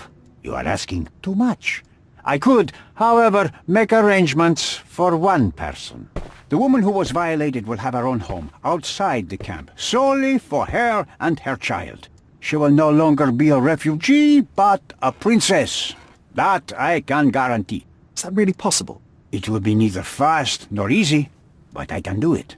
She deserves it, don't you agree? And as for her abuser, he will serve me, as much as he deserves. So in your plan, everybody will be given their due. Especially you, Mr. Bernadotte. Seems like a fair deal, no? I doubt anyone could offer you better. Simply give me the photograph, and the world becomes a better place. I give you my word.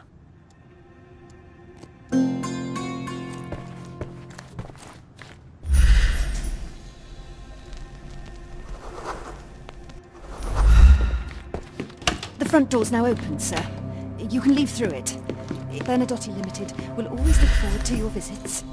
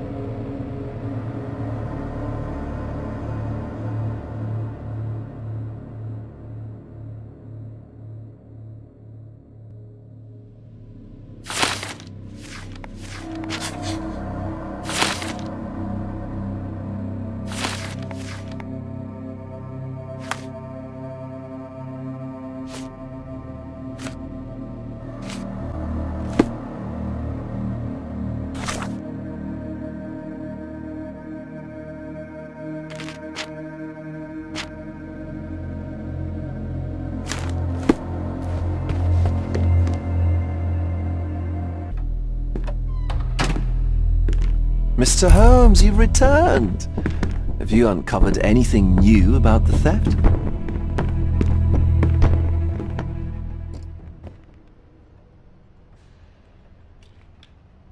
I've brought news, but not all of it will please you. Fill me in, Mr. Holmes. I won't shoot the messenger. I tracked down Boniface Mercurio. I presume he wasn't delighted about the situation? He was not having a good day on account of his murder. Killed in his own flat by the same person that stole his painting. Oh, sweet Mercurio. Perishing in the pursuit of his art. How apt. I will miss his exceptional sense of humor. I located the thief, but found him rather cold. He was tight-lipped about the painting, too. Huh, he's dead. How very droll, Mr. Holmes. One presumes you were not responsible. It was an accident at the refugee camp. He impaled himself on his own knife. Life is nothing if not cruel and capricious. What about the stolen painting? Have you located it?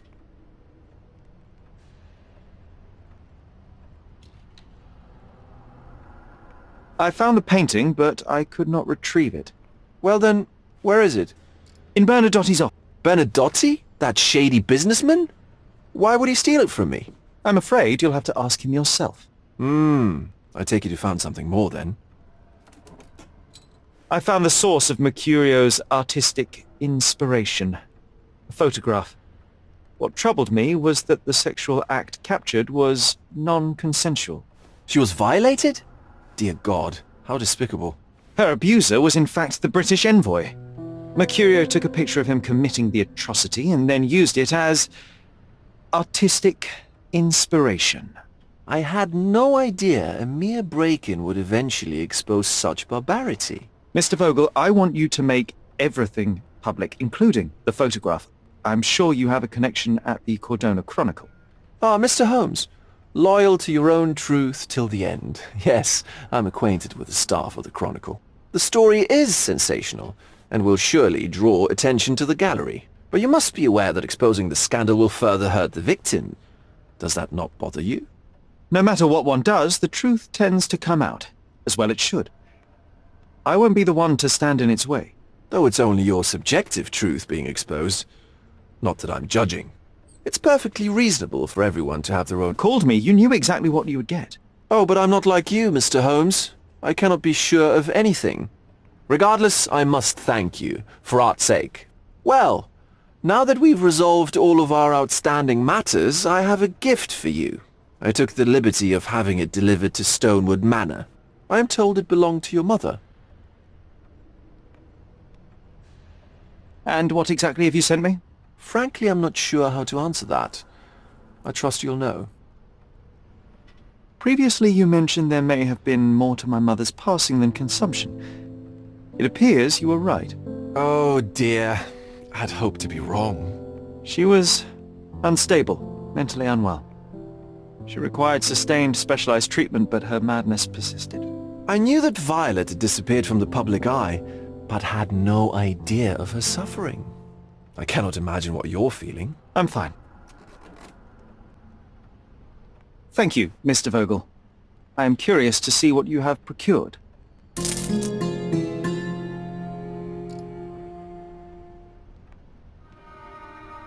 I think I'll leave the exhibition in its current state for a while.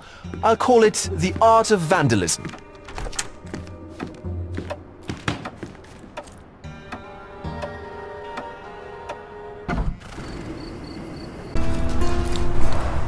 Unholy howls keeping you inside at night? Luigi can help. All ghosts gone. Meet on Southern Pier of the Silverton Port. Donations gratefully accepted. This town loves the supernatural, but all I see is another scam to disprove. The world shrivels under a skeptic's eye. That's why you're so sullen, Sherry. You leave no room for delight in the magical. I delight in making the unknown known. Let us begin by asking someone about the poster and then pay this Luigi a visit to the port.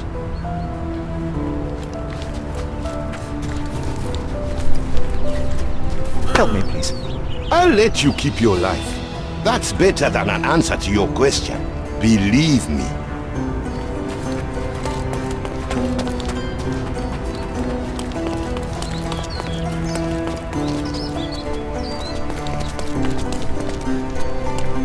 Can you satisfy my curiosity? I don't know, but you got me curious. This isn't working. You might need a different tack. Is this familiar to you? Sir, I can assist you straight away.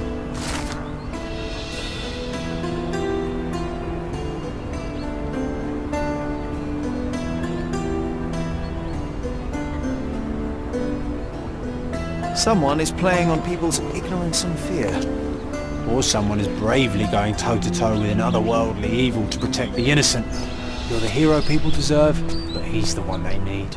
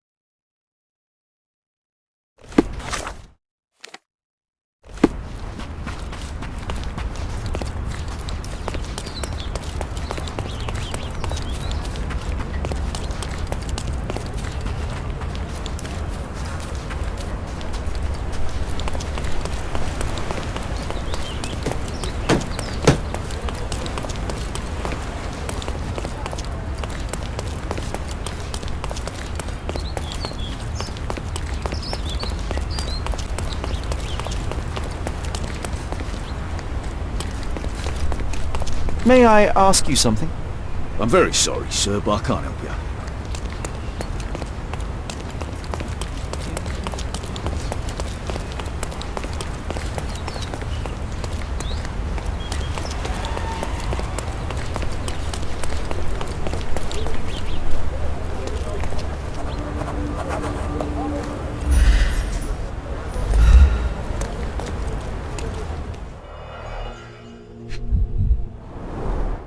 Not much brandy was spilled when the bottle broke. Someone had drunk most of it already.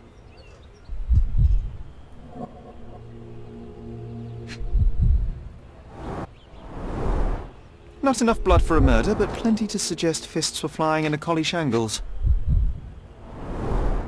I wonder if Luigi made it himself. I reckon the ghost is responsible for all this mess. Don't jump to conclusions. Until we locate any evidence to the contrary, we shall continue to exclude the supernatural. Let me concentrate, John.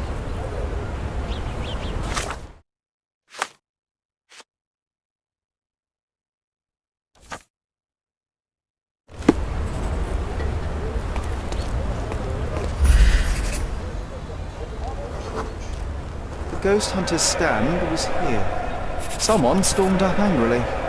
Let me take it from here. It was the ghost of Cordona, a horrific being, formless, with evil eyes and glassy skin that shimmered like a nebula. It lurched towards its foe. No, John, it was human. We're staring at the evidence of a scuffle between men. A little imagination never hurt anybody. If a mark realizes they've been had, that the fear was baseless, the money defrauded, they will likely return to voice their displeasure.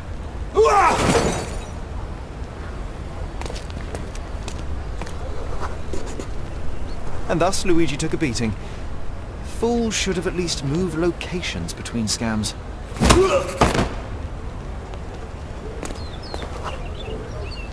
After the attack, he fled bloodied and bruised.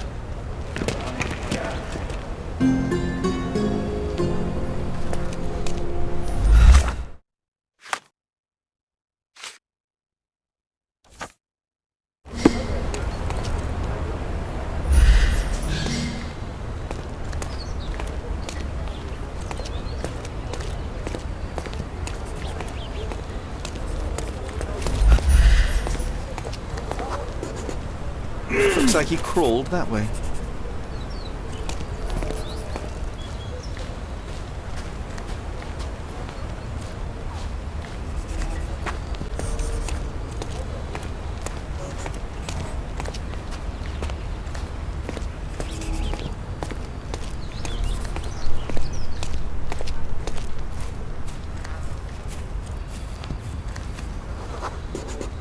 The empty bottle suggested intoxication. This vomit confirms it. Well, if you were tailing supernatural creatures for a living, wouldn't you start drinking? Thanks to you, I am often forced to tail the supernatural, and yet I'm still sober. Mostly.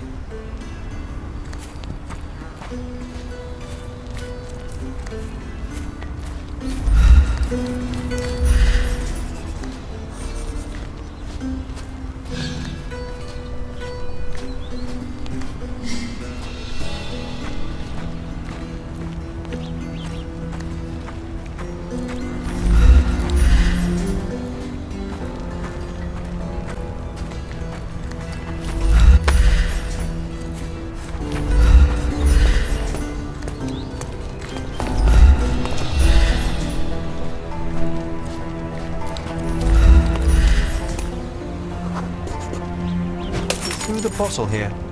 We must be near his hideout. Maybe we just leave, Sherry. There is no need to disturb the ghost hunter from his beauty sleep.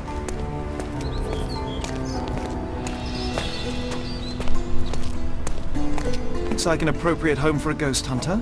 I have a bad feeling about this.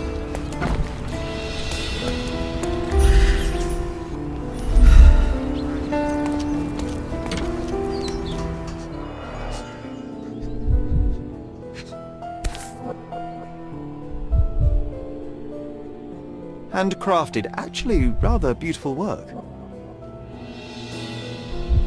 An eerie and unsettling sound.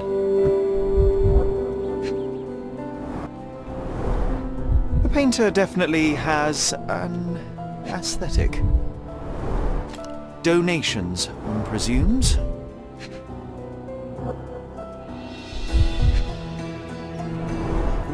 So this is where all the money was going. So you see, John, nothing supernatural, just a drunken lowlife fooling superstitious sailors for a living. You can't argue with the truth. The truth will out no matter what one does. You can embellish it all you like, but you're just delaying the inevitable. Well, he can delay it no more. After what happened at the port, this scam won't work again. Maybe we just leave, Sherry. There is no need to disturb the ghost hunter from his beauty sleep.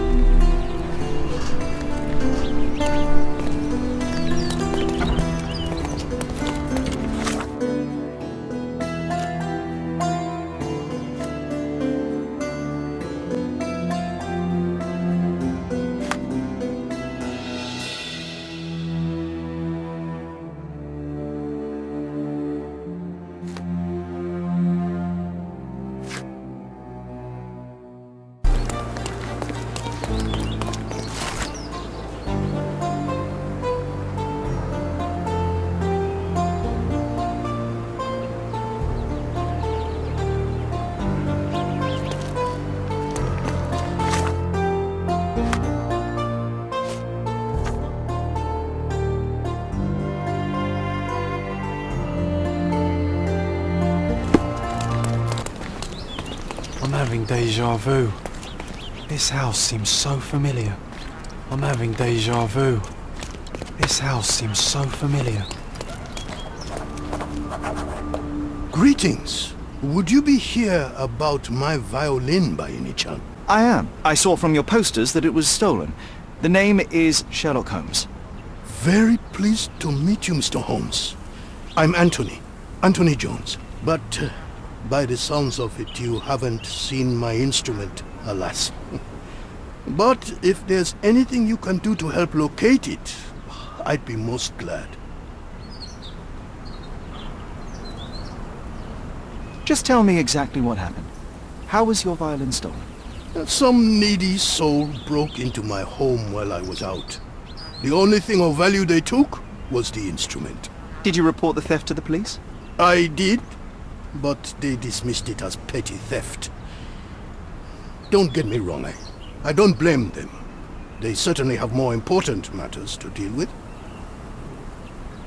It would be another crime if I let some petty thief get away with your beloved violin.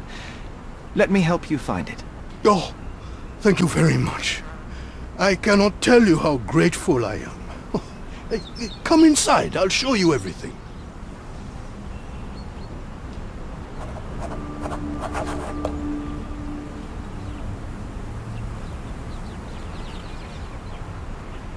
Feel free to look around.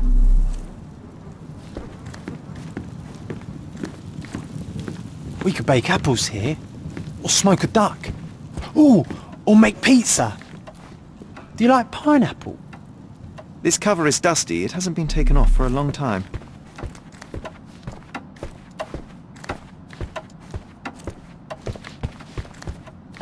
These are intricate pieces of music. Quite beautiful. I see you've received many accolades. Ah, those are from a long time ago. I used to perform a lot in my youth.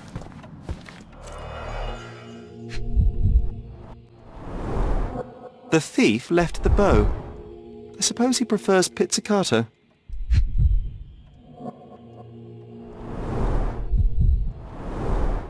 The jagged bottle reeks of cheap whiskey.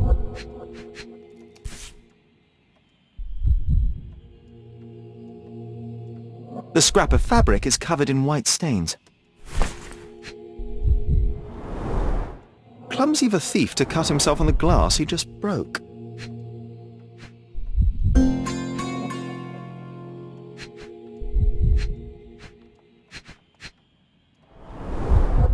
An utterly useless theft deterrent for a glass display case. Nothing was taken except for the violin. How odd.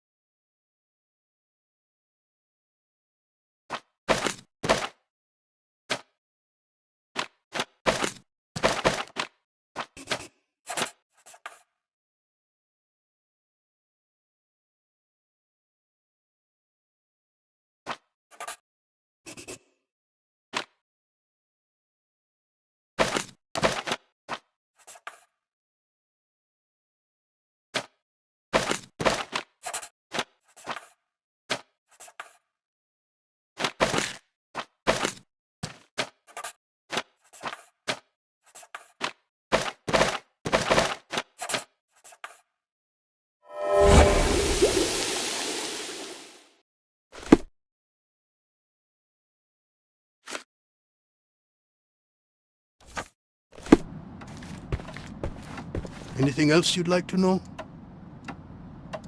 You weren't here when the burglary happened, correct?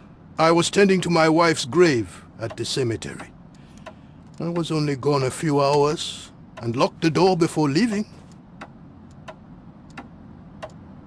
Does anyone else live here? No. My dear Emily died long ago. And God never blessed us with children. I used to give music lessons, but nobody visits me anymore.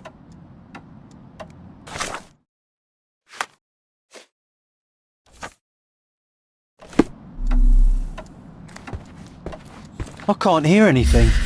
Has it got strings?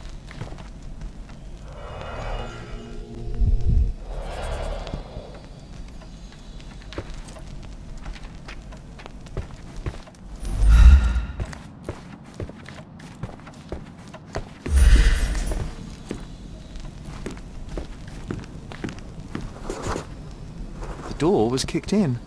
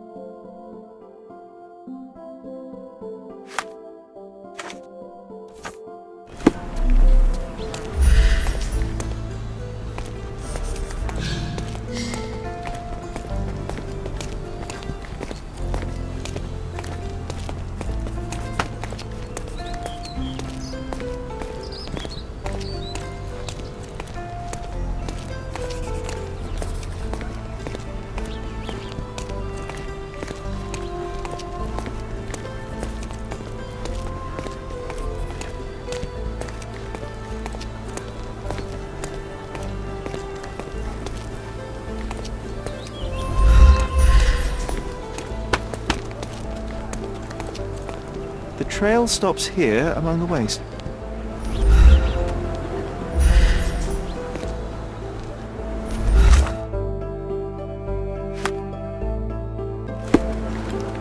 Hello, sir. Would you like some fruit? Fresh from the orchard? I'm not hungry, but I'm looking for a violin that was stolen. Any chance you saw someone with one? Oh, yes, I did. It was sailors, sir. And they were very good customers. They ate lots of fruit, and said that my donkey looks like their friend. Lieutenant Sean. A lieutenant. Did you see where they went? No, sorry, sir. I was helping other buyers. Oh, and sir, the sailors also took my donkey. So I guess they weren't very good customers. They promised to return him, but they didn't come back. My father will kill me if he finds out. So I'm still waiting here for them. Do you know Anthony Jones, the musician? He lives nearby. Of course. Mr. Jones is very kind. He never barters. Funny you ask. I'm yet to crack a smile, so pray tell. Well, the first time they came by, the sailors mentioned something about music, so I told them Mr. Jones can teach them how to play. Wait, so what is his violin? Whoa.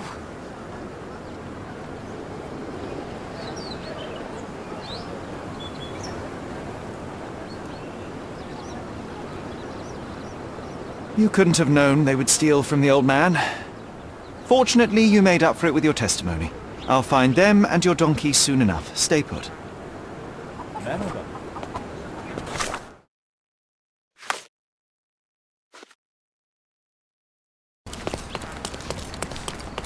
Extra, extra! A very British scandal. The British envoy has defiled a refugee woman. Proof supplied. Interested in some Cordona news? Check the front page. You will...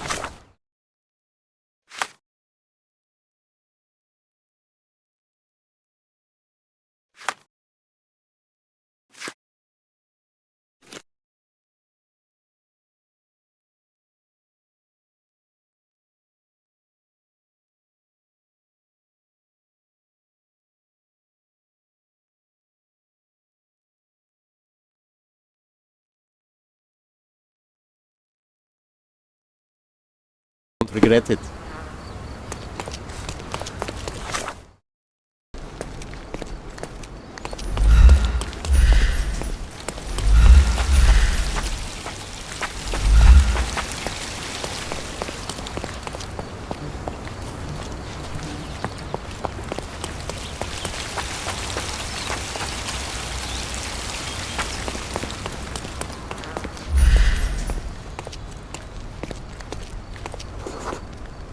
The donkey was being stubborn, but so were they.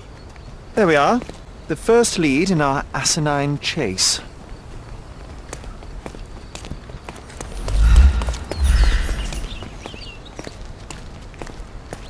One of them lost his cap.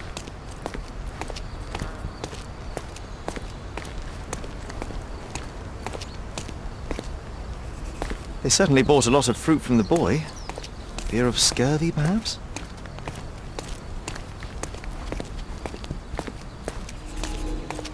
A pile of dung.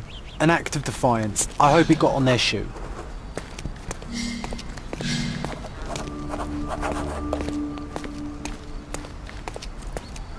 Another bottle of whiskey. Oh, this must be Lieutenant Sean. The sailors couldn't get him inside the tavern. Don't forget to point the boy to his donkey on our way back.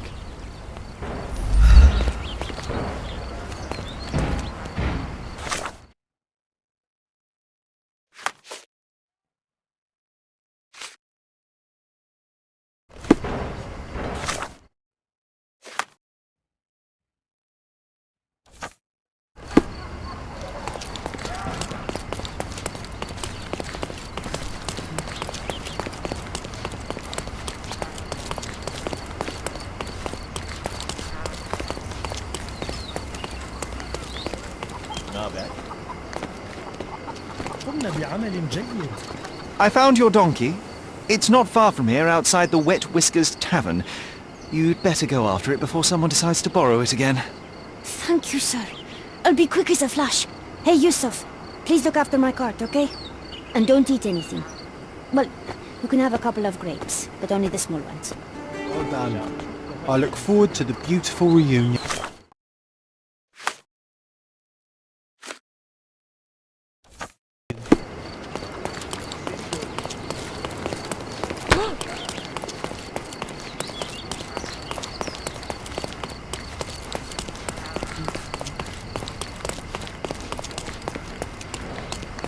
Come on, move! Those drunks are wreaking havoc in there.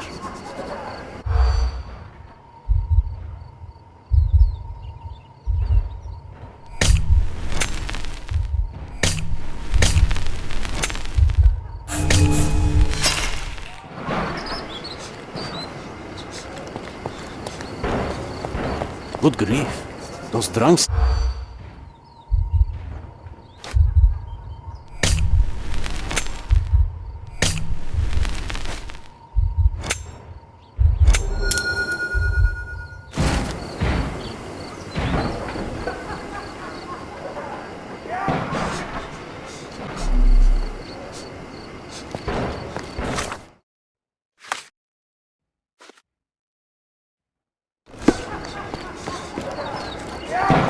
I'll cover you, partner. May I ask for your assistance? I've never heard of it. I'm sorry.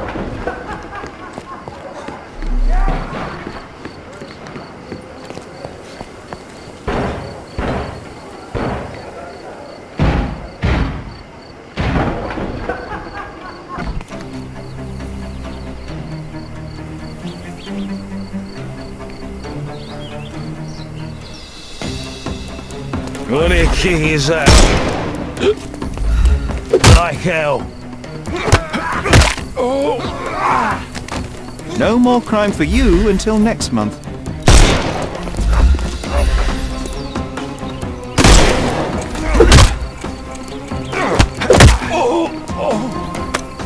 Too simple.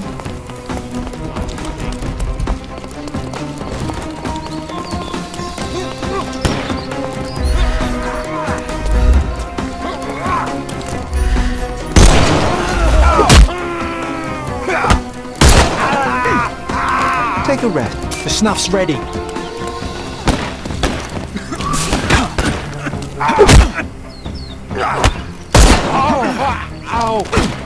I'm coming.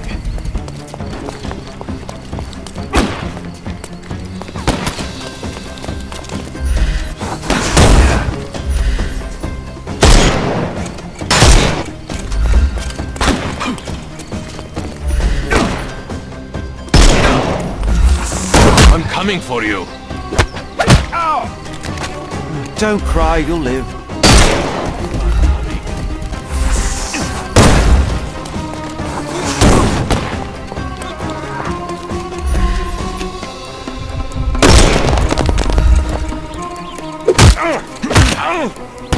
Take a rest, my friend. Give him the pepper snuff.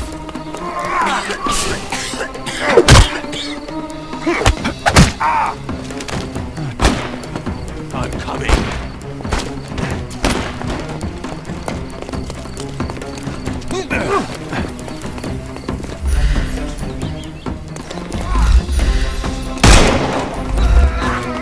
I'm coming for you. Don't bother moving. You've lost.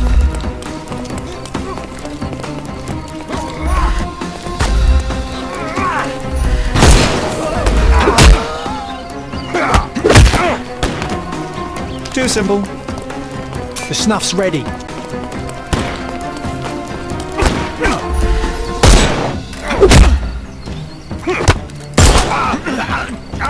Don't bother. Give him the pepper snuff. Well, they left me no choice. I think I might be nearing intoxication myself just from the smell of them.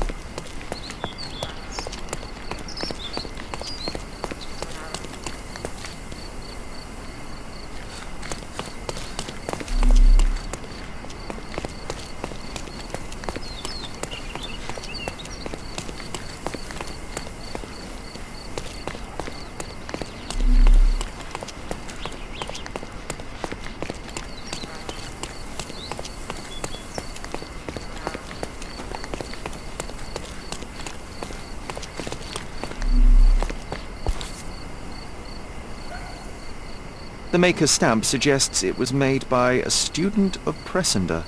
Quite a lovely instrument. And somehow, after all the mayhem, it's still in one piece.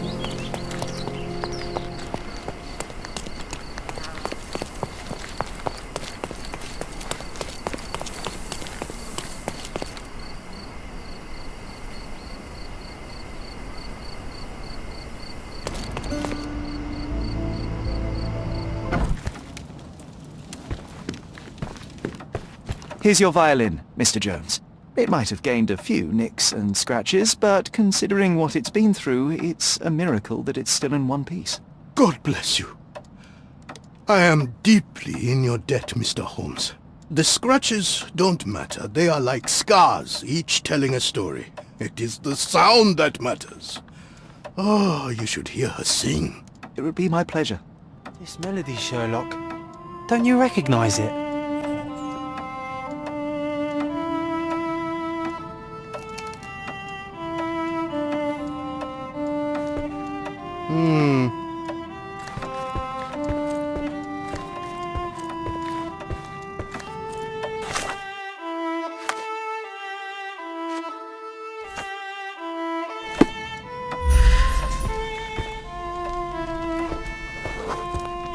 Look up, Sherry. There used to be an attic up there. We used to sneak in from the roof and listen to Mr. Jones play when we were children. You should tell the old man the truth. I think it will mean a lot to him. Bravo! I'd forgotten how beautiful a violin sounds in the skilled hands of a virtuoso. That melody, it brought back some memories. I have a confession to make, Mr. Jones. As a child, I used to sneak into the attic above this very room and listen to you play. Spellbound by the music. Oh, so that was you. After my wife's death, it was difficult to pick up the violin again. But knowing someone was listening helped me persevere. In fact, a young man like yourself could breathe a second life into this instrument. It's a remarkable outlet for one's emotion. You should have it. I can't accept that. And, oh, I don't play. It's never too late to learn, Mr. Holmes. The way I see it, the violin chose you. Take good care of her.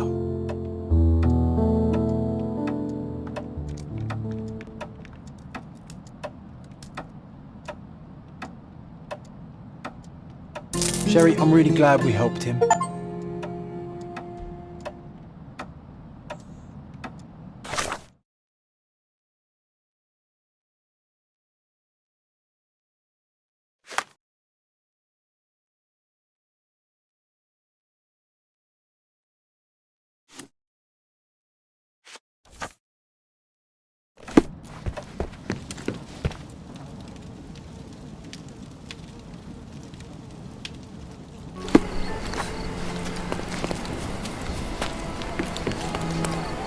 Kiss mark. It's the work of a siren, I'm telling you. Here to gawk at the bloater? Not at all, officer. Perhaps I can help. Help with what exactly? Solving an accident? Fellow drank himself to death, literally. Case closed. It's not the first case, neither. A few days ago, another drunken sailor drowned himself in a fountain. What can you tell me about the other sailor? Nothing to tell. Some rich chap complained about a dead body in a fountain. Wasn't me who inspected the scene, though. Should have gone easy on the bottle, if you ask me. They get to shore, they start drinking like fish. Too bad booze doesn't make them grow gills, eh? I would like to take a look around. Go ahead. Just don't disturb the evidence, all right? I still have to write my report. There's talk on the streets that a siren could be responsible for the drownings. A siren? You mean the bird woman kind? Why, of course, we've got sirens aplenty round here. Harpies, too. Oh, please.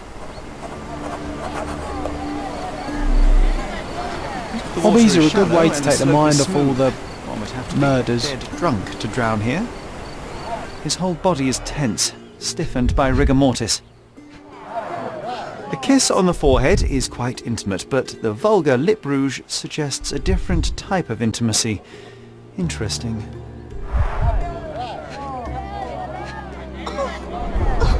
The face is frozen in a contorted smile. His fingers are clenched as if he's clutching to life even now.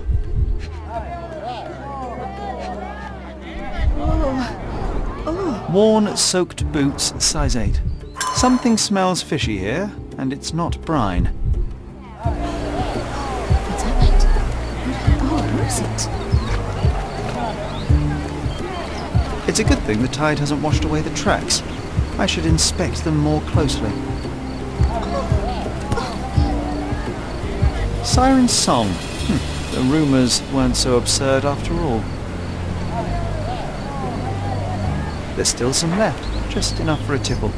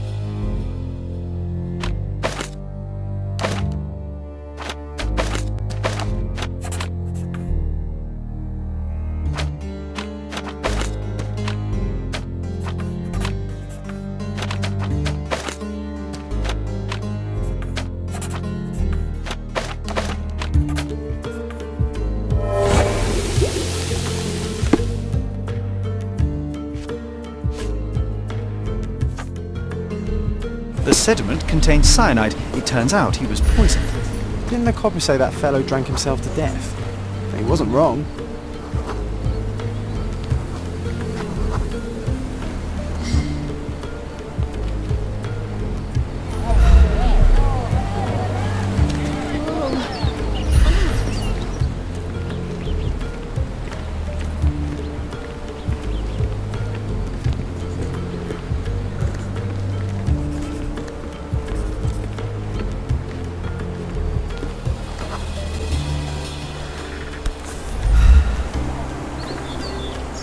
Light tobacco with a hint of citrus.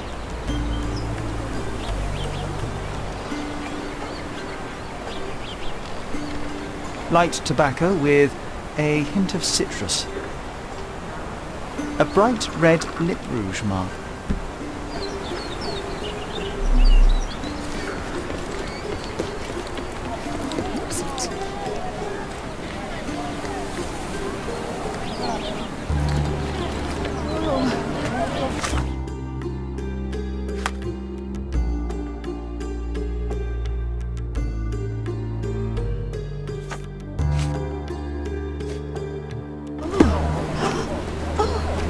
What now?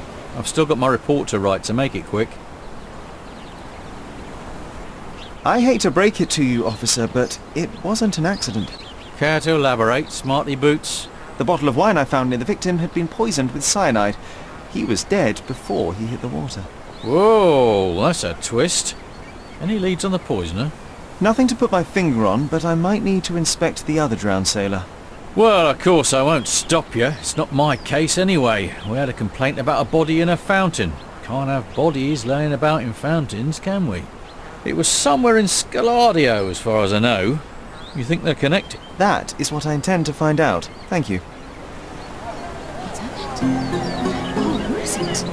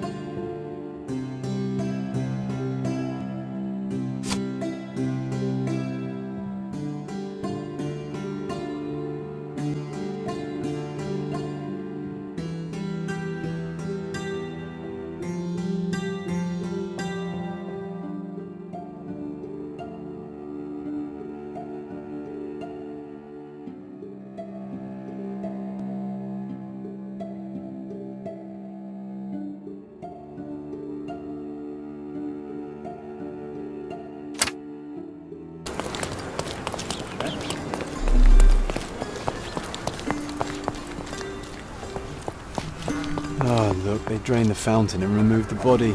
I'm too late. No matter, we'll work with what we have. Drowning in a 2 feet deep fountain. I've seen some things, but this really takes the biscuit.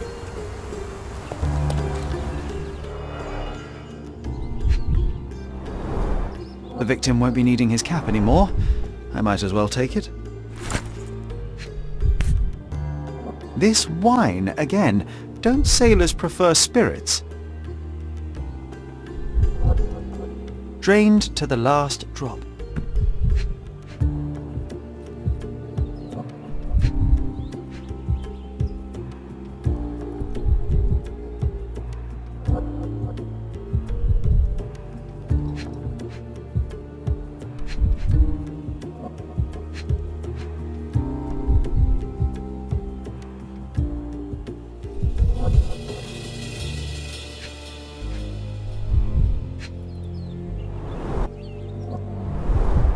Ugh, the litter bin is right there.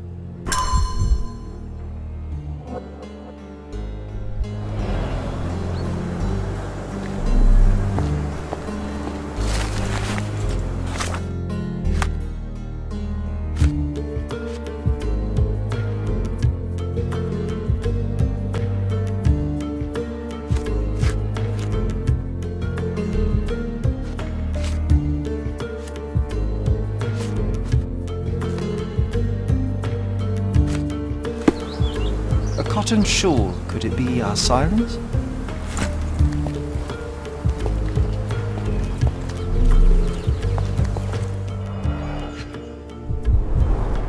Last week's newspaper, the front page reads, "Sky is the limit, Governor funds Arsenal's second airship."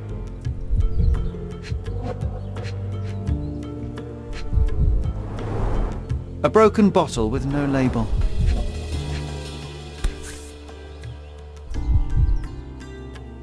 Light tobacco with a hint of citrus.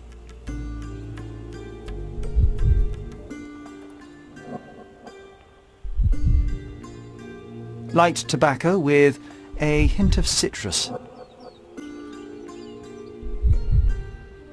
A bright red lip rouge mark.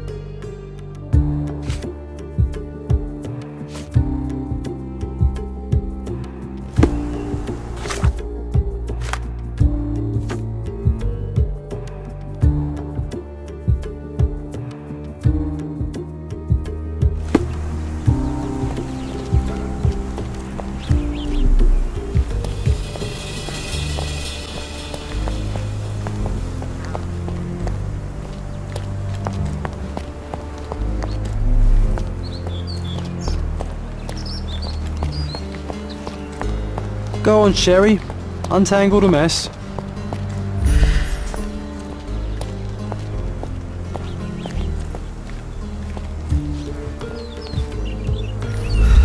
Drowning in a 2 feet deep fountain. I've seen some things, but this really takes the biscuit.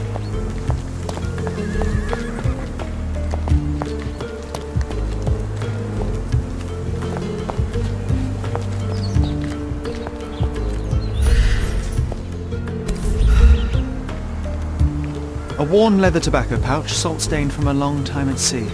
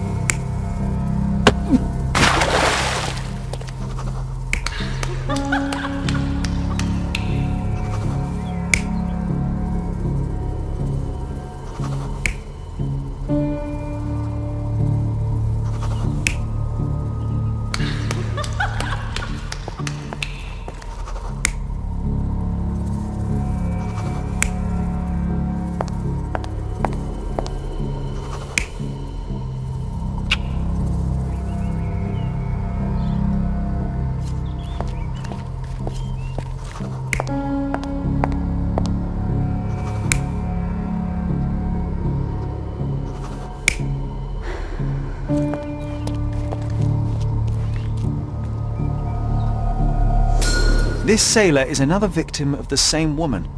She poisoned him and pushed him into the fountain to make it look like an accident. Sherlock, the spot where he fell. I saw something. Maybe you should take a look.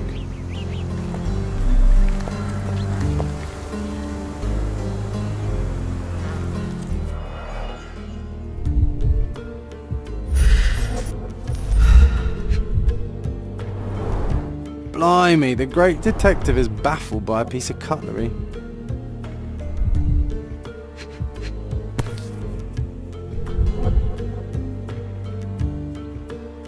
A water-soaked matchbox from the Drinking Dutchman. Must be a local pub.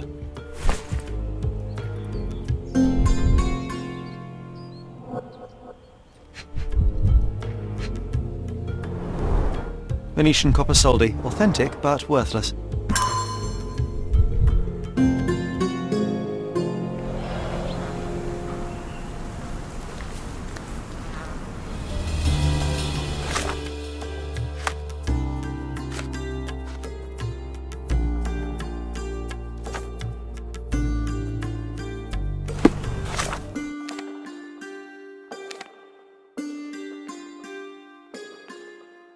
Up to Boston in a few days.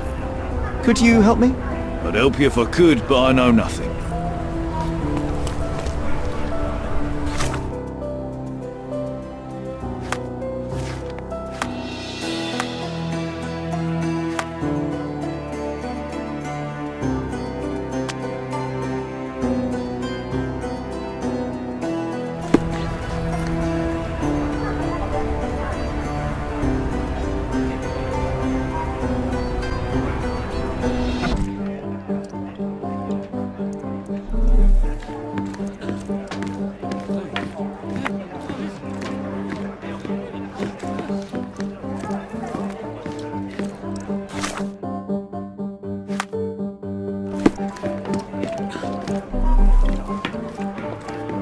What can I get you, mate? Nah, I'm good. Don't want to end up like that guy who drowned in the fountain after having one too many. Aye, I know the fella. Shame, damn shame. But let me tell ya, it wasn't the drink that got him. 'Twas a curse.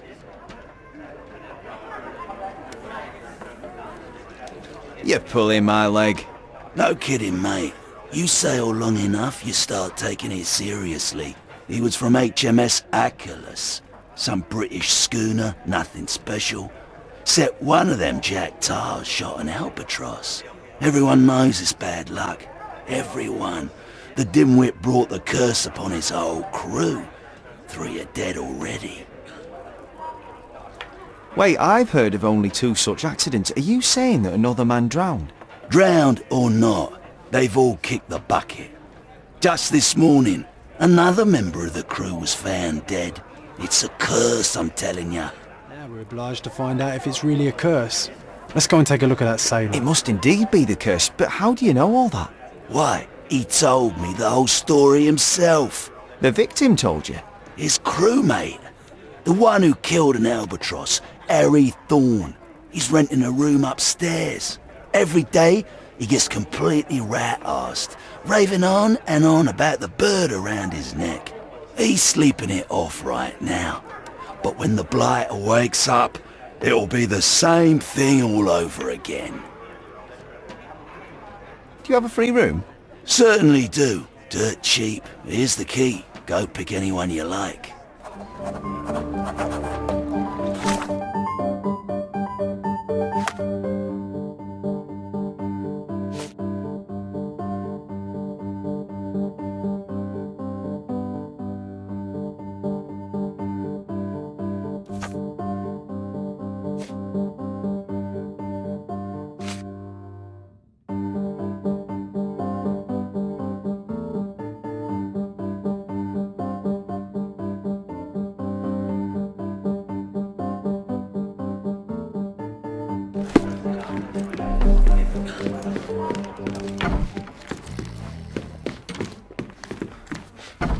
Oh, it smells of stale cigarettes and damp bedsheets. Not exactly the best place to stay in town.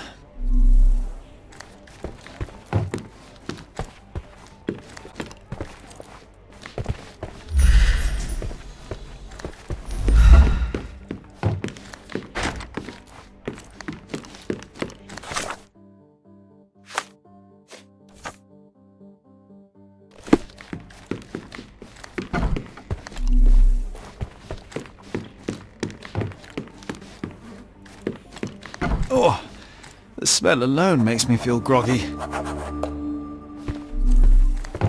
Oof, he's really gone on a binge.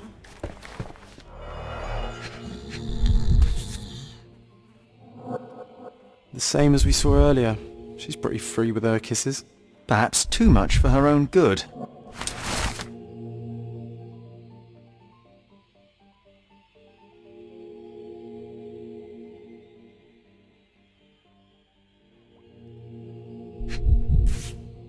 The photo of the cursed crew. Here's Thorn, and right next to him, our first drowning victim. Crew of HMS Achilles, Cordona, 1879. Now we walk into a trap, guns blazing. The game is afoot, Sherry boy. Well said. I think I'll borrow that line from you, old chum.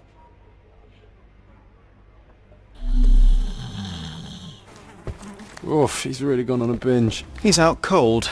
No use trying to wake him.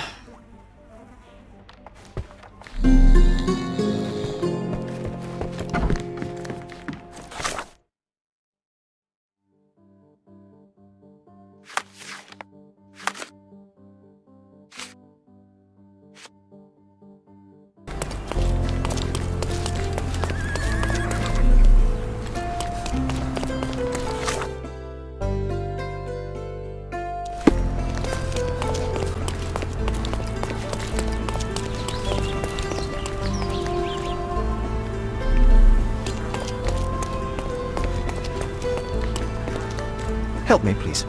You won't get any answers from me.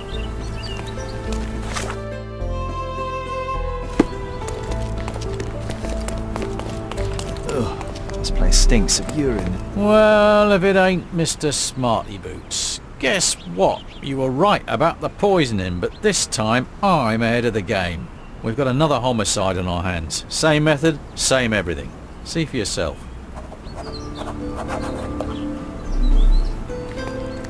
After all this, I assume we're going to meet a werewolf next.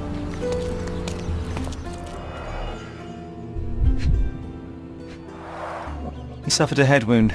There's caked blood in his hair underneath all the mud. Sharp, bloody rock stuck deep in the mud. The officer must have rolled the body over.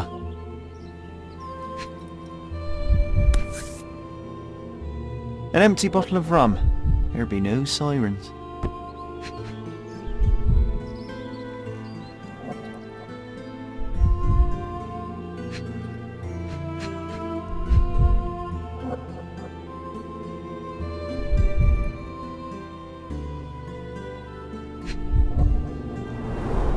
Looks like he slipped. This was clearly an accident.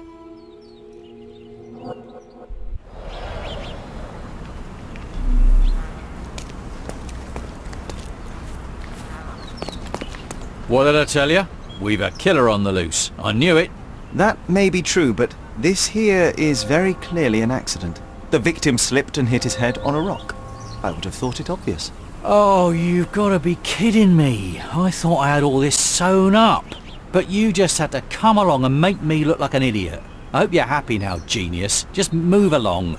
So it was a curse after all. The curse of clumsiness. I hope it's not contagious.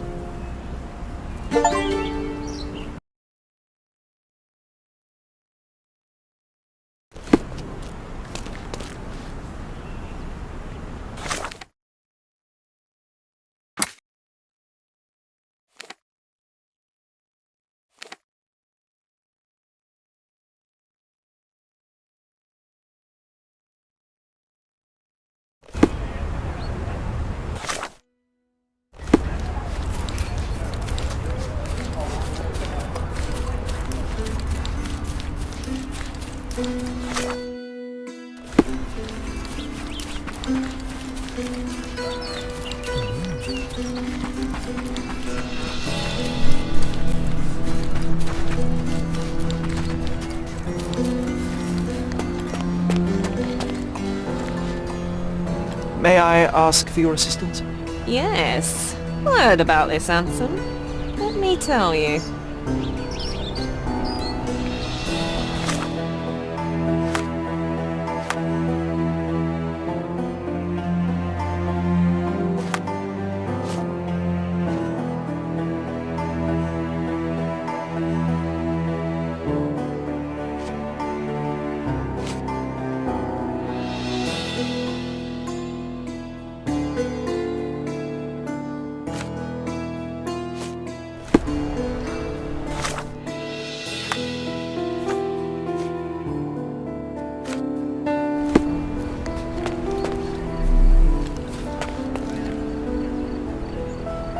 May I ask you something? No, honey. I've heard nothing. May I ask for your assistance? Oh, sorry. I know nothing about it. But I can please you in another way. This isn't working. You might need a different tack. Is this familiar to you? No, honey, I've heard nothing. Hi there.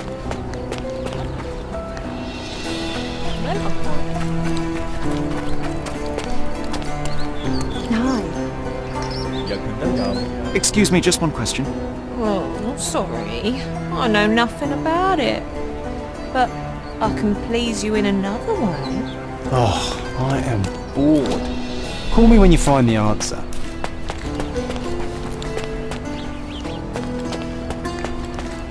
Harry, it's you! I knew you'd come. It's been so long, but you haven't changed a bit. I don't suppose you remember me, do you? You must be Eloise, yes? I got your letter. Wonderful! No point beating around the bush then. I've missed you, love. I wonder if you still have your prowess. Why don't we go to my place for some wine and something extra? How could I refuse such an offer from a pretty girl like you? Let's go right now. Wonderful. Follow me. It's not far from here.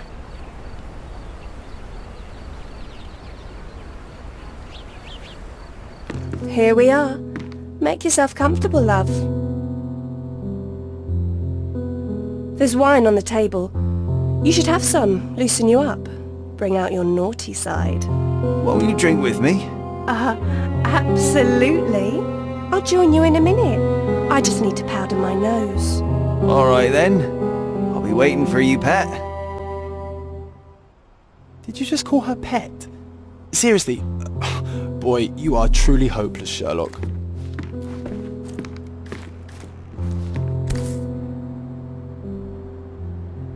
Siren's song. She is consistent, I'll give her that.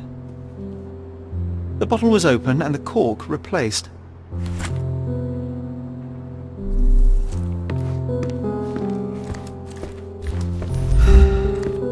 Can't leave just yet. Enjoy your wine, sweetie. I'll be out in a minute.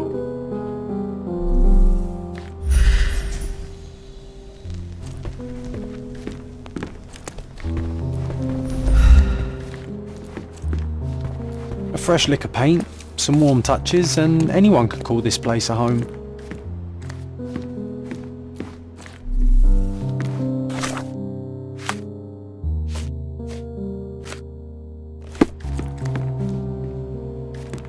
Enjoy your wine, sweetie. I'll be out in a minute. Hey, if you want to keep this stupid act up, you better pour out the wine and quick. Hurry up, she'll be out any second. HMS Achilles, Friday, 5 p.m. She prepared for their arrival. The beloved child of a rich family.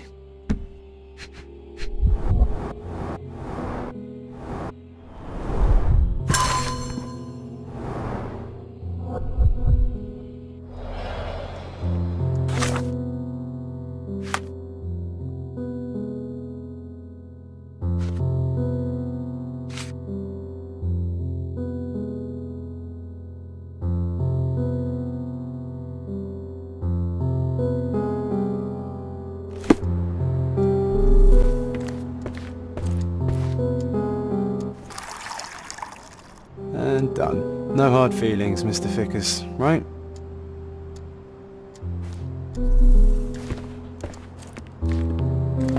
Come on, hurry up.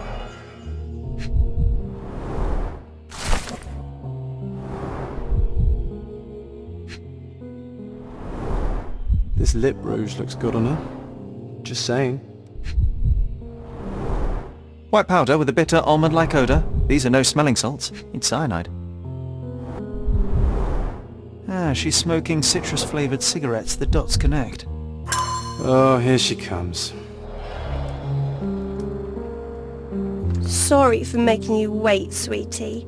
I hope the wine has kept you good company.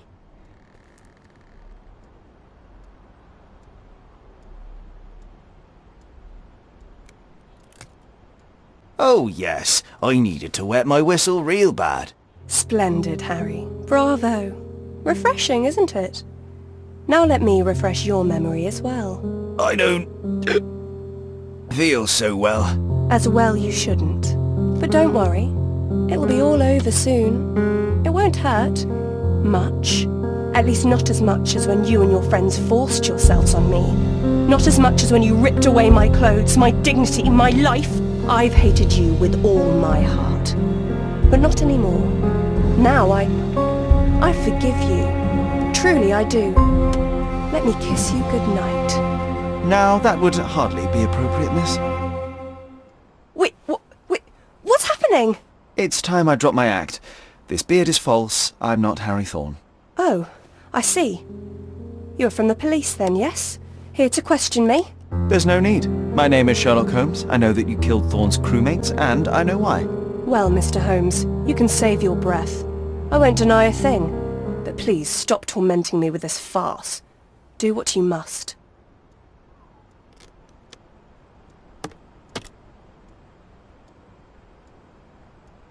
I'm afraid I must turn you into the police, miss.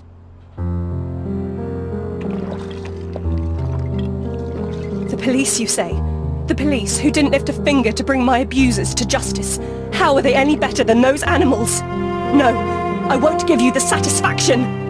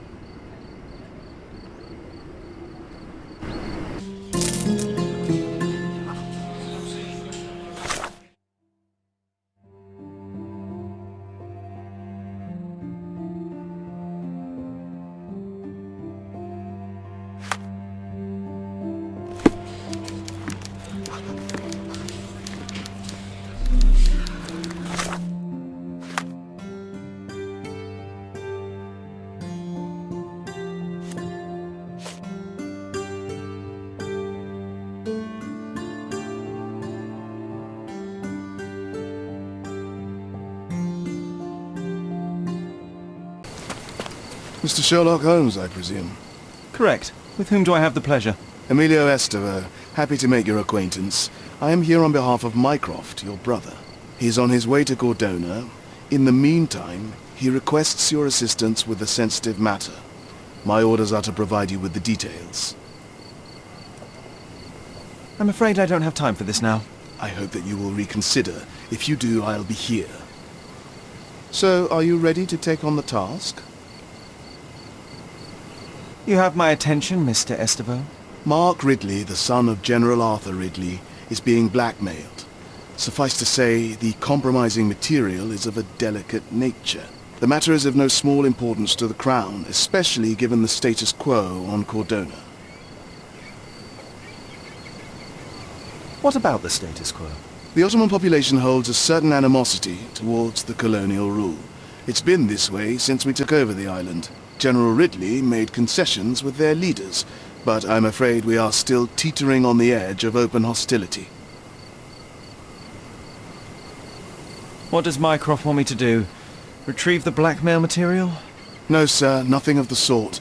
Mark Ridley is meeting the blackmailer atop the old city bridge tower. You shall observe from a distance, then establish the blackmailer's identity. Do not attempt to arrest him. We'll handle it from there.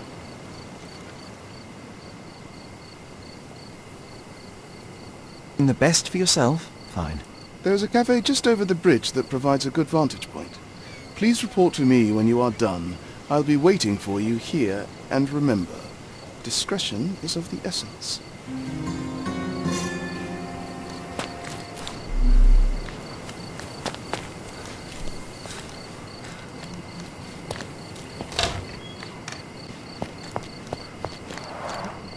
It's a bizarre object, and yet oddly familiar.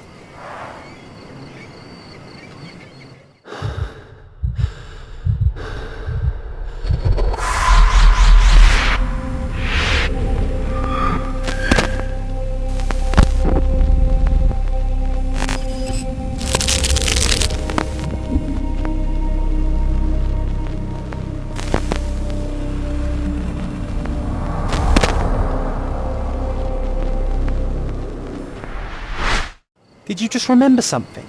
Yes. A room full of curiosities and artifacts. I think I can find it in the manor. Sherlock. So, you continue to pursue the imaginary. I had hoped you might have got all this out of your system by now. Mycroft, what are you doing here? Get out of my house! It's my house, actually. I've come to bring you back. I have no interest in returning, let alone with you. I know you lied about Mother all these years, claiming she was merely ill, but she was unstable. She never had tuberculosis. She was not recuperating, but mentally deteriorating, and you never once thought to tell me. How dare you?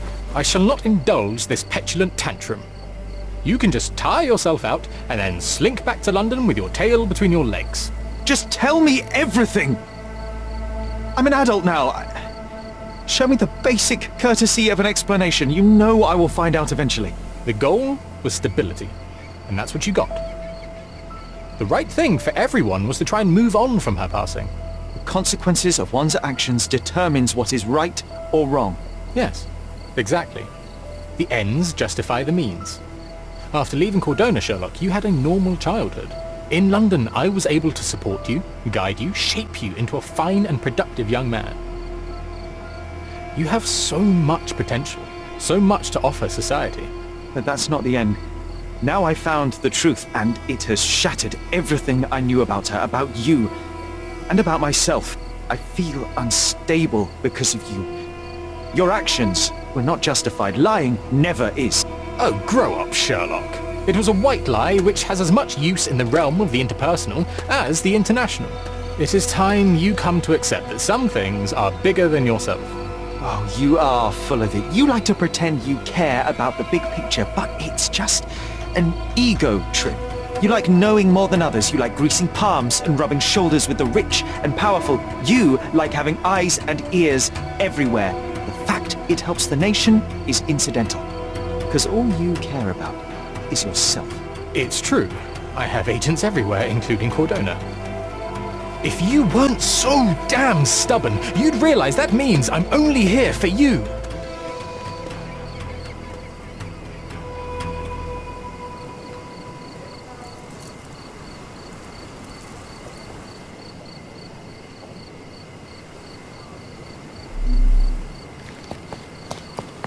I should write a book about the behavior of bees someday.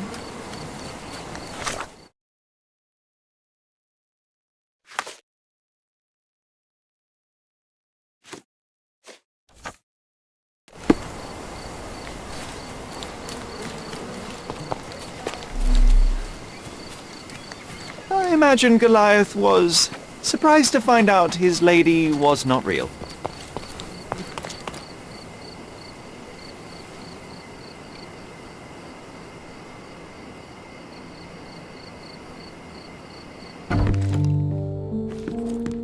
Well done, Sherry.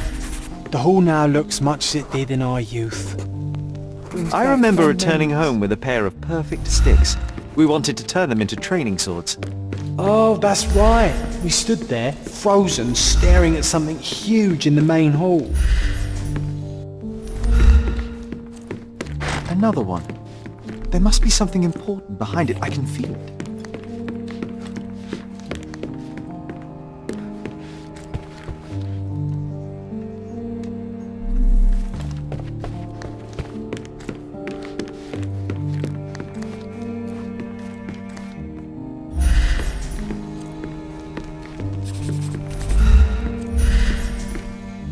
Home sweet home, Sherry.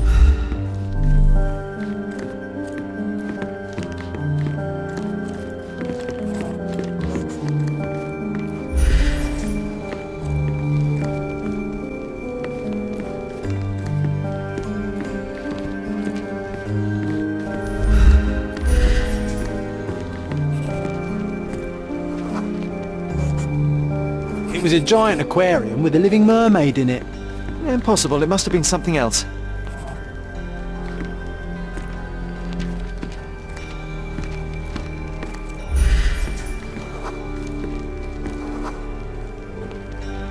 Oh, of course, that mortifying hoax presently taking up space in our front yard.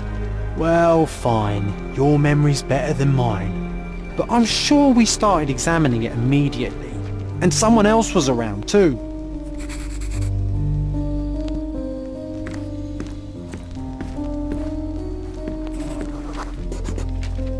It was my mother. She asked what I thought of the artifact. You were really concentrating and holding something in your hand. I inspected it with a magnifying glass and was able to confirm it was made of two different skeletons. The mermaid was a fake. And so it was time to smash the thing. Your mother took a hammer and... Slow down, John. That's not how it happened. I remember other people joined us. The workers took the artifact and placed it into the cabinet of curiosities. It became part of Mother's collection of fakes. She always said that the truth lies in the details. This mermaid helped me to learn that.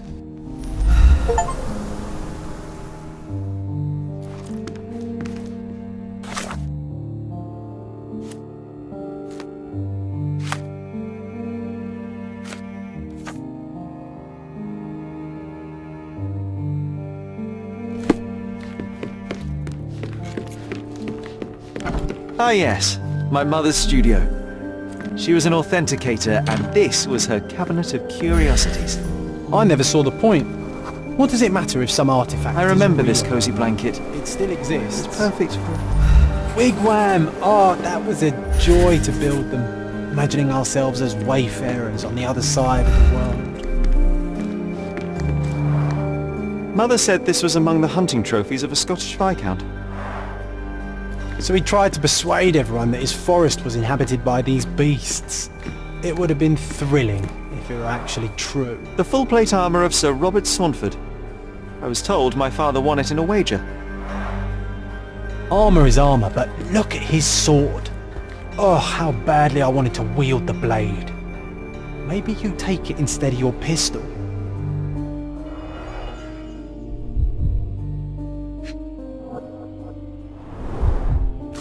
Clearly, it was deliberately torn. I wonder why someone would do that. The Tulpa, Studies in Tibetan Mentalism. An impressive number of bookmarks. Someone was rather obsessed with this subject.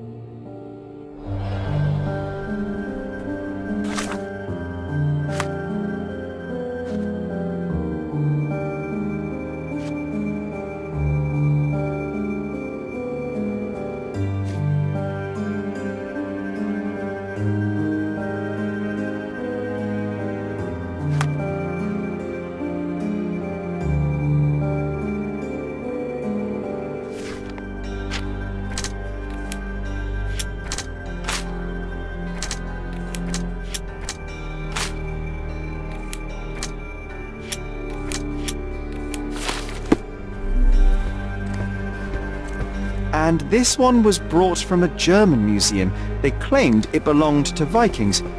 Nonsense, of course. Vikings never had horns on their helmets. One of the most ridiculous fakes I ever saw. Its owner insisted it was a polar bear. He thought the white paint on the brown fur wasn't noticeable.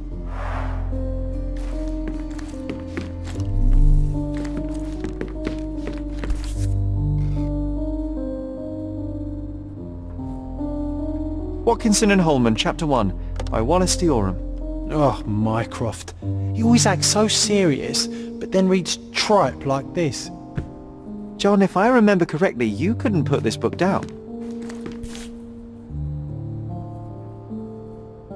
Another fake Holy Grail. Its owner claimed to be the heir of King Arthur. Scarcely believable. He also insisted a deadly rabbit was hunting him.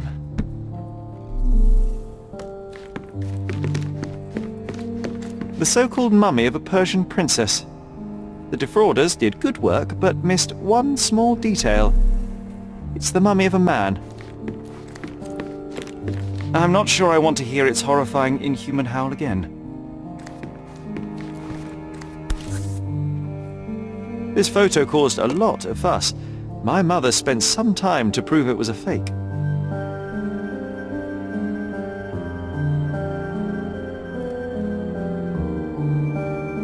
(1852), Bingley, West Yorkshire.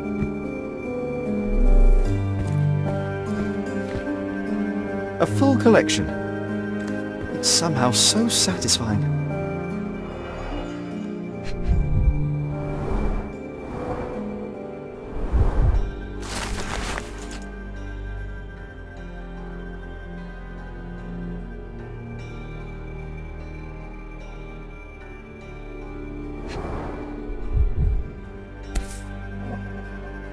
Carefully opened. Dated 24th of April, 1869.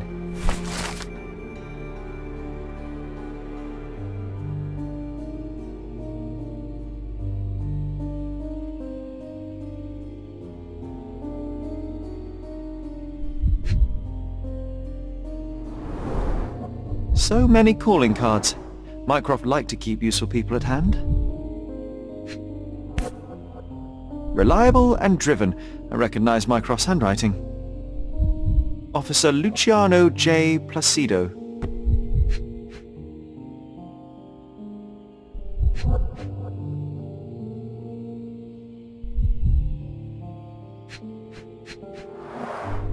This drawer was always closed.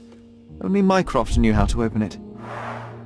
I remember we tried to break it open and spy on him, but alas, had no success. Maybe today's the day. Oh, Sherry. I'm starting to remember something.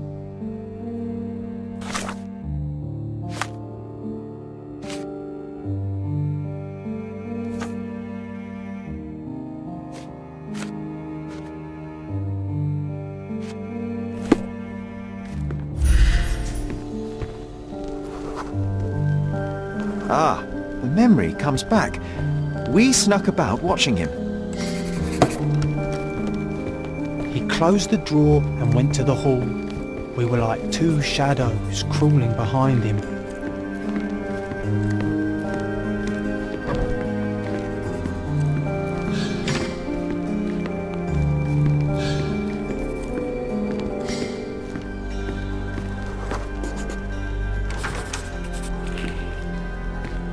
He opened the door to the postman, and they exchanged documents. If it was a real postman, of course.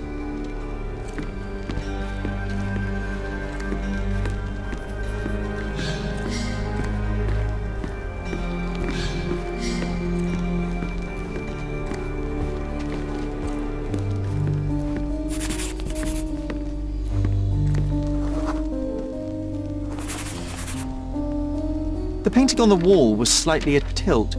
He stopped and straightened it.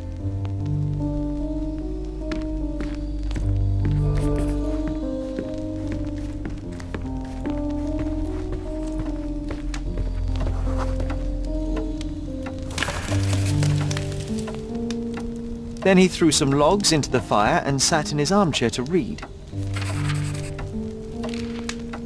It's as boring now as it was then. I'm sorry, Sherry, but I think that's it. Wait, John, we never use the fireplace in the mornings. What if...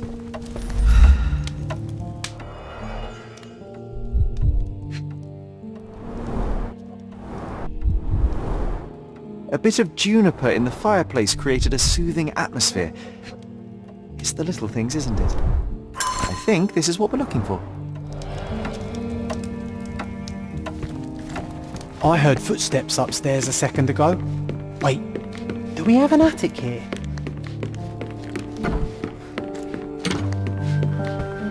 A full collection. Somehow so satisfying. Look, it's Roger. This jolly old man's well preserved. Even looks refreshed.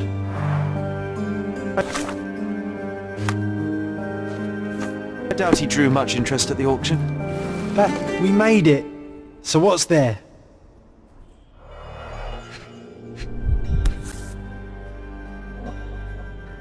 Single malt whiskey. Mycroft's favourite.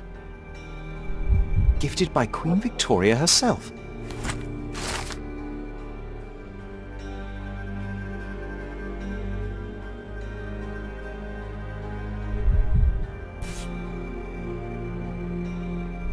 Otto Richter.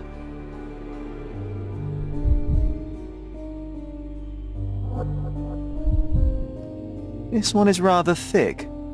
Mycroft can be truly dogged in his research.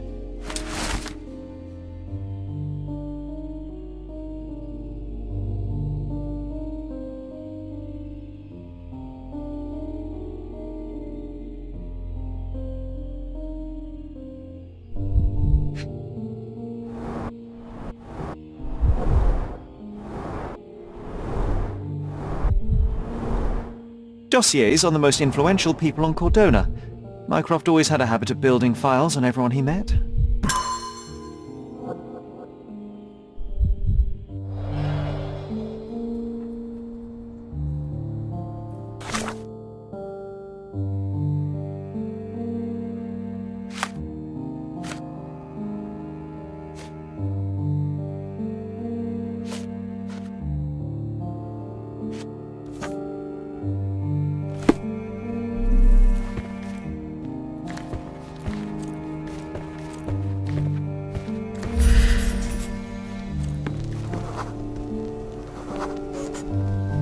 I used this ladder to look at the top shelf, right? On the day of Mother's breakdown upstairs. Right you are, Sherry.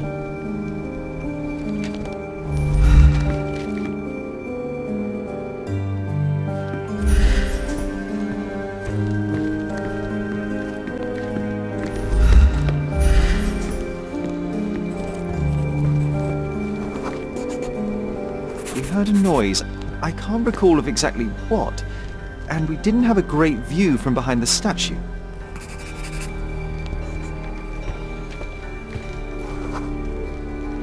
The books and papers from the table somehow ended up on the floor. Now it's coming to the surface, I feel it.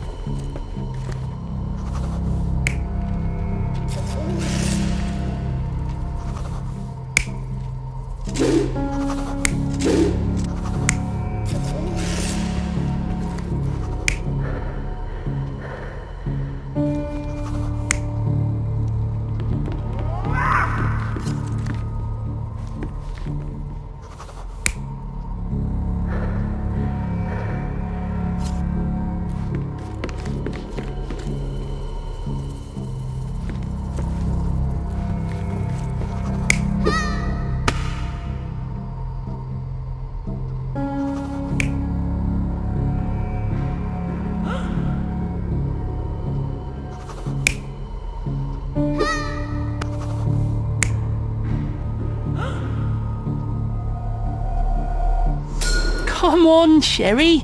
Let's go outside. Wait. Did you hear that? Come here, Sherry. You call this progress? Charlatan, amateur. I'm not letting you anywhere near my mother again. So there was a quarrel between them.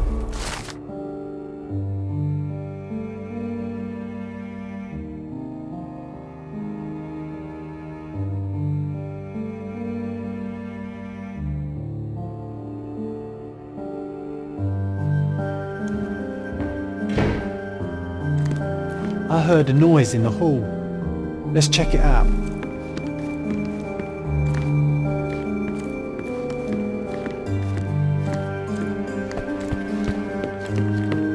The so-called mummy of a Persian princess. The defrauders did good work, but missed one small detail. It's the mummy of a man.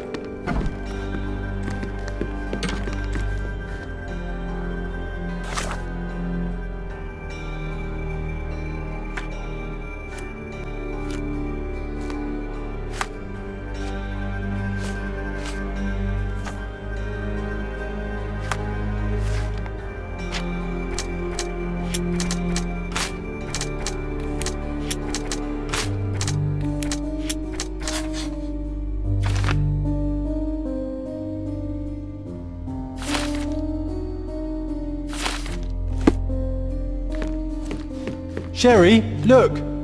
We've got a parcel here. Hurry up and let's see what's inside.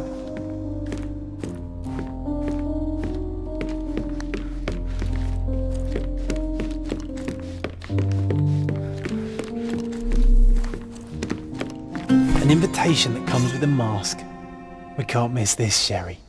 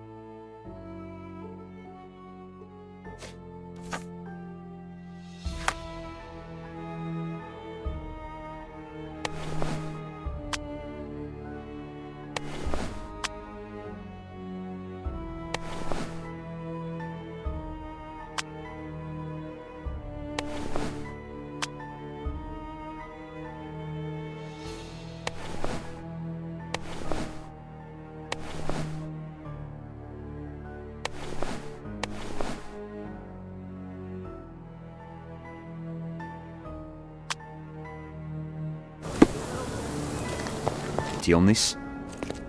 Yeah.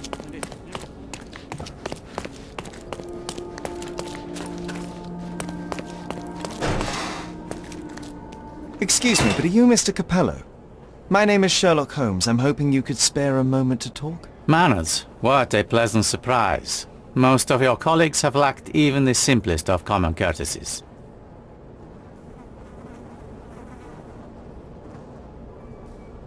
You're a suspect, sir, but not yet a criminal. I shan't treat you as such. Your case is refreshingly unusual, and I wish to get to the bottom of it.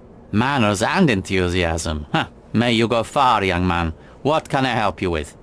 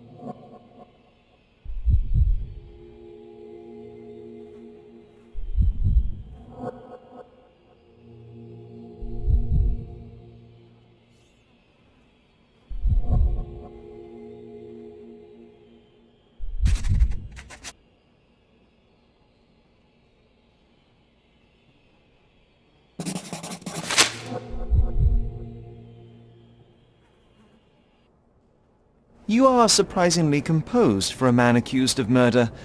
Not so easily shaken, I take it. Life is full of surprises. You'd be astonished how many deals go sour due to a force majeure. One becomes skilled at adapting. I am confident this will all be set straight. Until then, I will endure. Much how you endure that injured hand. Those bruises look painful, but you seem barely aware of it. Were you attacked? No, a minor accident, nothing more. My heady days as a man out to prove his valor are far behind me. I now know that to succeed in life one must stay calm and plan ahead. The world will turn your way eventually. And if it does not, then one must persuade it so. Please, tell me how you ended up in this situation. Well, this morning some clients arrived to finalize their purchase of a Capello modular safe. But when we opened the door, out tumbled a dead man. And I take it this wasn't normal? No, I normally keep my corpses in the wardrobe. Please, young man, spare me your wit. The rest of the day was a blur. I recognized the victim, and it seems so did the police. That was enough to make me the main suspect. Who sent for the authorities? No one. As it happens, we had a break-in last night. Nothing was stolen, but for insurance purposes the report had to be made. So, police officers just happened to be on the premises when we discovered the body in the safe. You say you became the suspect when the police identified the victim. Is there history between you? Surely you jest. That man and I have never met, and never would, unless he became the first deity in history to use our products. Some sort of family feud? I'm afraid I'm not familiar. You must be new to Cordona. It's an old tale. Back in Italy, generations ago, the deities tried to ruin our family business. They nearly succeeded.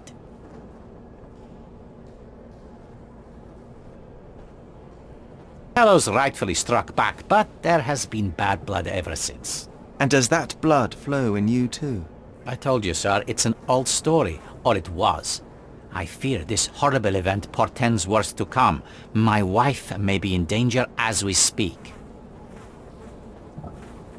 You mentioned you were showing your wares to some prospective buyers when the safe was opened. Who were they? Clerks from the bank. They inspected the safe from top to bottom yesterday. I assumed the sale was just a formality at that point. And the safe was closed? It's usually open, but it locks automatically when the door swings closed. That's another marvelous Capello invention. A coffin that locks itself. Marvelous indeed. Help me grasp your movements yesterday. What time did you meet the customers from the bank, and did you have any other appointments? Yesterday, the bank clerks arrived at 10 a.m. Afterwards, I was alone in the office until my wife Augusta came in at 3 p.m. I left for home at 6:30 p.m. And what about this morning? Our meeting for the demonstration was set for 9 a.m. I arrived about half an hour prior in order to prepare. I have one final inquiry. Do you recall the time at which the safe door was closed? Young man, I may just as well ask you when you closed your cigar case. I have opened our safes a dozen times a day for a dozen years. I do not recall. I'd like to inquire about the burglary.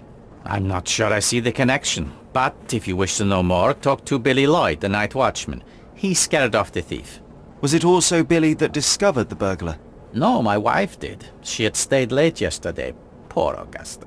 At least she's safer with the police than at home alone. Well, Mr. Capello, I think that's all I need from you at present. Where can I find your office? Here, take my card. Billy should be on site to assist with the investigation. And please, sir, would you check on my wife before you depart? Thank you. I will endeavour to speak with her before I leave the station. Please, treat her gently.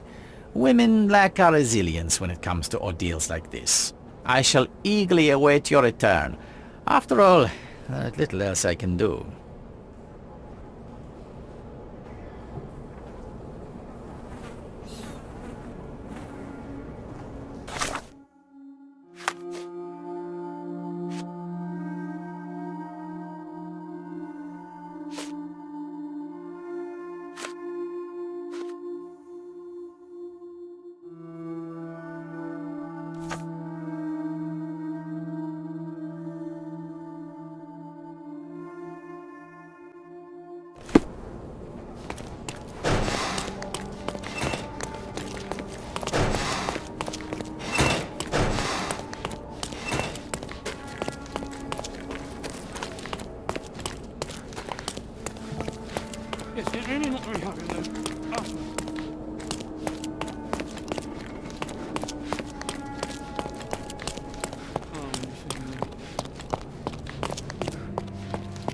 Oh, what a long day.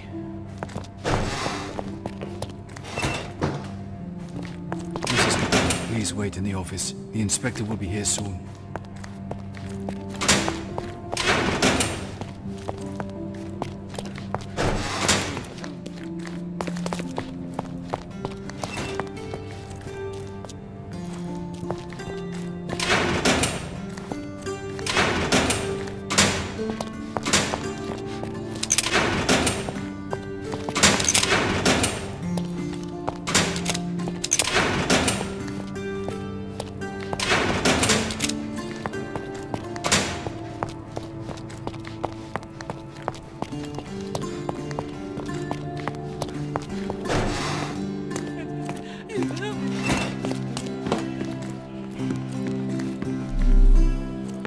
You must be the inspector.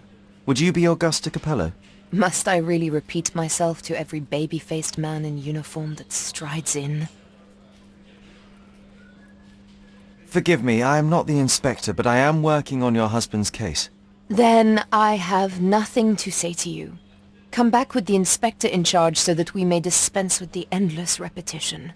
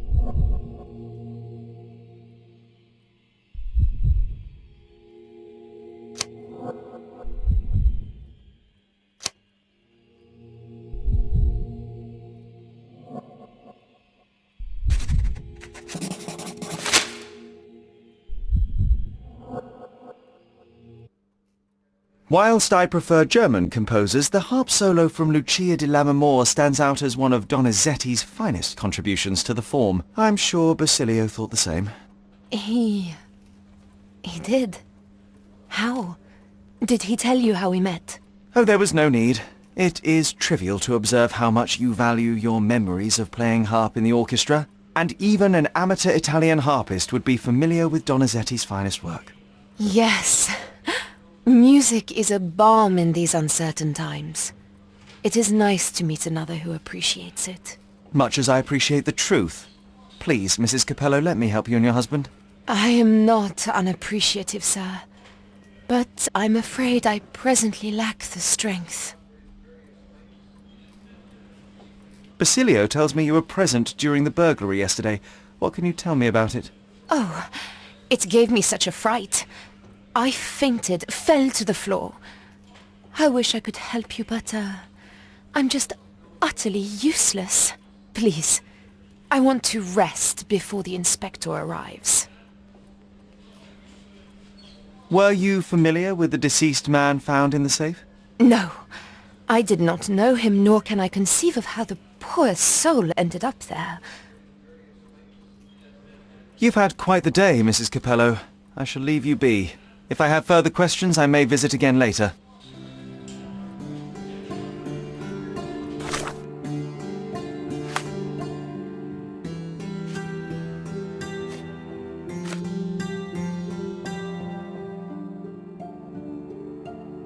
Extra, extra! Vengeful mermaid reeled in! Eliza Interested in some Cordona news? Check the front page.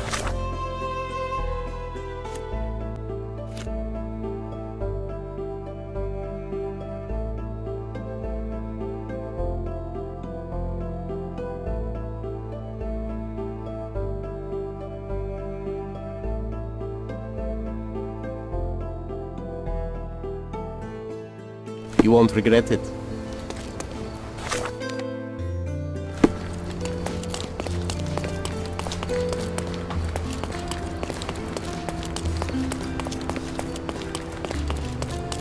The best antiques in the district. My goods will brighten up your house.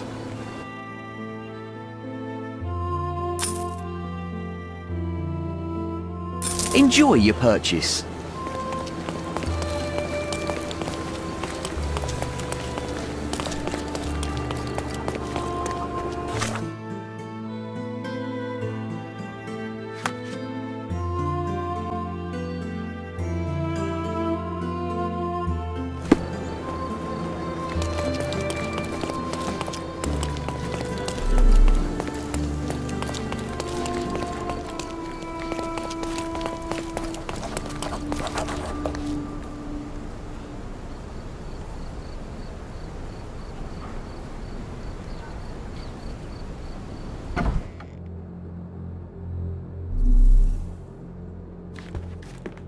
Hello there.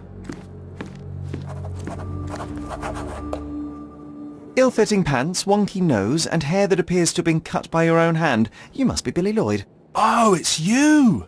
I knew you'd come. You did? You're Mirko Gallia, the best investigative journalist on Cordona. I'm a fan of your work. Alas, you're mistaken. The name is Sherlock Holmes, and your employer... Oh, of course. Discretion. I'm sorry. I doubt the policeman upstairs heard me, though, so your secret is safe with me, Sherlock. Mr. Capello told me you were present during the burglary and scared the criminal off the property? There, you should have seen it. As soon as the burglars saw me, they went white as death. Ran out the back door of the office. I heard a thud and cat shrieks, so I think they went over the railing and into the bushes out back. Clearly, my reputation precedes me. Mr. Capello was so proud. You're a guard, but you didn't give chase. Well, by the time I made it outside, they were miles away. So I went back to help Mrs. Capello. That kind of gentlemanly courtesy is why I'm so well regarded round these parts. What did the thief look like? Shorter than me, mid-20s, a huge scar across the right cheek going from the eye. Short hair. She didn't look like a ghost. Too corporeal. Hold on. She? You didn't think to mention the burglar was a woman? Why did you assume it was a man? It's the 19th century, sir. Ambitious young women are out there pursuing a career, and I, for one, encourage it. Yes, yes, spare me the sermon. When did the burglary happen? Oh, after 10 in the evening. I was just talking to Mrs. Capello. Does she normally work this late? No, it's the first time it happened. Usually I'm alone at night. I was explaining to Mrs. Capello how drinking water every 3 hours can help with digestion, when she excused herself and went back upstairs. Then there was a scream, and I ran up to the office, and... I know what happened next, thank you. What about last evening? Do you have any more details about the break-in? Of course. I write down everything that happens during my watch. Take a look. Fastidious in its mundanity, but I will make of it what I can. I must go and inspect the crime scene. If I have further questions, Mr. Lloyd, I will find you. Oh, don't worry. I won't be able to keep away. Right. The best on the market. You can wallop them, you can burn them. Nothing will work. I bet he tested that himself.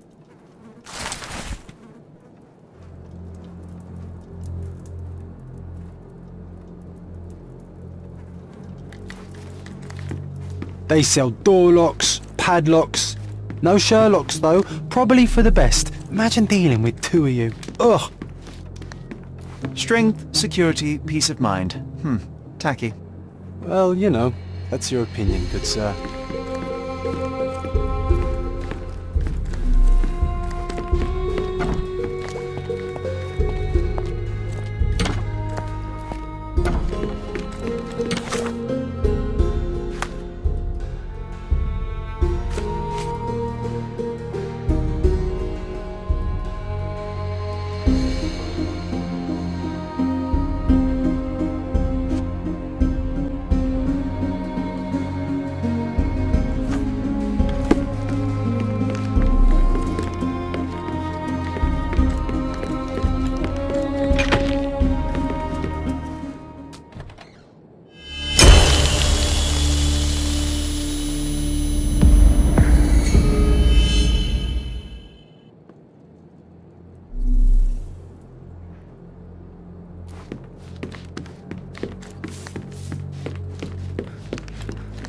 Wouldn't want to be in his shoes.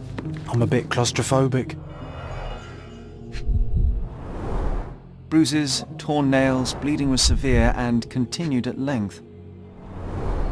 Bulging veins, cyanosis, bloodshot eyes, odd foaming in the mouth. Clear indications of blunt trauma, possibly inflicted before the victim was in the safe.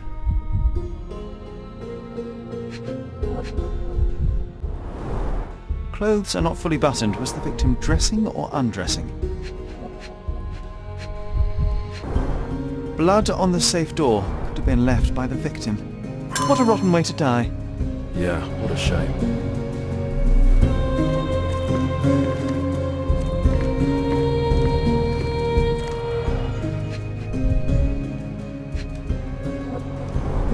The bottle is half empty.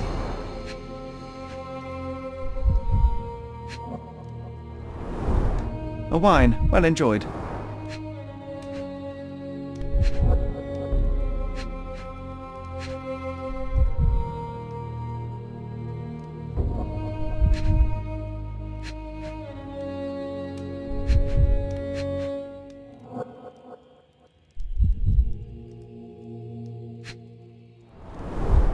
Recently used, but why would it be here?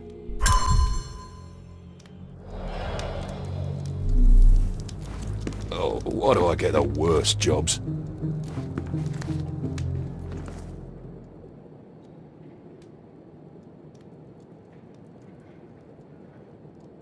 I know of it, but forgot.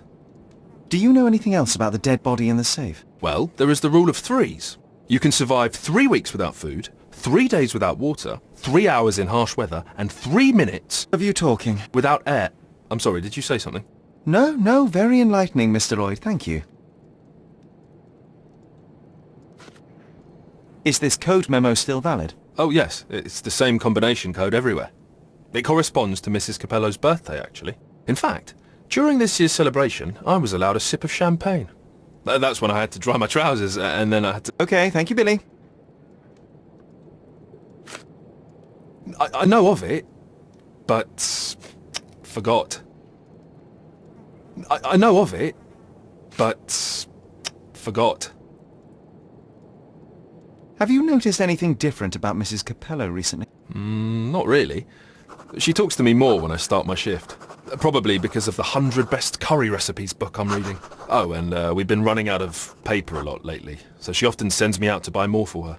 She's very particular about the paper we use. Only one store on the island stocks it, and it's on the other side of the town. But I'm really fast. Interesting, thank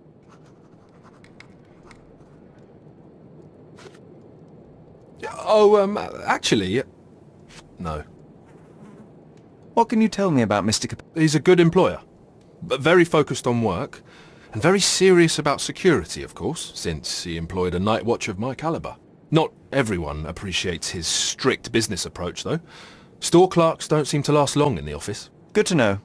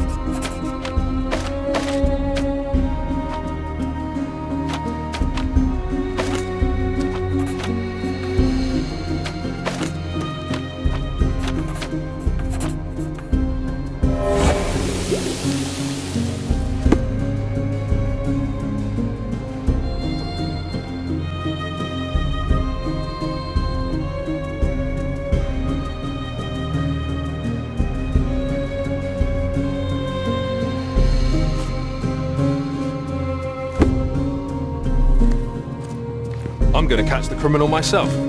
But later.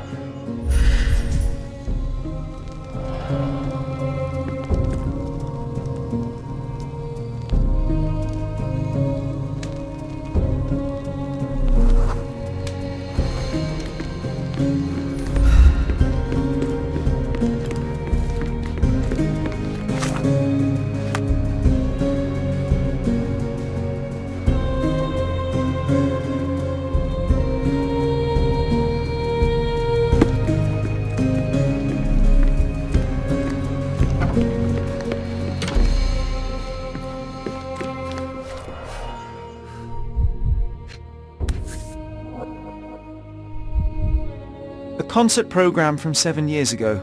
An Augusta La Duca is listed as a harpist in the orchestra.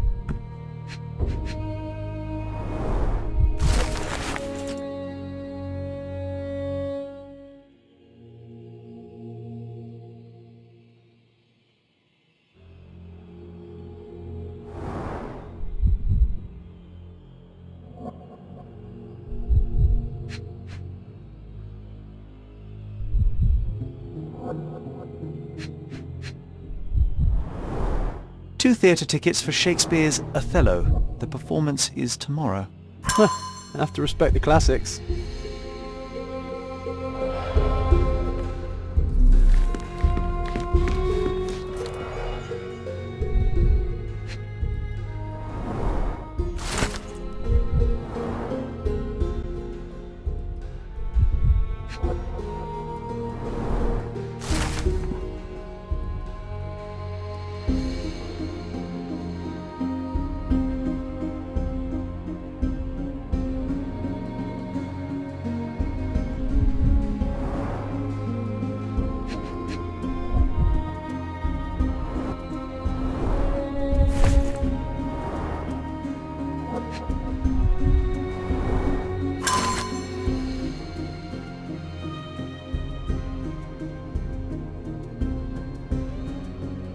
Well-organised workplace? Mr. Capello is the best. Okay, this chap is seriously creepy.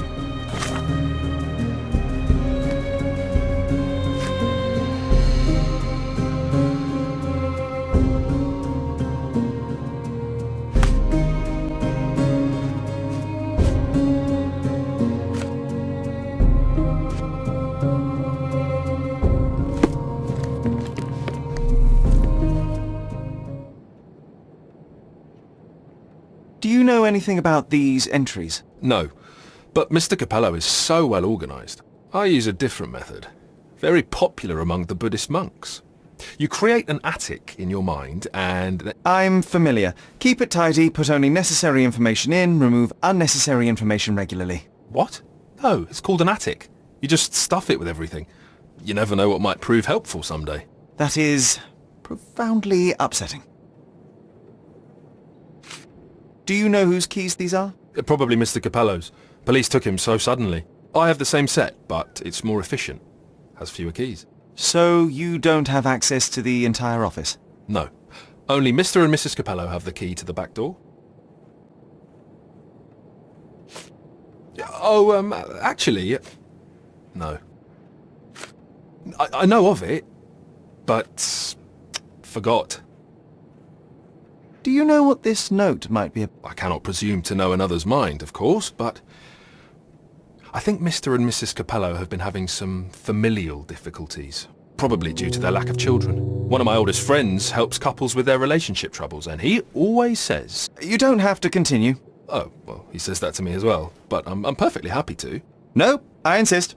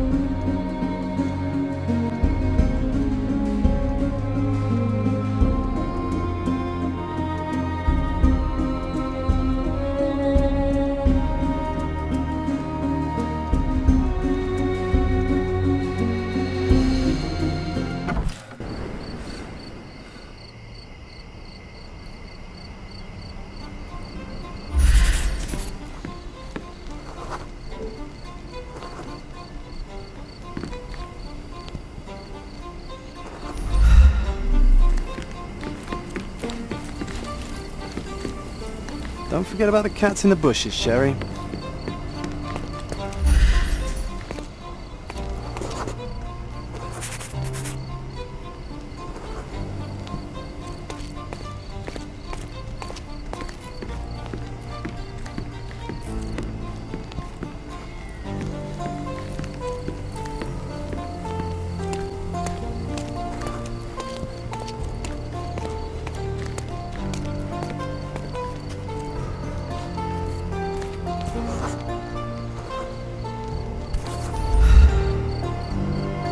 The letter F is inscribed within a 4-leaf clover pattern.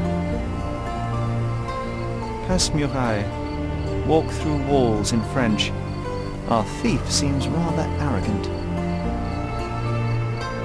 A comprehensive set of lockpicks, recently cleaned with no fresh scratches.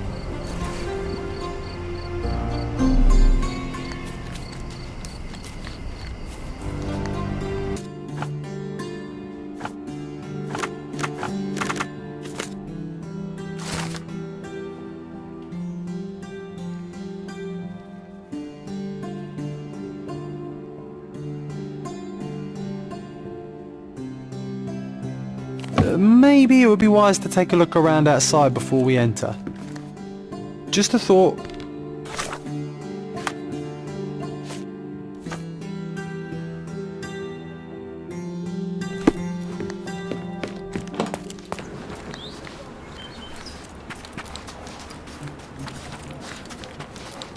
Other gangs are planning an attack on the backyard.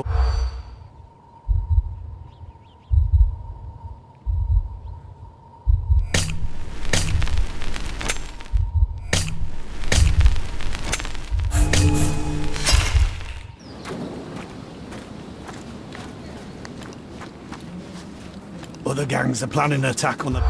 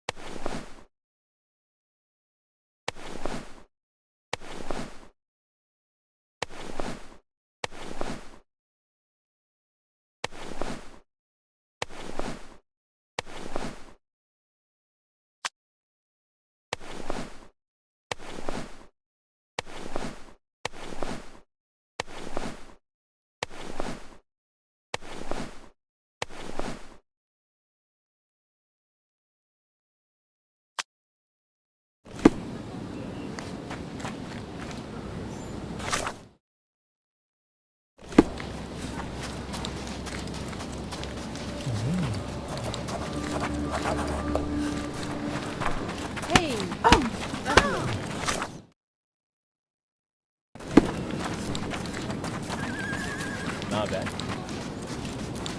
Hey. Can I ask you a question? Hey, Toff. You have exactly 1 minute to get lost.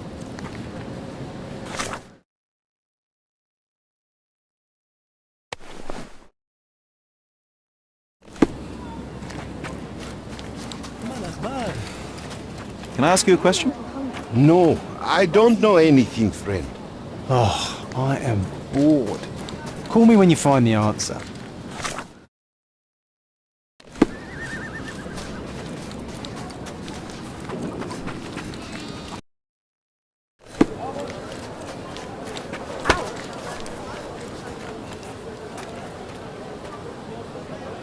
Hello, mister. I've got some information for you. Heard you were asking. Have you now? Well, let's hear it.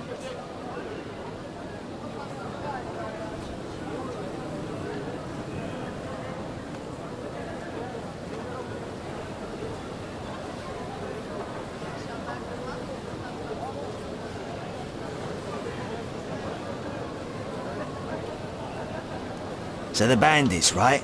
Not coming. Bigger fish to fry, they say. Bigger worries. Interesting. Are you absolutely sure? Heard it with my own ears. Lord is my witness. Oh, good. Here you go. Buy yourself something nice. Might I suggest soap? Oh, thank you, mister. Thank you. What a simpleton. Supposed to be Philip from London. Good impression.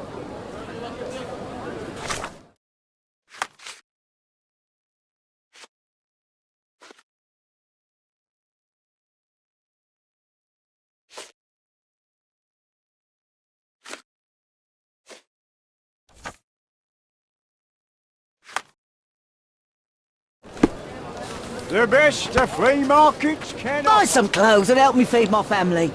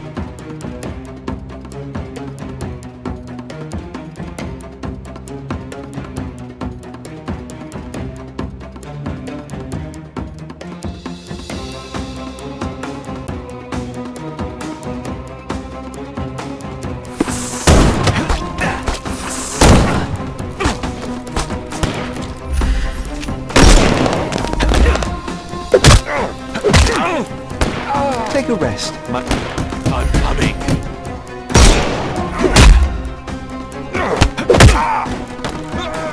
No more crime for you until next month.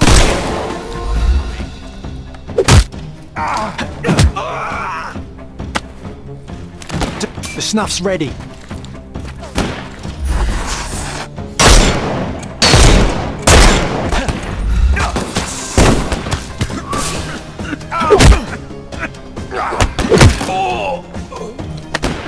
Too simple. I'm coming.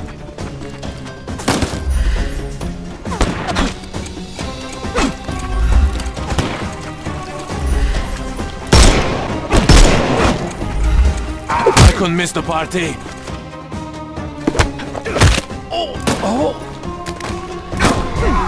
I'm coming for you.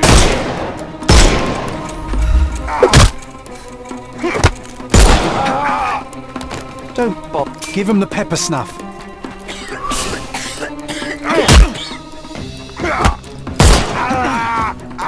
No more crime for you until next month.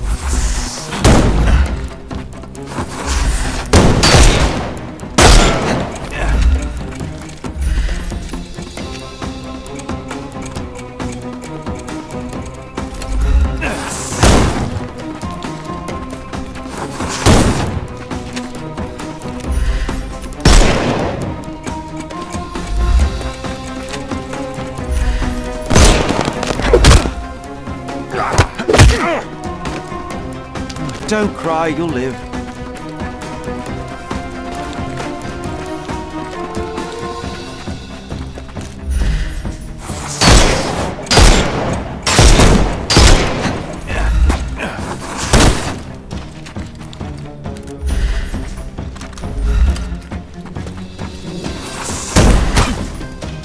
I thought we were against murder. The snuff's ready. Okay, I give up.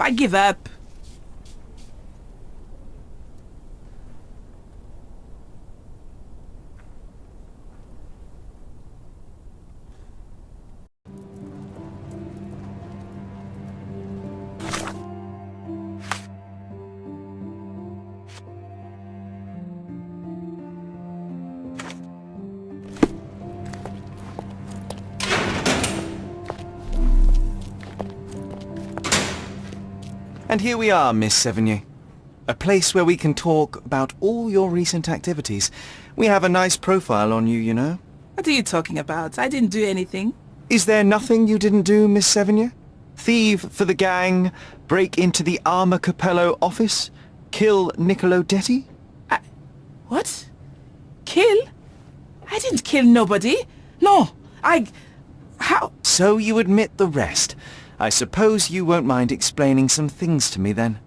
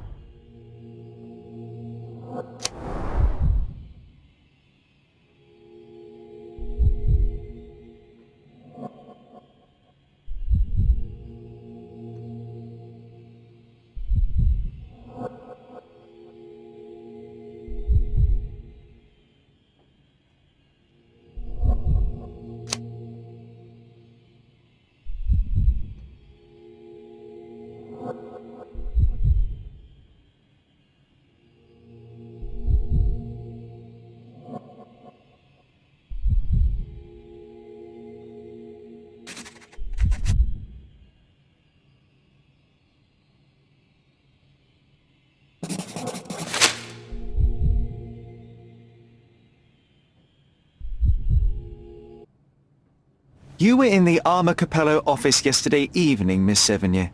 The same place that Niccolo Detti was found dead today. What happened? How would you know? You can't prove anything? It's written all over you, Miss Sevigny. I presume you did not intend your evening to end with a fall over the railing and a fracas with felines? Need I continue? Zut alors! It was just a job, nothing else. I was asked to come. Here, see for yourself. I don't know who hired me, but I think they wanted to pin the crime on me. Poor Niccolo. You knew Mr. Detti, how? Niccolo and I grew up together. I hadn't seen him in years, then ran into him on the street, smiling with some lovely lady on his arm. And that was the last time you saw him alive? Well, until I found him dead yesterday. That same woman was there too. It can't be coincidence. You saw a woman in the office? Mm-hmm. She started screaming, so I slammed the safe door and ran when I saw a guard coming. When were you offered this job? Ah, mon Dieu. I don't remember precisely. I think the letter arrived around 9:30 in the evening. It sounded tricky, but the money was good. And you arrived at the office? Perhaps 45 minutes later. I am very good, sir. I was in and out in 5 minutes. I don't like lies. No, wait. Okay. It took 15 minutes. All right? Still impressive, no? Your thieving days may well be over, Miss Sevigny. Until this matter is resolved, you will remain here. Good day.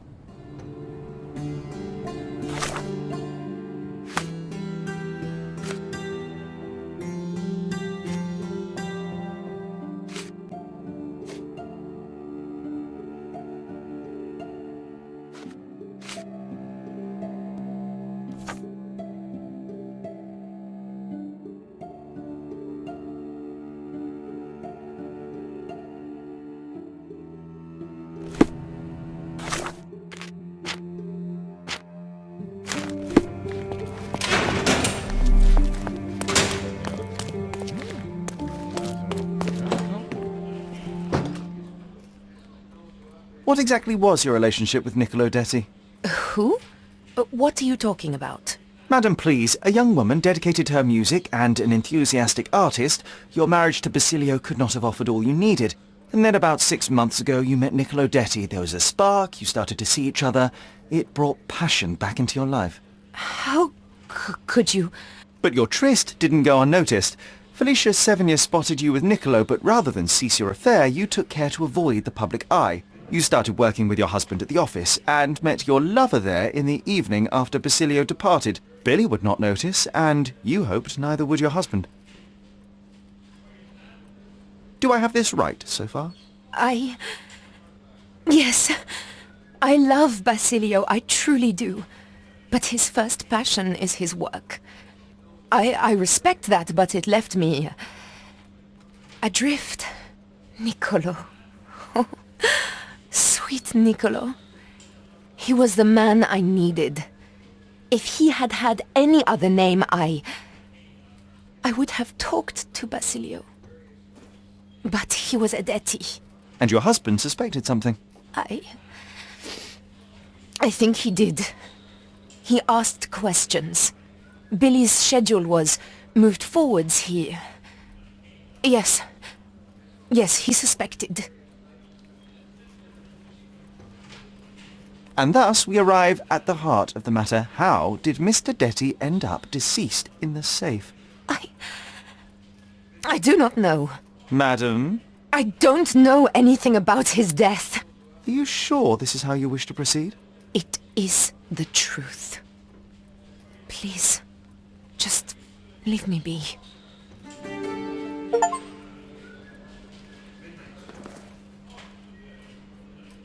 Apologies, Mrs. Capello, but...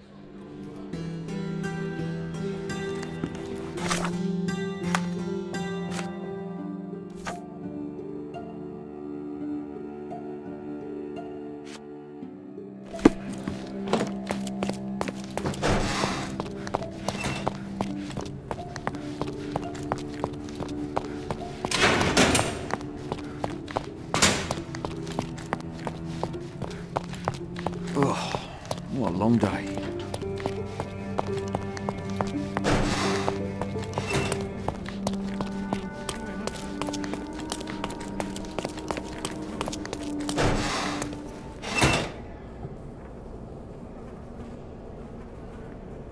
I'm afraid I have nothing to add to this. Were you aware of this, Mr. Capello? Of the relationship between your wife and Niccolo Detti? Enough! I will not hear it! Augusta is an impressionable woman feeling the stress of this horrible situation. She does not understand what she's saying. I see. So, you think... I think that if you want to help, you should stop bothering my wife and find the criminal responsible. Not much to say. I'm sorry. Another question? Mr. Capello, have you anything to say about the burglar's claim? Not a whit. The woman is a liar and a criminal. I don't give it the slightest credence, and neither should you. Not much to say. I'm sorry. Another question? Another question? Not much to say. I'm sorry. Another question? I'm interested in some entries in your diary that may prove important. Could you elaborate on these ones? Bene. I won't name the detective, but rest assured that is unrelated to the investigation. It is just one of our clients. And those safe entries are about an interested party who was going to purchase the product. We met yesterday, and today were to finalize the transaction. Alas, that opportunity is no more. You've been a good help. Not much to say. I'm sorry. What was your intent behind this note? This is private, young man, and hardly relevant. Its relevance, as it were, remains to be seen.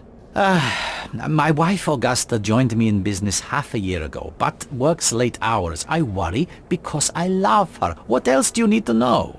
I appreciate your candor. Not much to say. I'm sorry. Another question? How long have you known your wife, Mr. Capello? How is that relevant, young man? Please, I need a complete picture of all the parties involved. Consider, perhaps, the possibility that the burglar was targeting your wife. It seems unlikely, though if a Detti was out to threaten my wife... We met 7 years ago. Augusta was a harpist with an Italian orchestra. The passion in her eyes back then. I am glad she still has some of it now. And you and your wife get along well? I love her most dearly, and I know Augusta loves me. I fear someday she may be bored at work, but I try to give her all she wants.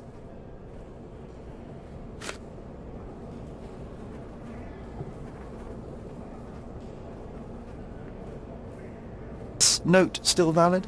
Oh yes, we use this code by default for each safe. Now sometimes a buyer may ask to see how it can be changed, but I always reset it afterwards. And the safe containing the body used the default code, I presume? As it happens, no. In my demonstration, I wanted to show the bank clerks how easy it was to set a different combination. Interesting. Thank you. I will return.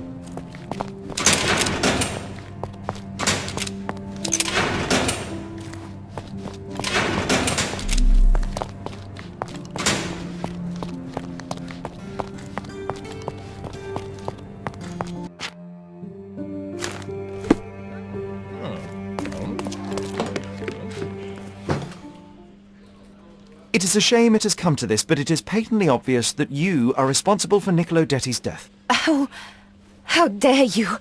I wouldn't want him to... I see you need some persuasion. I know that Niccolo Detti went to the office to meet you.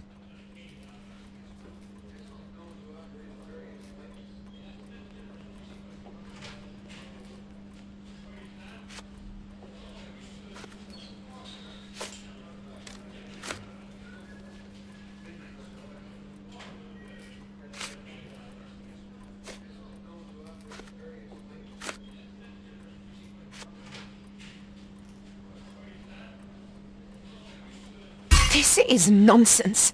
I did not know Mr. Detti was at the office. You knew he was in the safe, but rather than get the combination code from your husband, you sought to free him another way.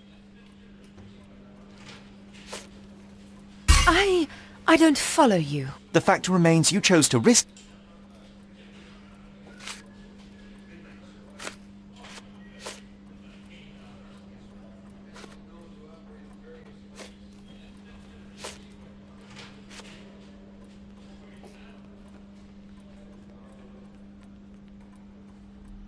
See? You cannot... Do not presume. I don't think Mrs...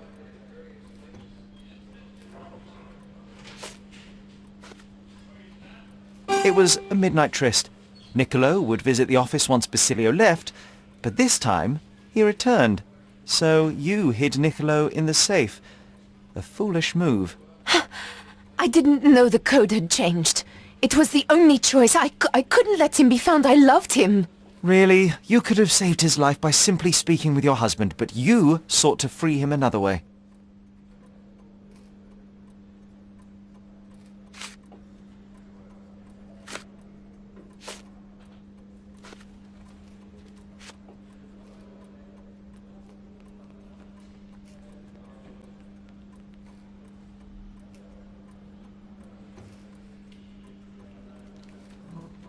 To free Mr. Detti, you hired Felicia Sevigny, a petty burglar, to crack the safe, and as a result, you killed your... No,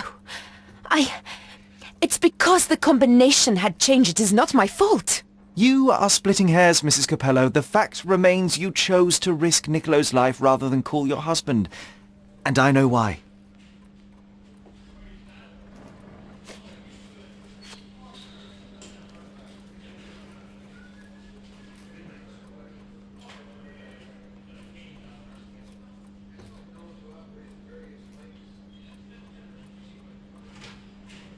You were afraid how it would affect the reputation of the Capellos, and you feared what your husband would do as a consequence. He's a good man, but he cares about his business, about the family. It would have destroyed him. And now he's accused of murder, Mrs. Capello. How considerate of you. Mio Dio, how did this all happen?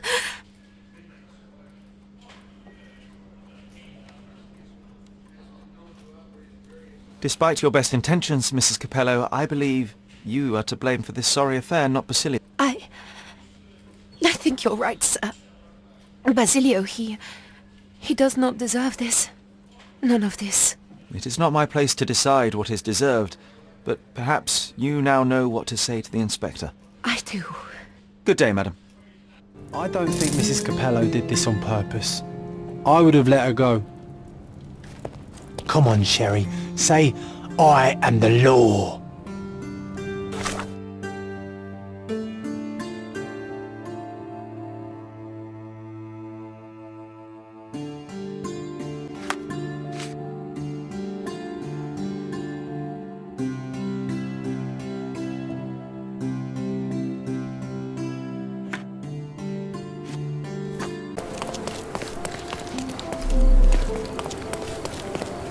Here, grab a seat. You even brought a book, huh?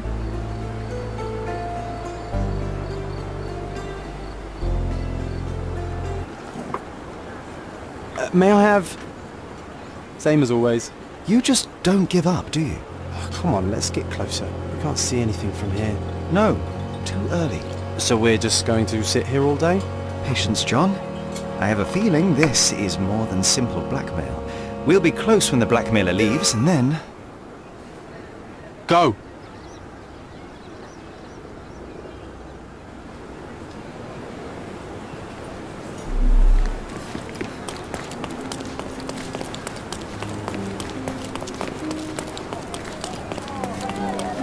Oh, not a pretty sight, this.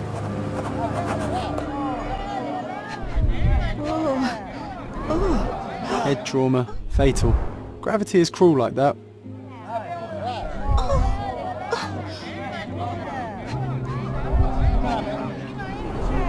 A rather frivolous accessory for a military man.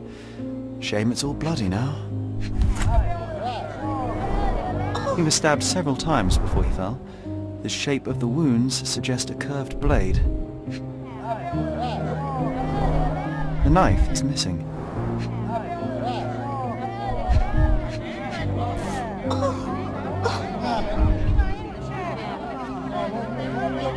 A key, and where there's a key, there's a lock.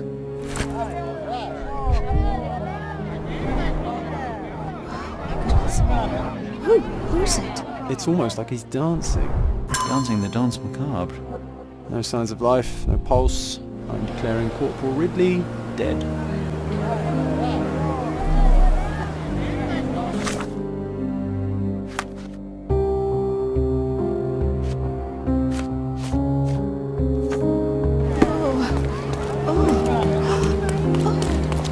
Please move along. The police are on their way. Everything's under control. Is it now? The General's own son has fallen out of the tower, and not without help, it seems. I need to inspect the scene, and quickly. The Corporal? He ordered me not to let anyone inside without telling him. But now... Wait, are you saying it's a murder?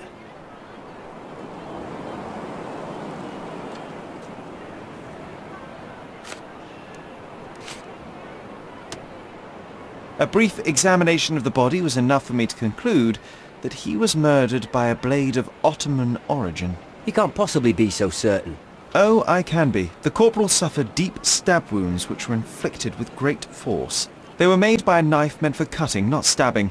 A curved blade, such as an Ottoman jambir or a Gurkha kukri.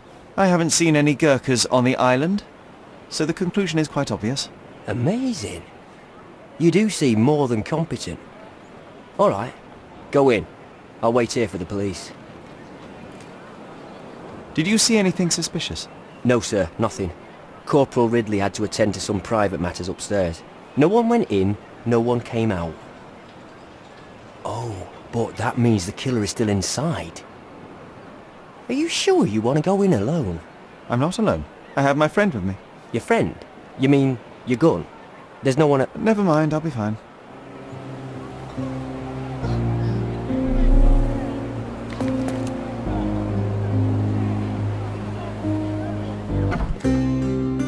The killer's gone. Vanished into thin air. Imagine if we'd been able to get up here 10 years ago.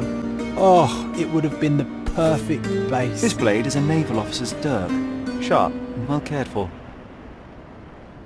The edge is covered with blood, but the tip is clean.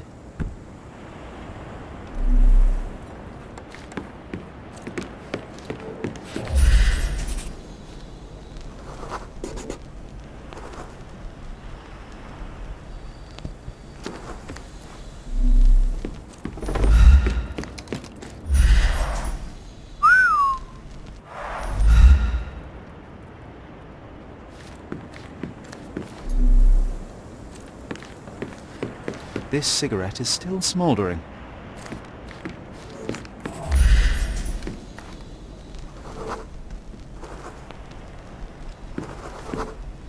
Can you smell the body odor, John? Someone's been hiding in here. Someone sweaty. Unless it's a laundry chest. But then it's a different mystery altogether. The case of the vanishing sweaty pantaloons.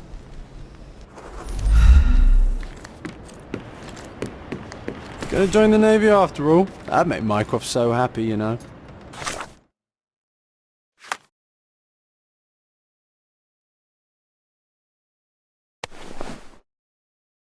Shut up, John.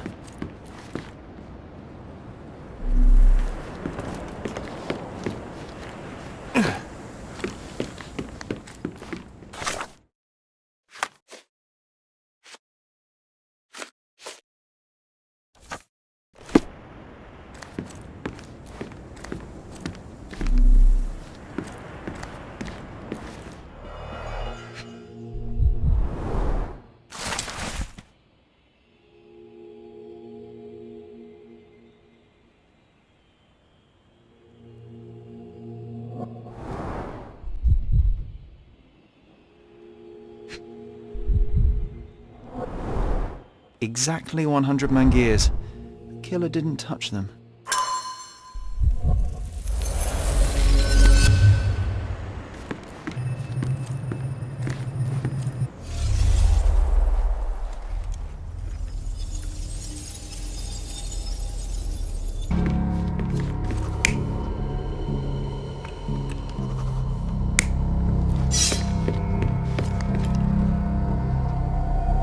You're not even trying, Sherry. Concentrate.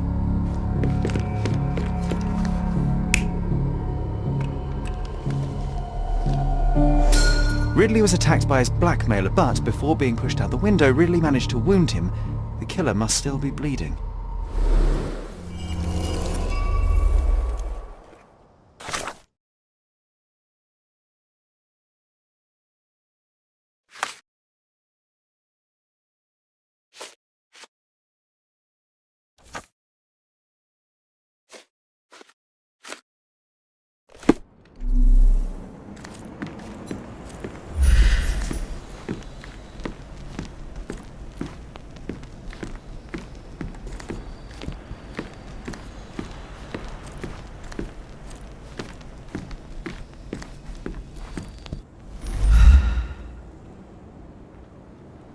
So what happened? Was there anyone upstairs? No, the killer escaped. We're dealing with a carefully planned assassination. What can you tell me about the deceased? We were from the same unit, stationed together at the barracks by the bridge, but I can't say I knew him well. Maybe someone at the barracks could tell you more. Do you know if the corporal had any enemies? Someone who would want him dead? No, none that I know of. But then again, there's always the Ottomans. They'd want all of us soldiers dead, I reckon.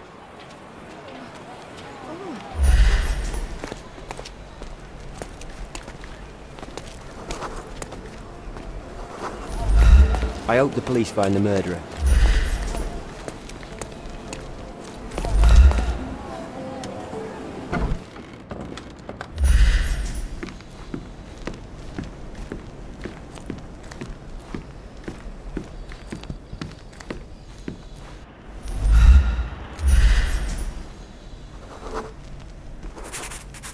Come on, let's take the rope down.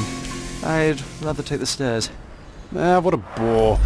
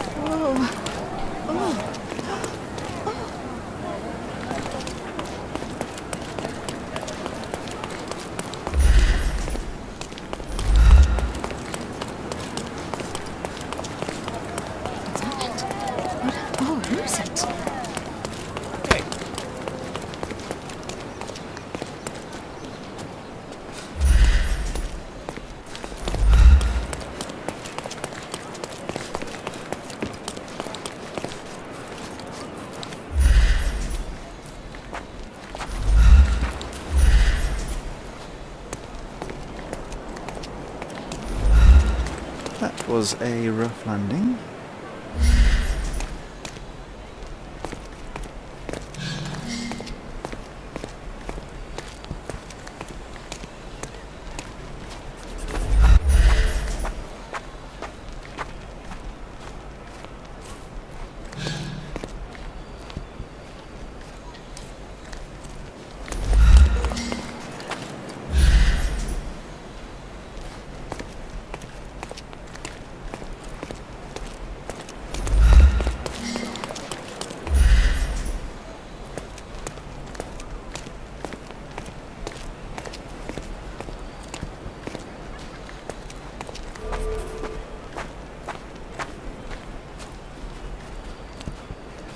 Wow. Amazing, right? Disturbing is more like it.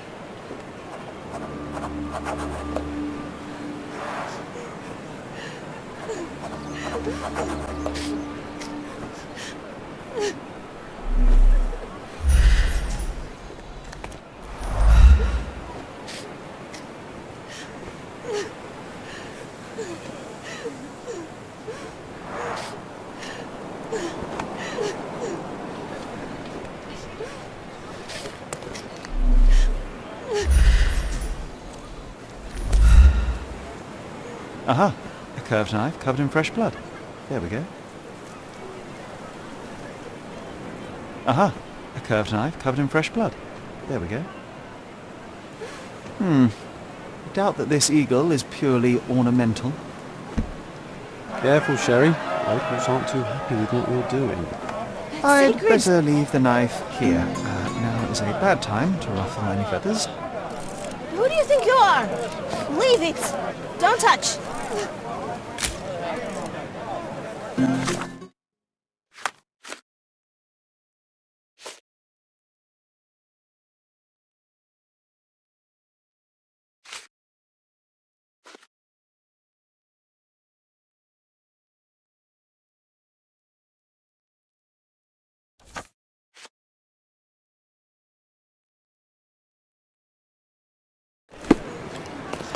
Infidel! Don't! No! What? May I ask for your assistance? I don't know, but I'm sure. Go away from it! You aren't here to relieve me from duty, are you? Oh well.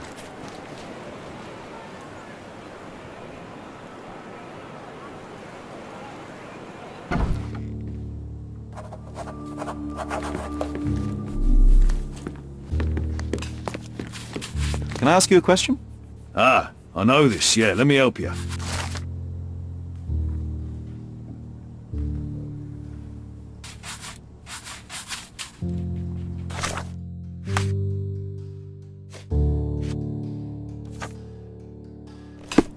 Are you able to help me? Ah, I know this, yeah, let me help you.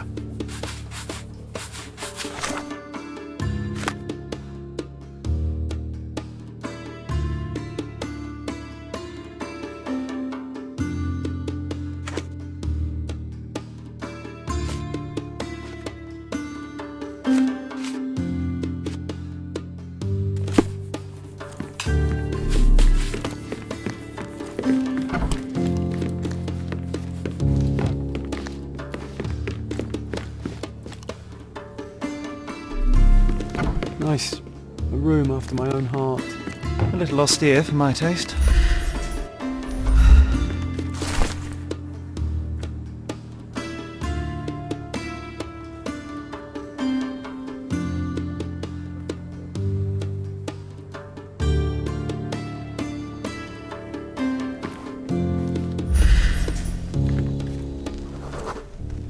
There are scratches on the floor. The locker was moved.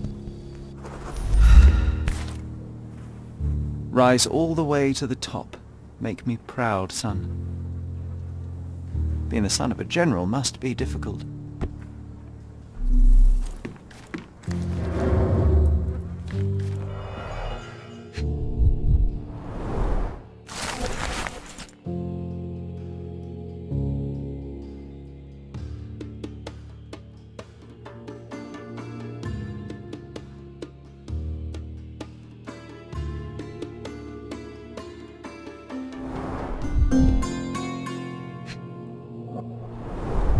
Two tickets to London. Would have been a very different ending for the corporal's story. That's quite a hefty sum. Enough to start a new life.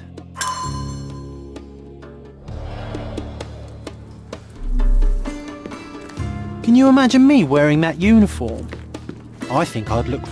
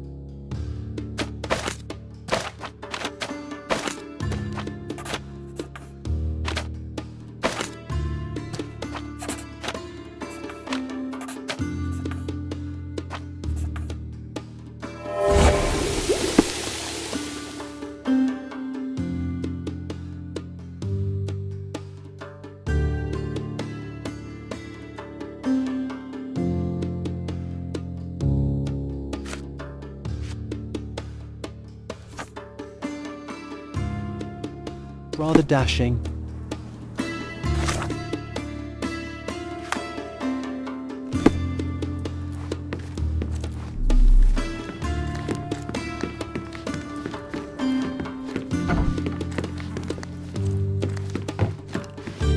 May I ask for your assistance? I'd help you if I could, but I know nothing.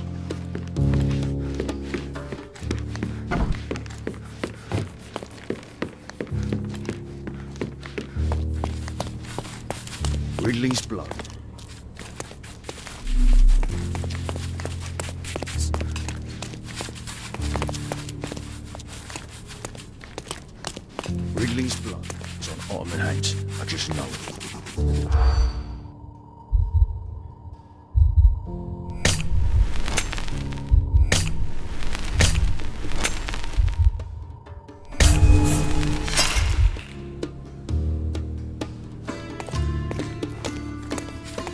Ridley's blood is on Ormond Heights.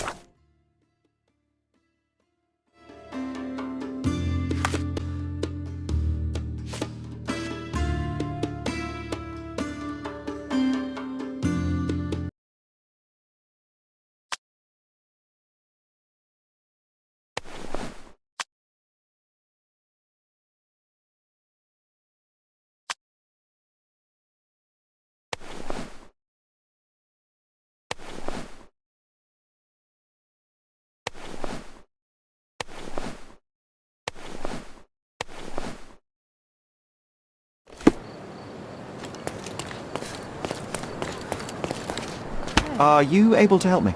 I have nothing to tell you. Sorry.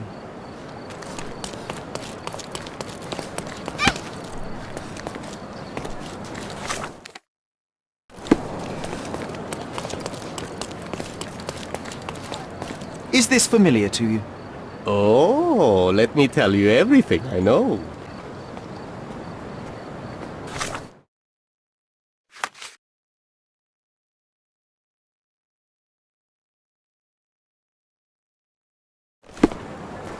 Merhaba.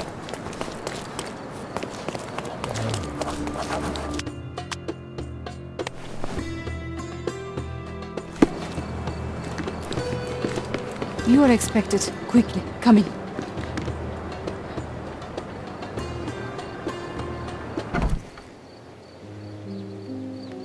My love, oh, I'm so... Who are you? Where's Mark? Answer me or I'll call for help. You will do no such thing, Jalen. We both know it. How do you know my name? And why are you wearing this scarf? What has happened? A flood of questions, but I only have one answer. Mark Ridley is dead. No. This cannot be. You're lying. Tell me you're lying. Keep your voice down, miss. I don't have time for a lady's hysterics. Mark has been murdered, and I believe that the murderer is part of this house. No. It was a secret. We were meeting. How could anyone find out? The truth always comes out one way or another, but enough of this. Tell me, have you seen anything suspicious here? No, I heard the servants talking about blood near the main entrance, but I didn't think... This is too much for me. I can't. Why did you have to be so mean to her? I wasn't mean. Now is not the time for pity. Is that you or your reptilian brain talking?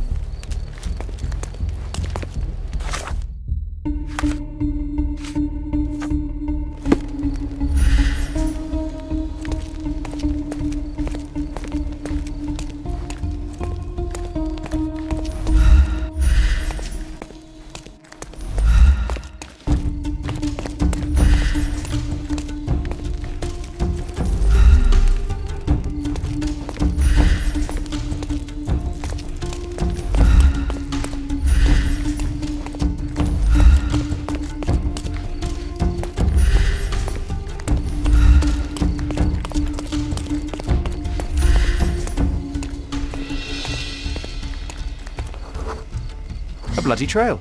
Let's see where it leads.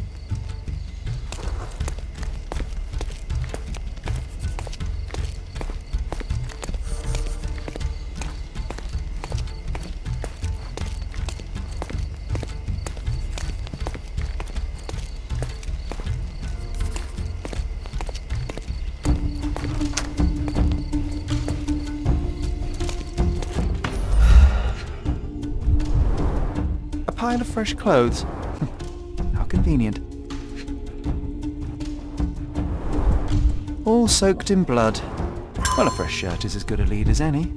So, think you can identify the killer on the first try? Do you doubt me?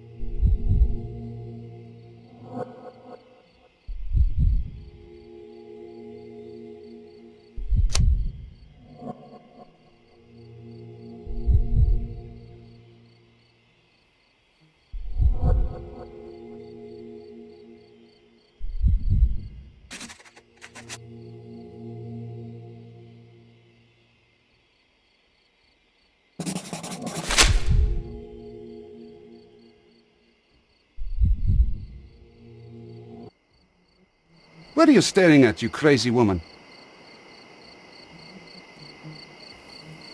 So, here you are. The wounded eagle in its eyrie. What the hell? An Englishman here? Why are you wearing a dress? I understand your confusion. It's been a turbulent day, hasn't it? Do you have any idea who you're talking to, Brit? Indeed I do. You are the proud son of this house. Proud, but wounded. You keep it well hidden, but you're far too nervous to think straight. So please let me explain while you catch your breath. I am Osai, son of Hassan. You are on my father's property, and yes, you had better start being convincing. My name is Sherlock Holmes. I have every reason to believe that you were involved in the murder of Mark Ridley. Are you accusing me?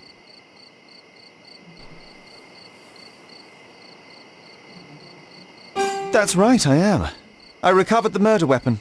It bears an eagle crest, the same crest that is so proudly displayed within your house. And a proud house we are. My father speaks for all Ottomans on this island, remember that.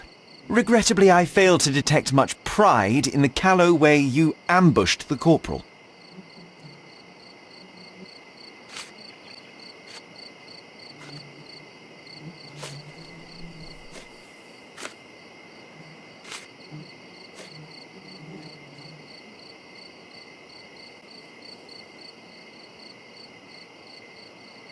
It couldn't have been very comfortable for you inside that chest, waiting to catch the corporal off guard. Couldn't you find a better place to hide? You're a fine one to talk of tactics. You're dressed as a woman. If you'll pardon the metaphor, he was a fishbone that became lodged in your throat. You had a strong motive to see him dead.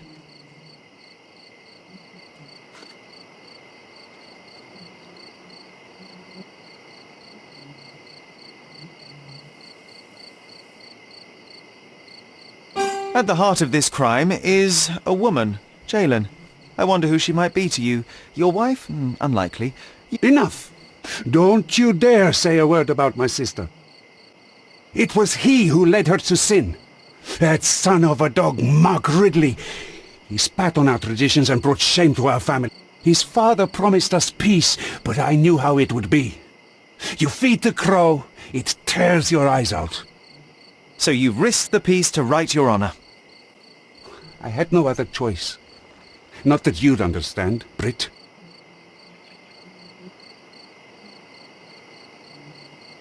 Azai, you are under arrest for the murder of Mark Ridley. You'll have to come with me now. First you sneak into my house, and now this? We'll put you down like the rabid dog you are.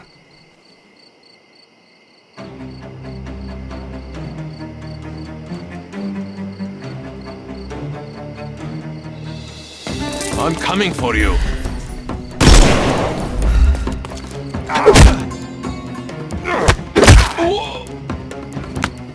Don't bother moving.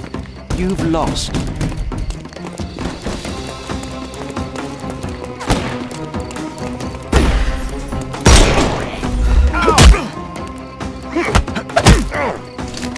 No more crime for you until next month.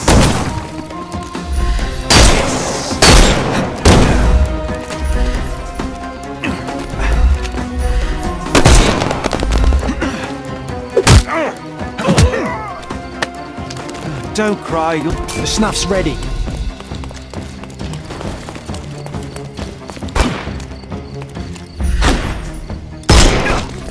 I couldn't miss the party. Don't bother. Give him the pepper snuff.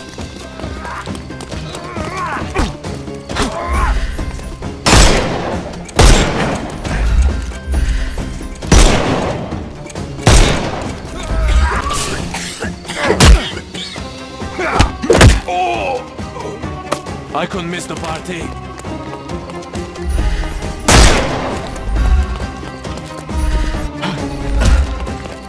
Get ready for some pain.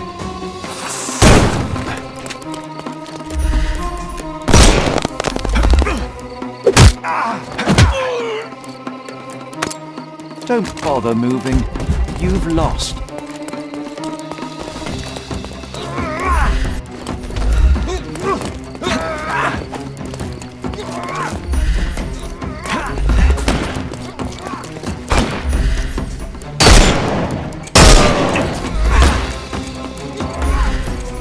Can overcome the brute now. Too simple. The snuff's ready.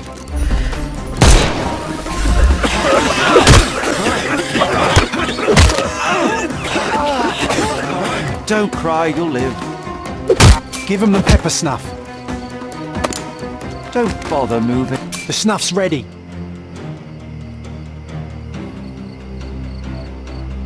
It's time for you to go to prison, Azai. Come with me, and let's do so peacefully this time.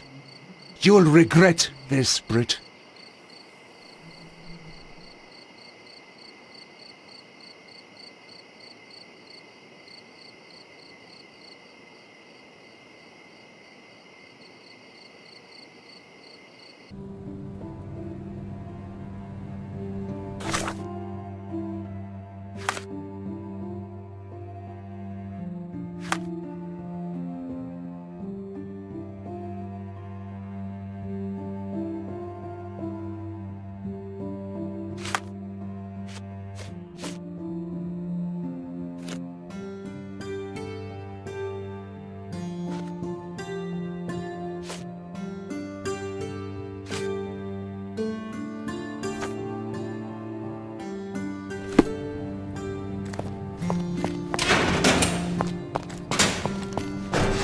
Mr. Holmes, I am in no position to reprimand you, but you should know that your unwarranted intervention will cost us dearly. I did what I had to do. The killer was brought to justice. I didn't expect you to be so narrow-minded. You have undermined your brother's efforts, and now we will have to face the consequences. Such is the price of law and order, Mr. Estevo. Everyone must be held accountable for their actions. Law and order? You are clearly oblivious of the bigger picture, Mr. Holmes. There is no point in us discussing it further. I bid you good day. You did everything right, Sherry, no matter what Mycroft or his henchmen will say.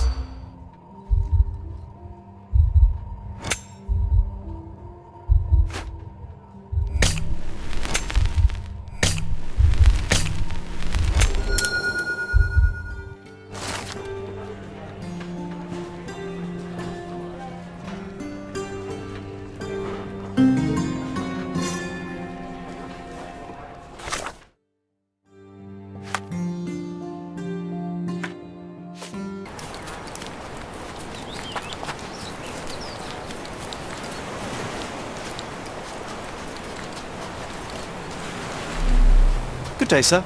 Merhaba. Good day to be alive. And, by extension, a poor day to take a bullet. Why are you just standing there? I came to take the deceased to the cemetery, but caught sight of Mother Nature's bounty and had to drink my fill. He won't mind anyway. Let me tell you, friend, the sweet sea air, the calming whisper of the waves, it's a salve for all ills. Do you know what happened here? Officer said there was a duel, shots fired, and then that fellow took his last breath. Reminds me of last year. So the inspectors have been and gone? Of course. Police don't let an undertaker do his work before they've finished theirs. You mentioned a previous incident. It was in the old city ruins. I remember the deceased was very rich. Front page news, very, very rich he was. But a coin makes a poor shield, as I always say. And who needs it when a view like this is free? Who died? Oh, no, mister. It is not my place to say. Not your place? Nonsense. As you say, he won't mind. Death with dignity, that's all we can hope for, sir. He doesn't need his name out there. We're done.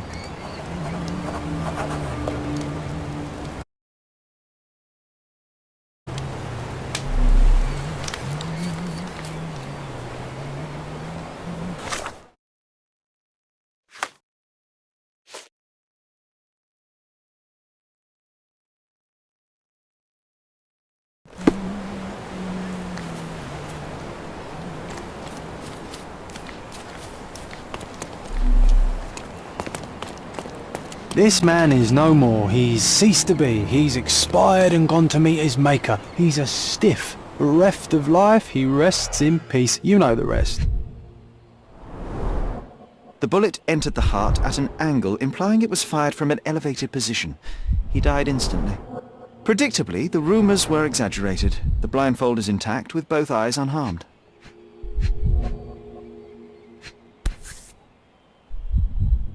A Webley top-break revolver.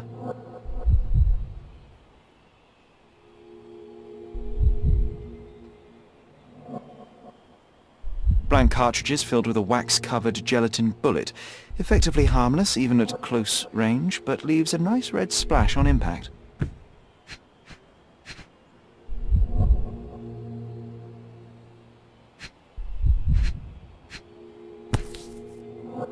A key for a birdcage? I'll take it.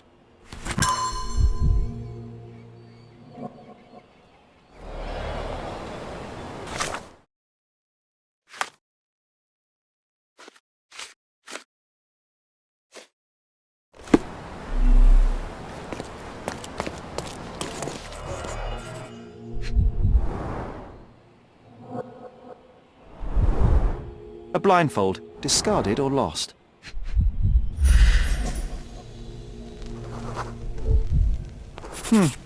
Your opponent was behind you.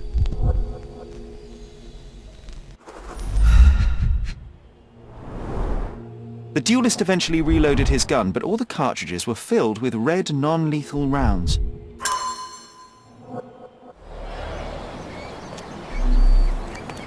You know what? That undertaker has a point. It is beautiful here.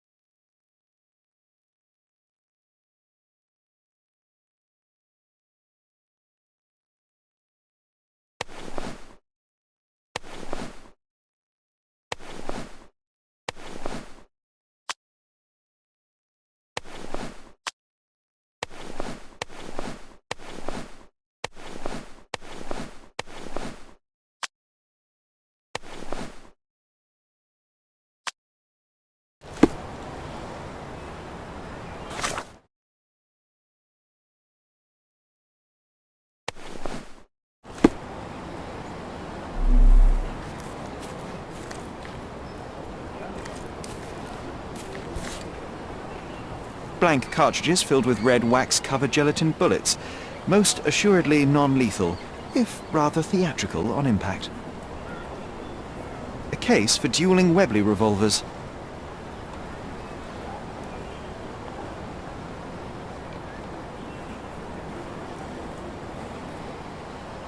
The corner of the box is broken, likely from being dropped.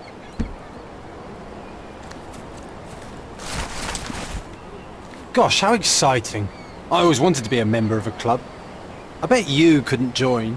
No good at following orders, are you, Sherry?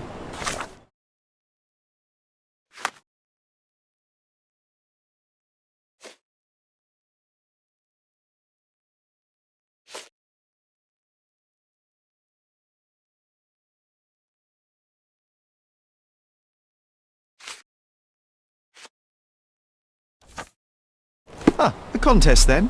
I shall prove my blind devotion, so to speak, to their inane rules, and you shall eat your words.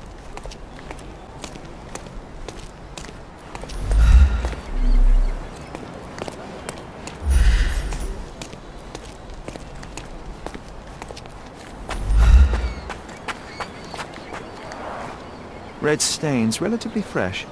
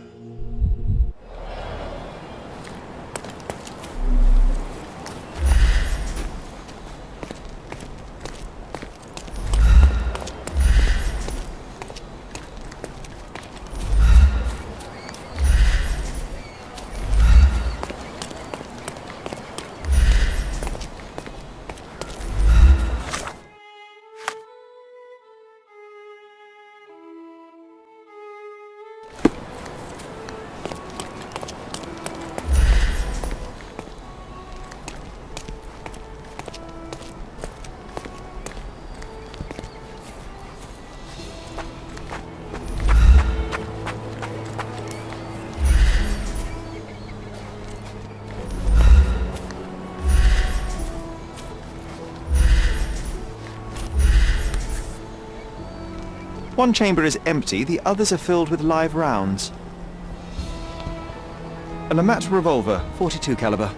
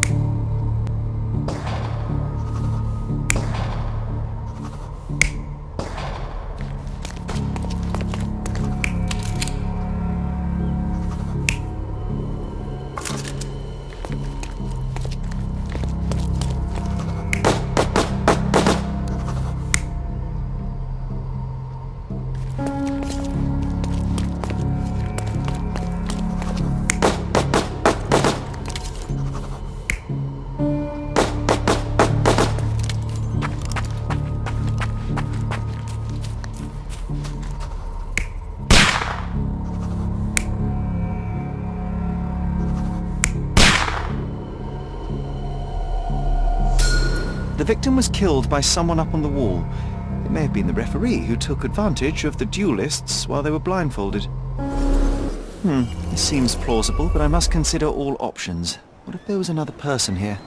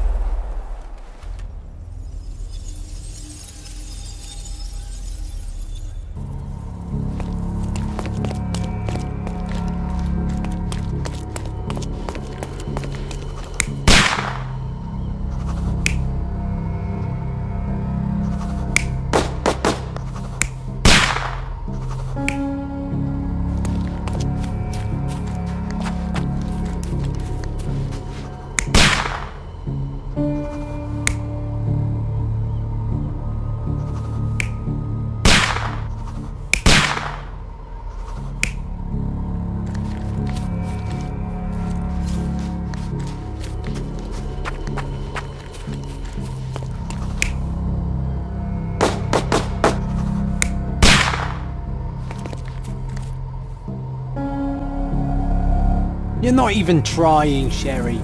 Concentrate.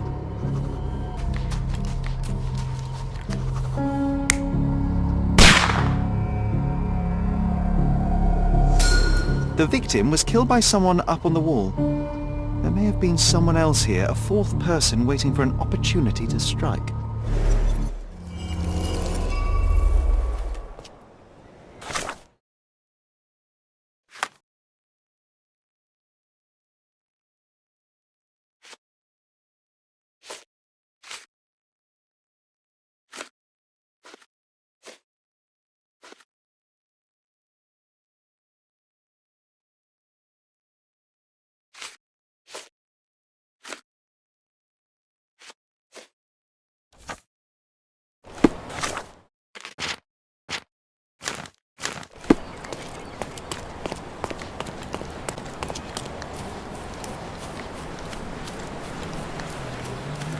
Sometimes I think beauty can blind you, or you can be blind to beauty, you know?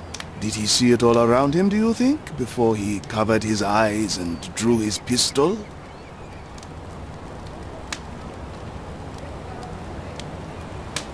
Can we please leave the nattering behind? Oh, friend, relax. Life's too short to be short with people.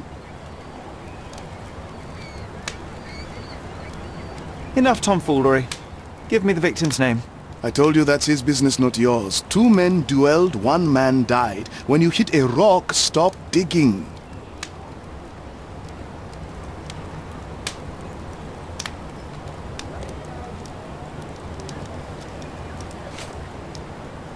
There is more to this case than meets the eye. The victim fell not to his dual opponent, but a hidden marksman in the ruins. Abandon your oversimplistic ideals and tell me the name of the deceased so his killer can be caught. Ah, that is wrong, to be sure. Okay, the man's name was Eric von Staub. I heard the officers say that he lived in Scaladio. At last. You may return to your vacant stare.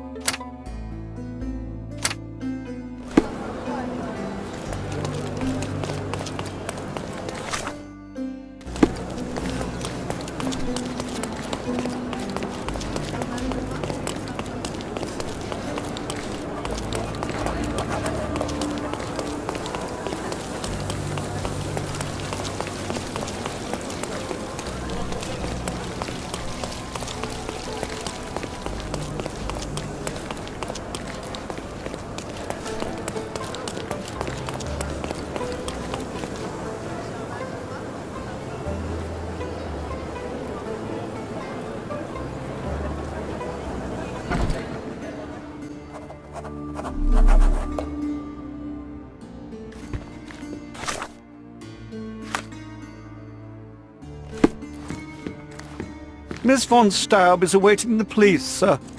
Can I ask you a question? You might visit Don't on be another angry, day. sir, but I truly don't know. Miss von Staub is awaiting the police, sir. Perhaps you might visit on another day.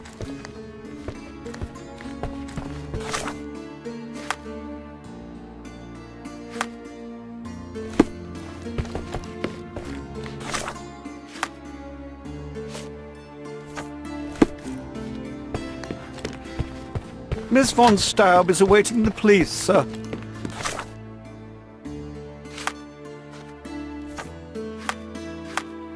Perhaps you might visit on another day.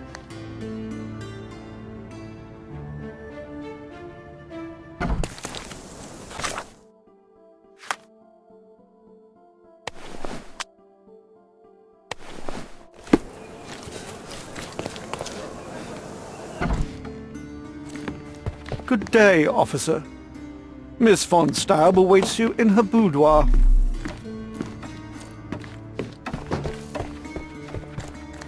How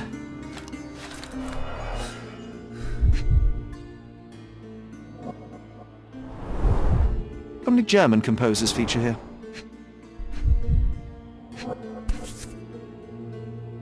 It appears the parents are dearly missed.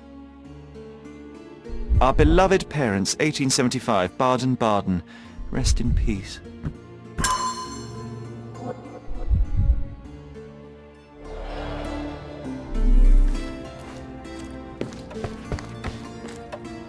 Good day, miss. I regret to disturb you at this tragic time, but could you spare a moment? Oh, officer. I've been waiting. Is his body still in that horrible place? A horrible place? I should introduce you to the undertaker. But first, you and I shall get to know one another.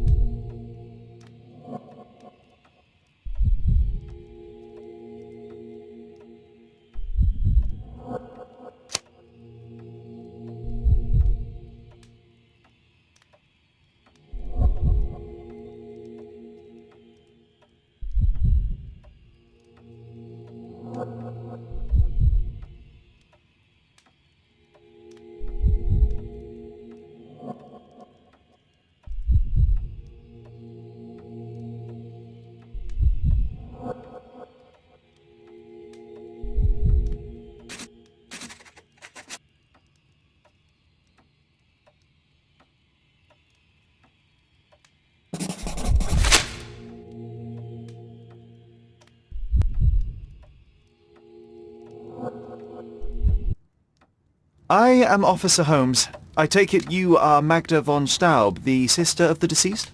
Oh, pardon me. Yes, I am. My deepest condolences, Miss von Staub. Your brother's body will be returned to you shortly, as I believe the case will soon be closed. Nevertheless, there remain some formalities requiring attention. May I ask you a few questions? Oh, if you must. But I'm unsure if I will be of much help. Forgive my intrusion, but I must inquire about your bruises. Did you take a tumble? Oh, I have a weak disposition. It's not so bad, but my skin marks more easily than a peach. It's the least of my sorrows.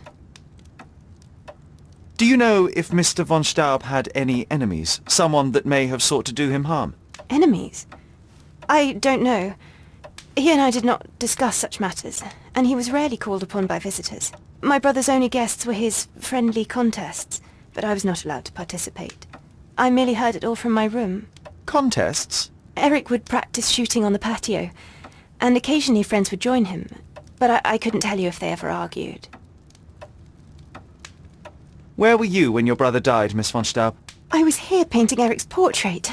My God, you could have asked the servants. Alas, I needed to hear it from your lips. May I take a look at Mr. von Staub's room?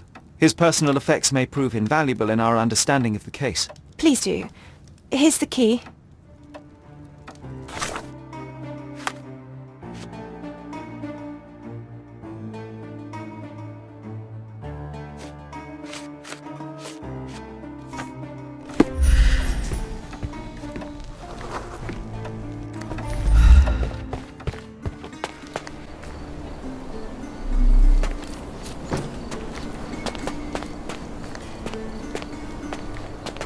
Look, pew, pew, pew, pew.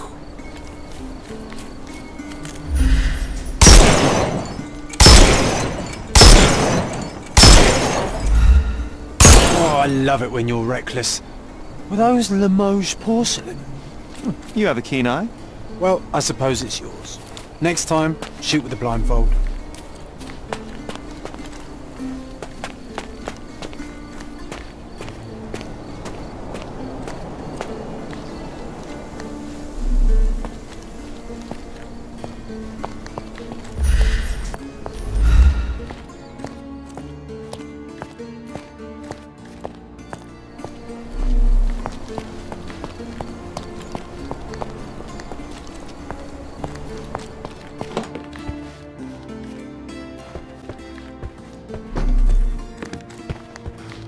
May I ask for your assistance? I'll gladly tell you everything I know, officer.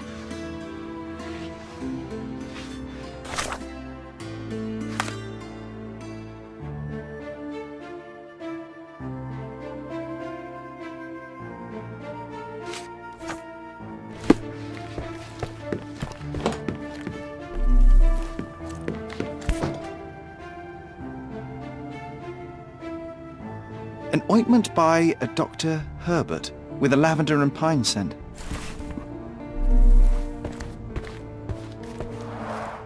Excellent score.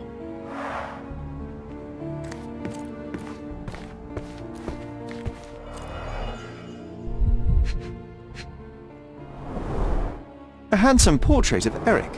Miss von Staub does have talent.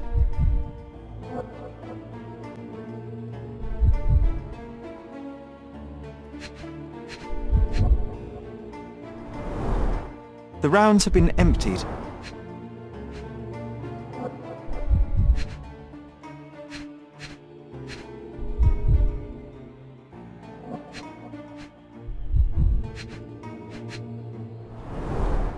The black paint looks thick. It's been mixed with something.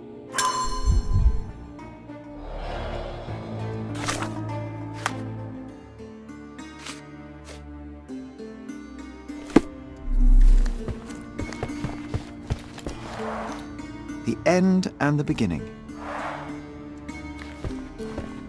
She covered the locked windows with paintings, but the atmosphere remains oppressive. A sad home for a young woman. She covered the locked windows with paintings, but the atmosphere remains oppressive. She covered the locked windows with paintings, but the atmosphere remains oppressive. Sad home for a young woman.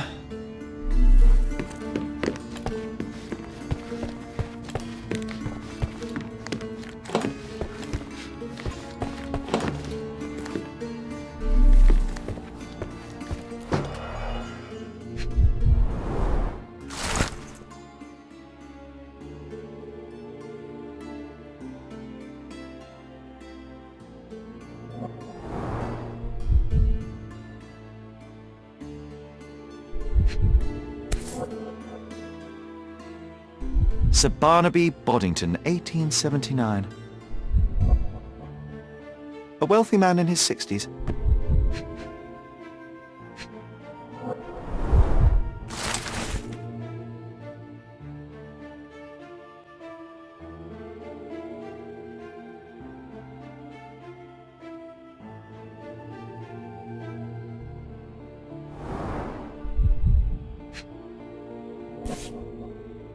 A typical crest for a league or a guild.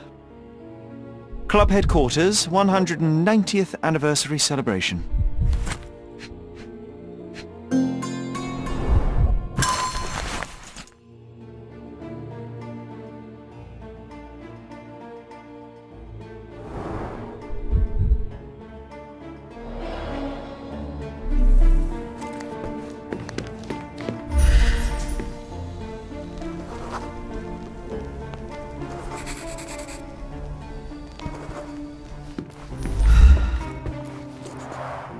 This whip is well loved and well used.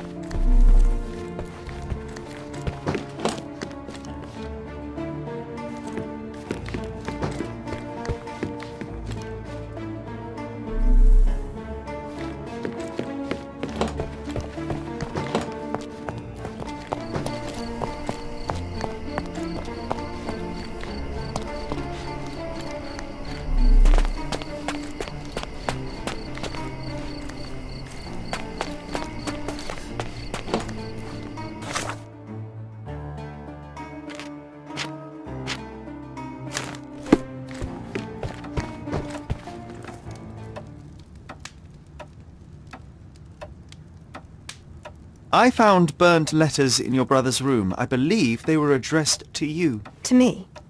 From whom? They appear to be from some of your suitors. Why did you burn them? I didn't. I didn't even know about them. Eric, he never said a word.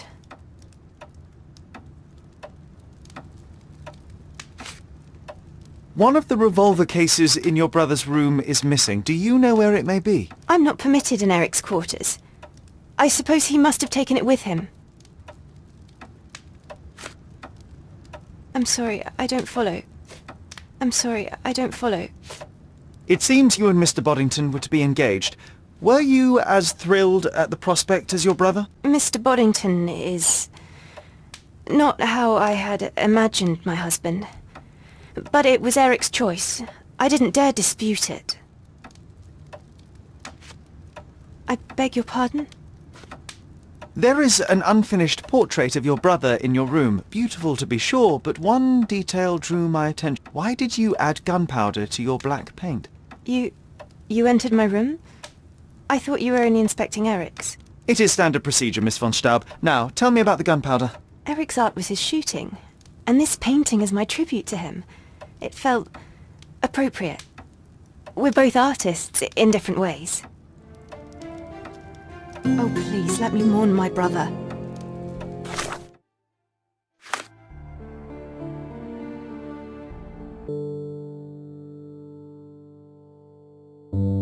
Enjoy your purchase.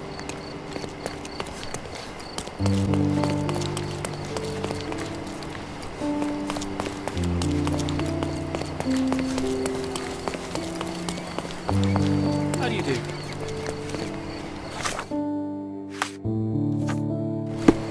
Could you help me? I'll tell you everything I know, mate. Not for protocol.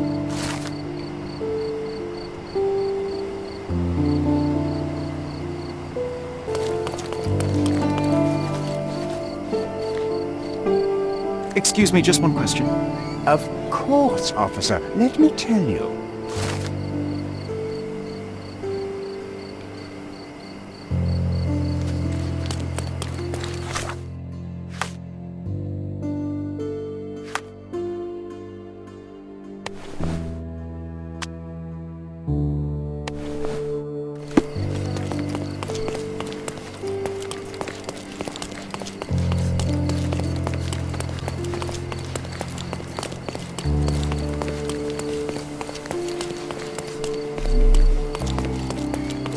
Please come in, sir. The gentlemen are waiting for you on the training ground. Down the stairs.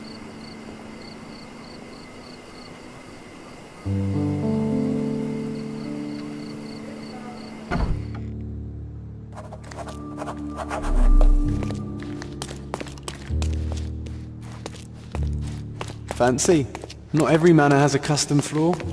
That is the von Kramkress, the old Prussian noble family. They must be patrons of the club.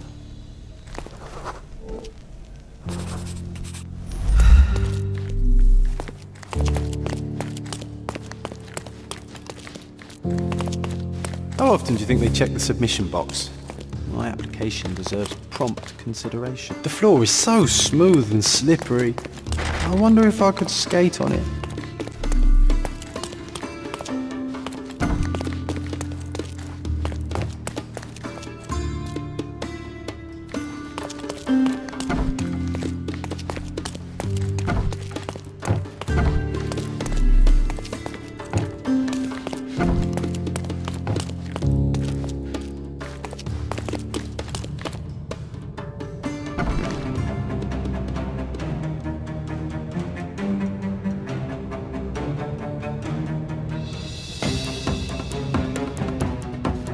It's the killer. For you.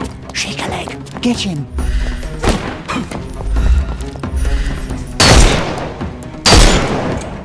It's all yours now. Go for it.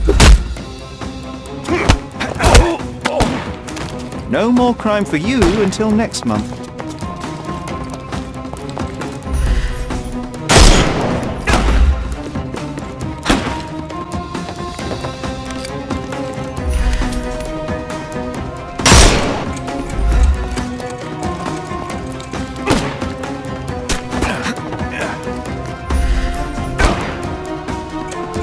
Can overcome the brute now. Take this!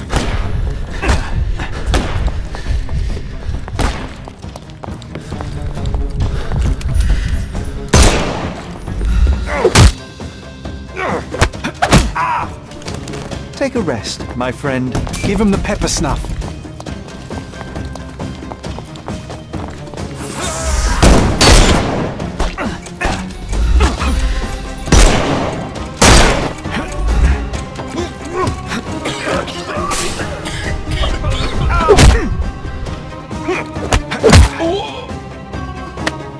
Too simple. Don't bother moving. You've lost.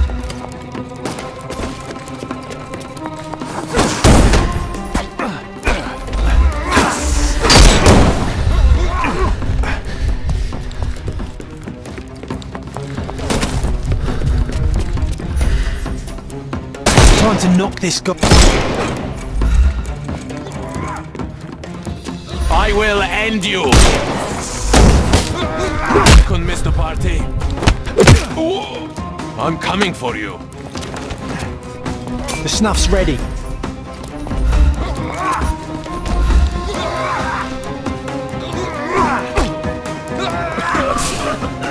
Good day. Don't bother moving. You've lost. Take a rest, my friend. I'm gonna hurt you.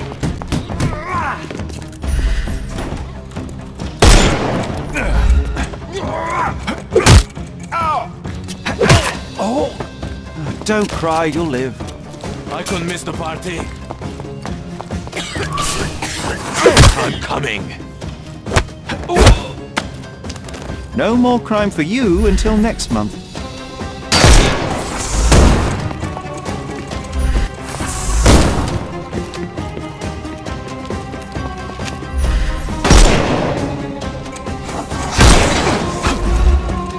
How do you do?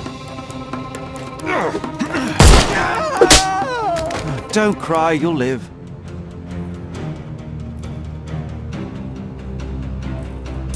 I must say, Sherry, that was near perfect. Could it be that you're not completely hopeless?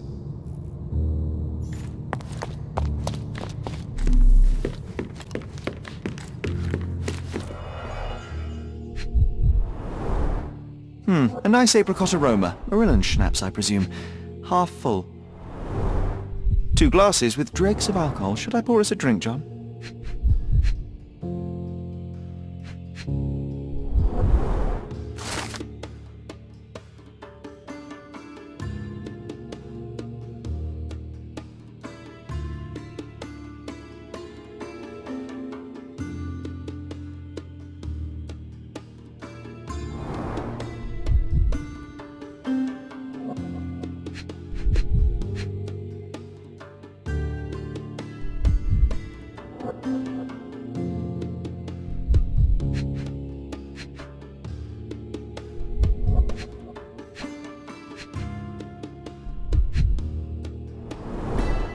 Glass crushed underfoot with damp traces still visible.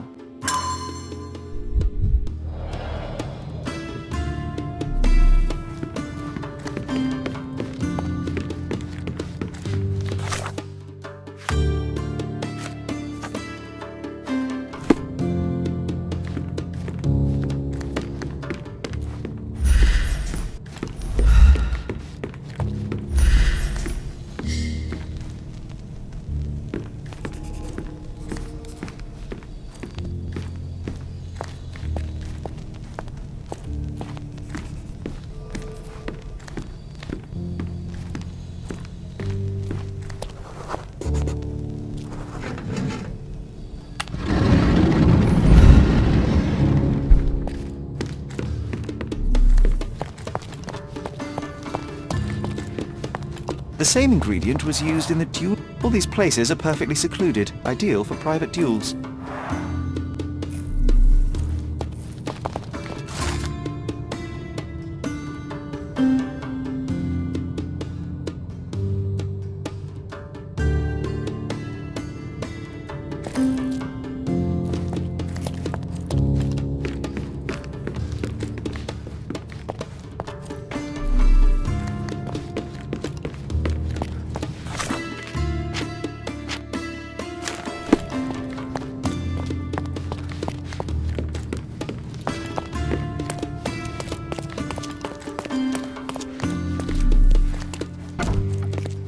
Who the devil are you?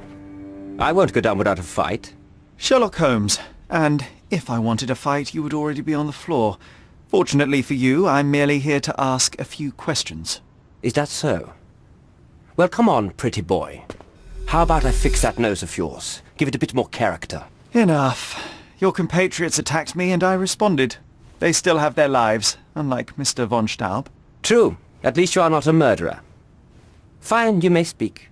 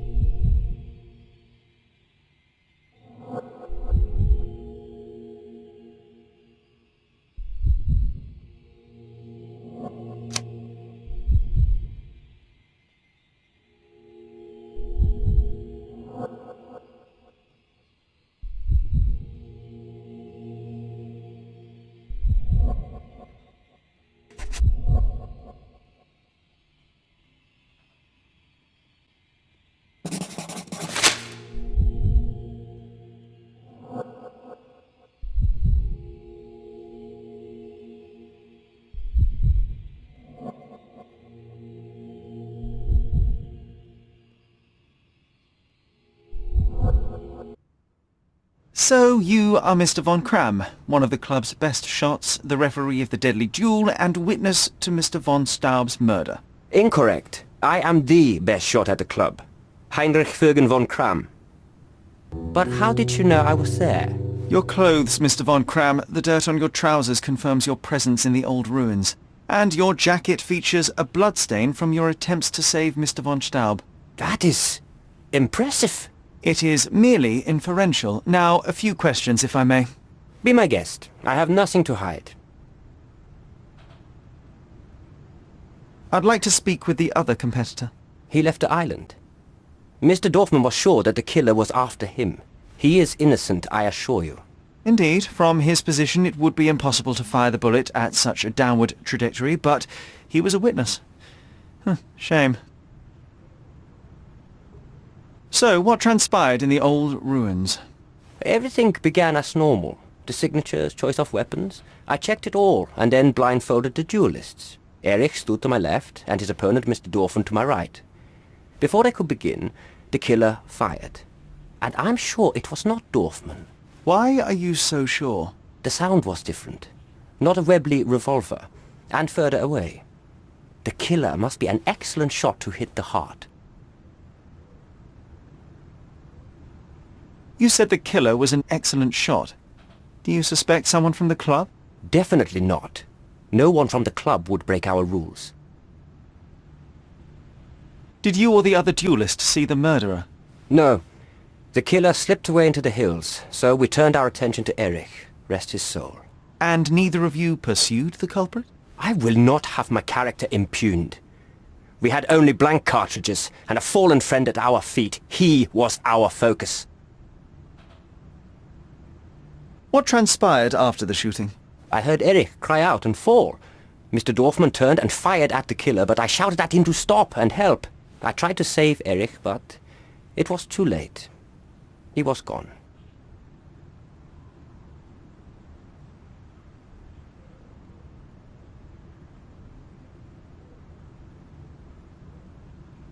I can't help you with this. I've never seen this before. I've never seen this before. I don't know what you're talking about. I can't help you with this.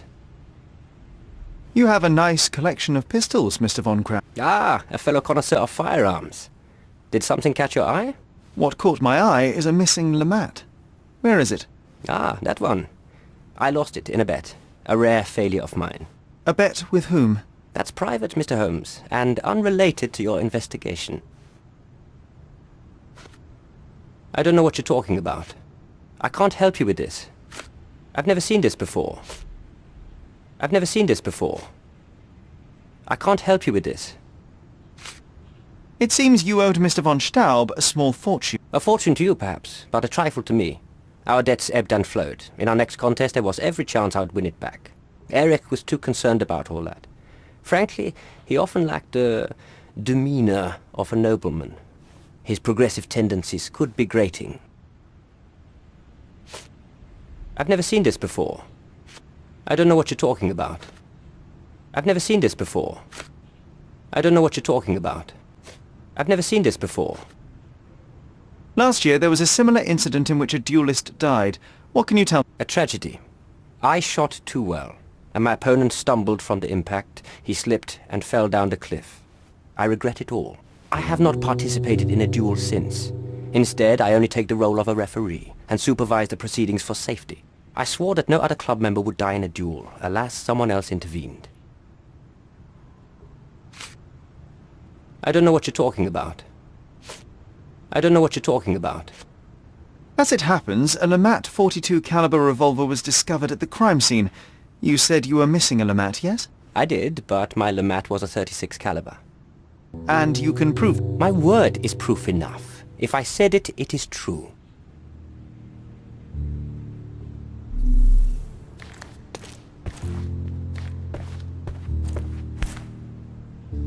Doesn't appear to be the happiest childhood.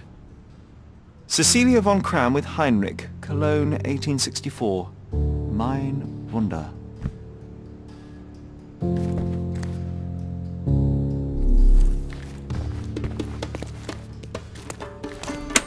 Your ability to perceive the world can be developed with work and concentration. Recordings labelled in Braille. A remarkable tool to conveniently enhance anything. I could use one for my analysis. How to sharpen one's senses. Look, Sherry, I'm head of the club. Arrived just yesterday. Addressed to Heinrich von Kram and written with a nervous hand.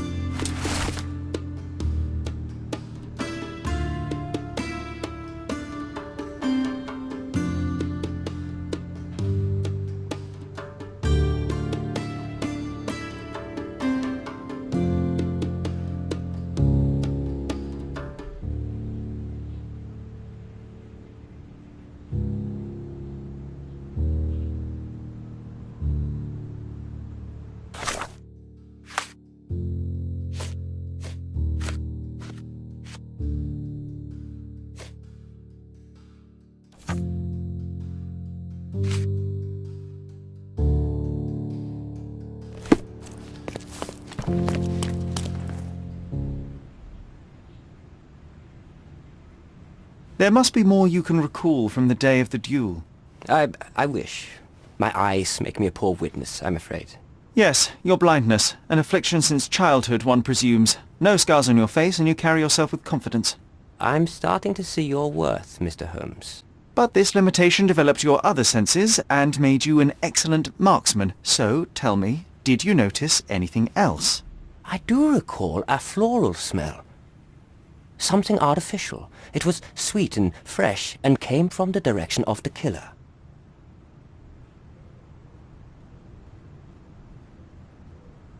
You and Eric were competing for the position of honorary consul, yes? Quite the title. We were, but he stood no chance. Only a true nobleman could take such a role. Difficult for him to contest it now. Do you recognize this scent? Yes. This is it. The smell I noticed at the ruins. Where did you get it? Do you know who killed Eric? Tell me his name. I need to be elsewhere.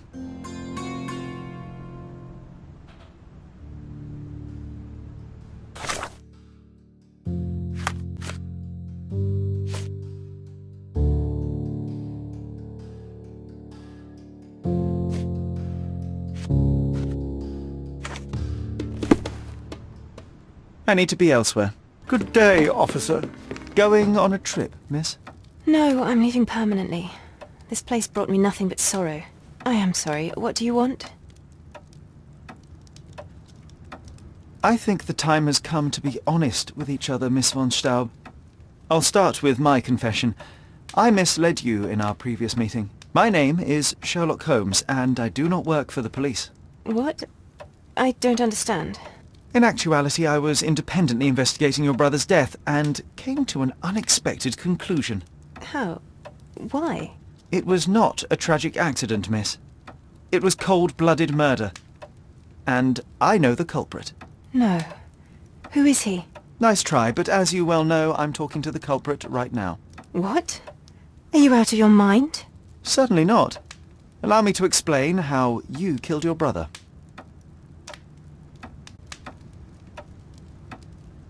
The missing box in your brother's room contained a lamat, the same weapon used for the murder.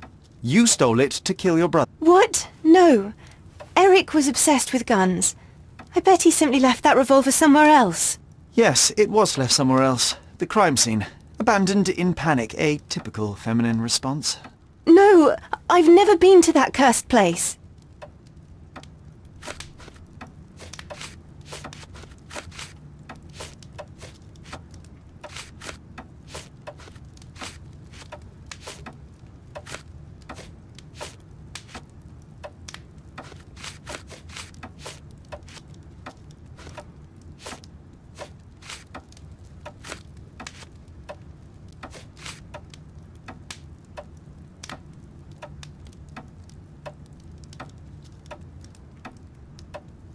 Hid behind the wall in the ruins. None of the others present could have killed Eric from that position. Both the duelists were blindfolded, and Mr. von Kram is ill-sighted.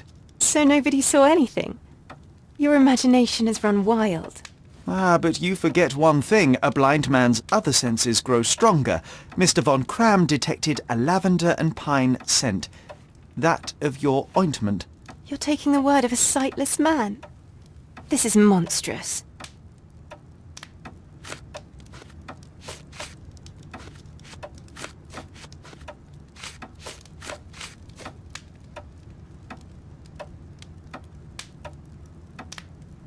It is your brother who was monstrous. He was a tyrant, and you could tolerate his abuse no longer. Living with Eric was a nightmare, yes. But he was my brother. Now, Miss von Staub, take your time. Tell me the truth. After our parents died, my life slowly became hell. My brother began to humiliate me. Then he became violent. Each day he'd invent a new punishment. Shut my room, burn my paintings, starve me. And without fail, I would be beaten. All visits were forbidden, all contact verboten. I was his caged bird, his pet. When we did go out, he used me to bait influential people. He sold me to Mr. Boddington simply to earn a place amongst this island's elite. What, freedom from your brother? He sold me as a thing, sir. Who do you think this gentleman was? I could not endure more cruelty. Mr. Holmes, I'm begging you. Please don't do this to me. Don't throw me from one cage to another.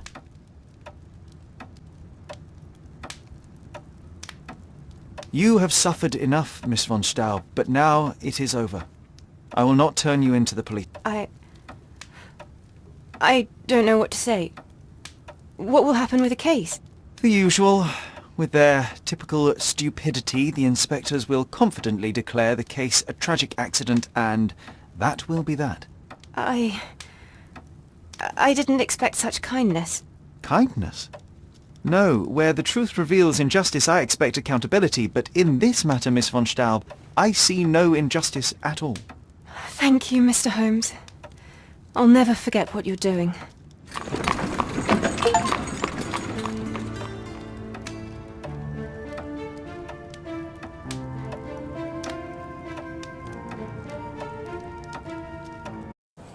I am behind you 100%. I'm sure Miss von Staub wouldn't waste a chance for a better life.